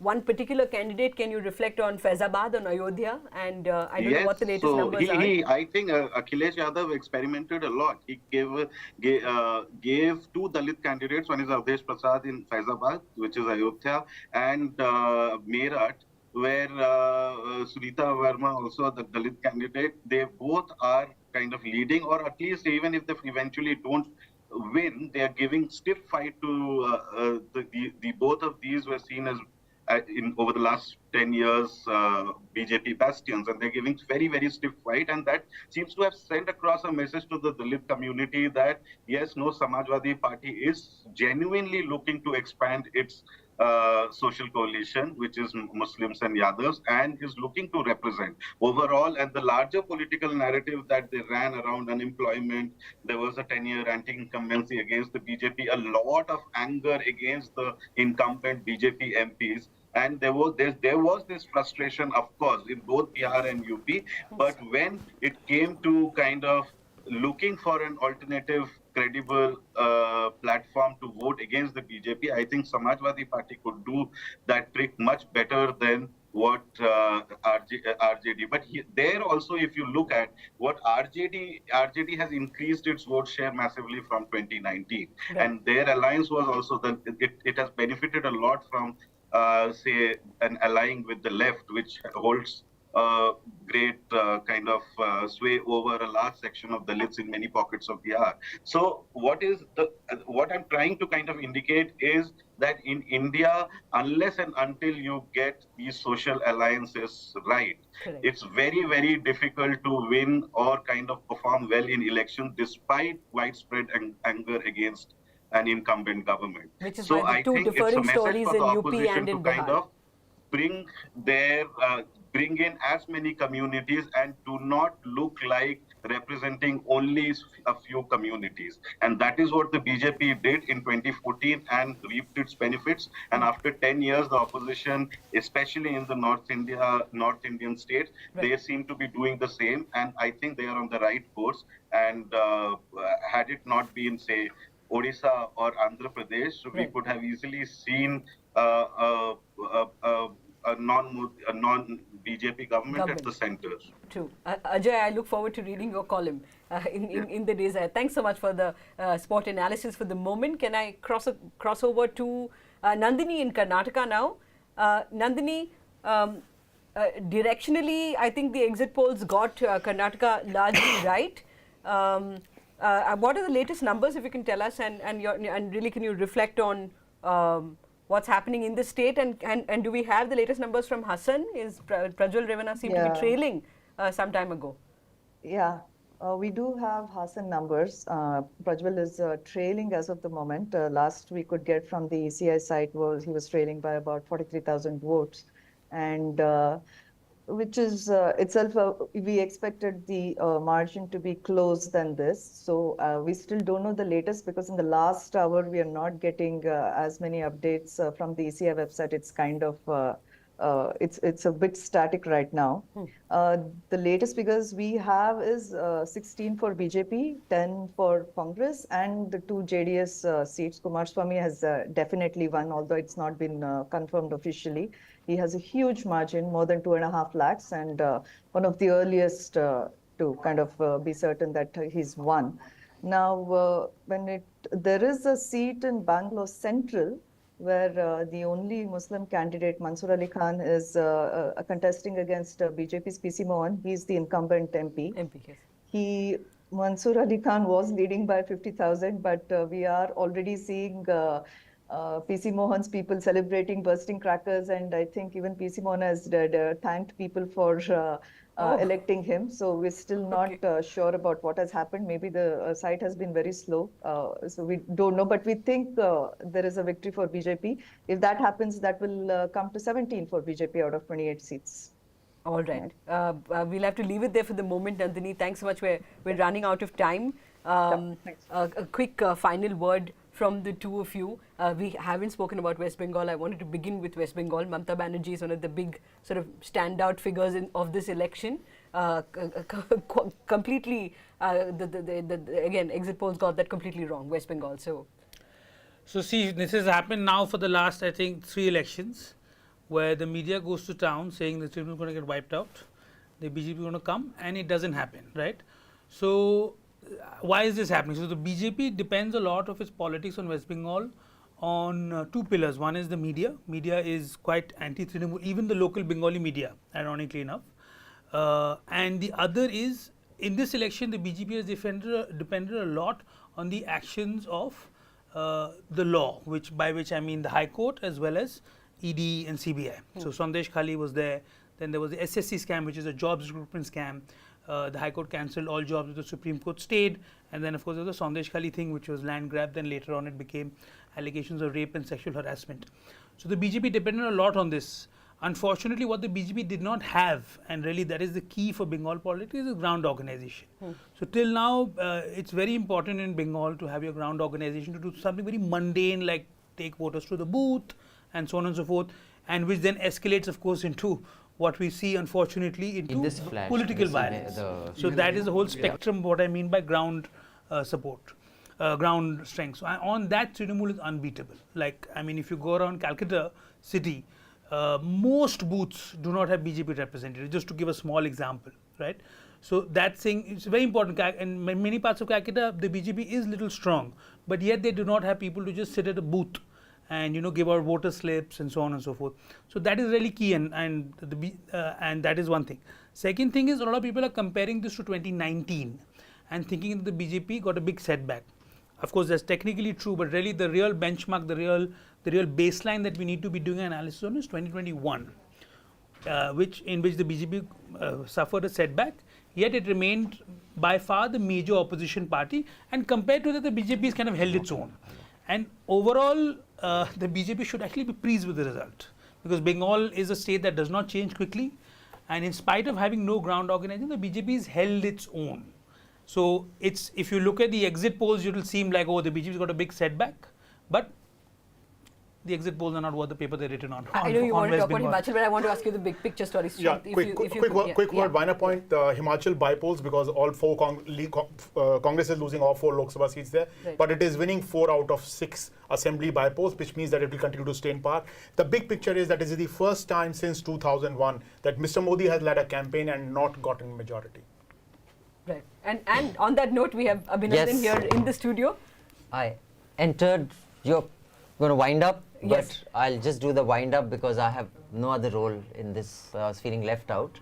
So I've come to give you a completely non-political view before you wind up, and thank our wonderful guests who have informed our audience and our viewers. This is a demonstration of a coalition that is in public interest, unlike political coalitions, which is in political interest. This is the coalition of the coming together of wonderful people at Scroll, at Caravan, at Scroll again. Our News Minute representatives are upstairs having lunch because they've been with you all day. Hartosh is left, he also has to have lunch. Wire, Seema's also upstairs, Siddharth Varadarajan had to go. But this is the coming together of the News Minute, Caravan, Scroll, The Wire and Newslaundry to bring you public interest journalism. And a very important part of this coalition is that it is ad-free and non-sponsored, which means we are supported by you. So there is a link below this window, and I urge you to click on that link, and if you can afford it, I strongly urge you to contribute and make sure that our show remains non-sponsored and ad-free. And you'll see another email flashing here. Now this email is Indian interest, that's capital I, at proton.me. This is an extension of our coalition to you, the public. Now, many of you work with corporations, you work with companies, you work everywhere. You may have reports or tips that no one has the guts to do. What we are proposing is we will put together an investigative team just like we did during the electoral bonds. And this team, and your tips will remain completely confidential, we assure you of that. We will have a team of the most cracker investigative journalists, and this coalition will ensure that your tip finds a logical conclusion, and we can revive public interest investigative journalism, which has all but died. And it can be revived through a coalition, not just us. We can't do jack. We need you. So send in your tips. Tell us where you see something fishy, where you smell a rat or even a fish or anything else that you smell, which can be investigated. Smita's shocked at my horrible metaphors, but you get the picture. So that's Indian interest at proton.me. And the link below this window is where you can contribute. That's all I had to say, Smita. I will let you wrap up. Thank everybody, and we can. Thanks, Abhinandan. The question for what does this mean for what does this say for the Congress, which is not quite, it's still 98, 99, leads are between 98 and 99, may touch 100, we don't quite know. And for the opposition as a whole, because it wasn't a level playing field going into this election. We 2 chief ministers arrested, the surfeit of cases, central agencies let loose on leaders of these political parties. The election commission in my state of Maharashtra in particular, one would say acting in a manner that favored parties that joined the BJP. So a kneecapped opposition and Congress in particular. How do you rate their showing? I think that the real takeaway for the opposition, maybe India's also, this is in some ways Rahul Gandhi's moment. After a long gestation period, Rahul Gandhi, I think, really came into his own in this election, and he acted like a focus, a central point around which the Congress could gather, because Congress has, as you can see, there, it's an immense vote share. But in India, the way Indians like to vote, they like a face, they like a poster boy, poster girl, whatever it is, they like that. They like a Mamata Banerjee, they like a Modi, and the Congress found that in Rahul Gandhi. And obviously, the Congress has a long distance to go, but if it does hit the 3-figure mark, I think the Congress should be pleased and should get a cup of tea at the end of the day. Is Shoaib being too generous, you think, or largely? No, I think largely he's right. We must, as you rightly said, this was a very non-level playing field, and in this kind of an environment for the opposition, whether it is the Congress, whether it is the Samajwadi Party or the DMK, to do so well is an achievement. We should not decry that just because they haven't gotten the majority. We should recognize that it also shows signs of revival, signs of hope, signs of optimism, and tells you something about the Indian public and the Indian democracy as well. I think we have the last couple of minutes, Shoaib. We've been speaking about how a series of legislations were passed in the outgoing Lok Sabha without so much as a discussion. If these numbers stay as they are, we will at least not have a skewed parliament. So to that extent, the BJP's plans for a countrywide NRC or a UCC or one nation, one election, would it be safe to say that it would be difficult, if not impossible, for them to? So I mean, this is really, there's a point that I make always, that in India, the only check is elections. It's not courts, it's not the parliament. Usually in a democracy, you're supposed to have many checks. But in India, better or worse, elections are our only check. And this is really a big reaffirmation of that. The fact that a BJP with so much power, with the entire administration and the whole entire thing on its side, yet the Indian people have at least expressed their voice.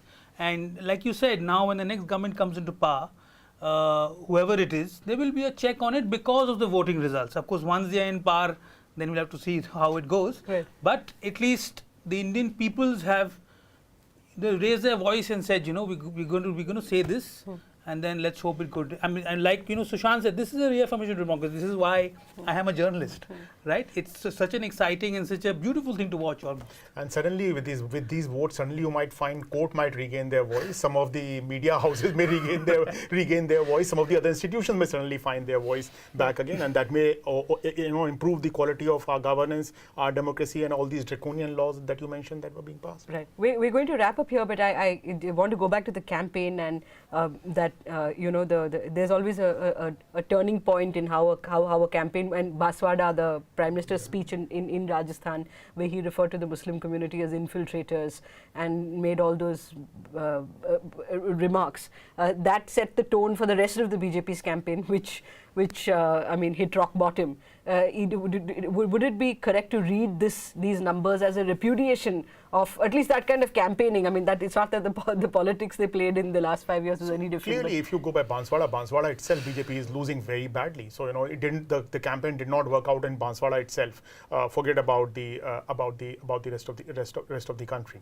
No, we should not lose sight of the fact that BJP still has around 40% vote in this country. It is the #1 party. We are talking about a party which still has 230, 240 seats in parliament. So to say that the campaign has been completely repudiated or completely pushed back by the people would be an exaggeration. But what we clearly see is that an overwhelming majority of people are not supporting that campaign.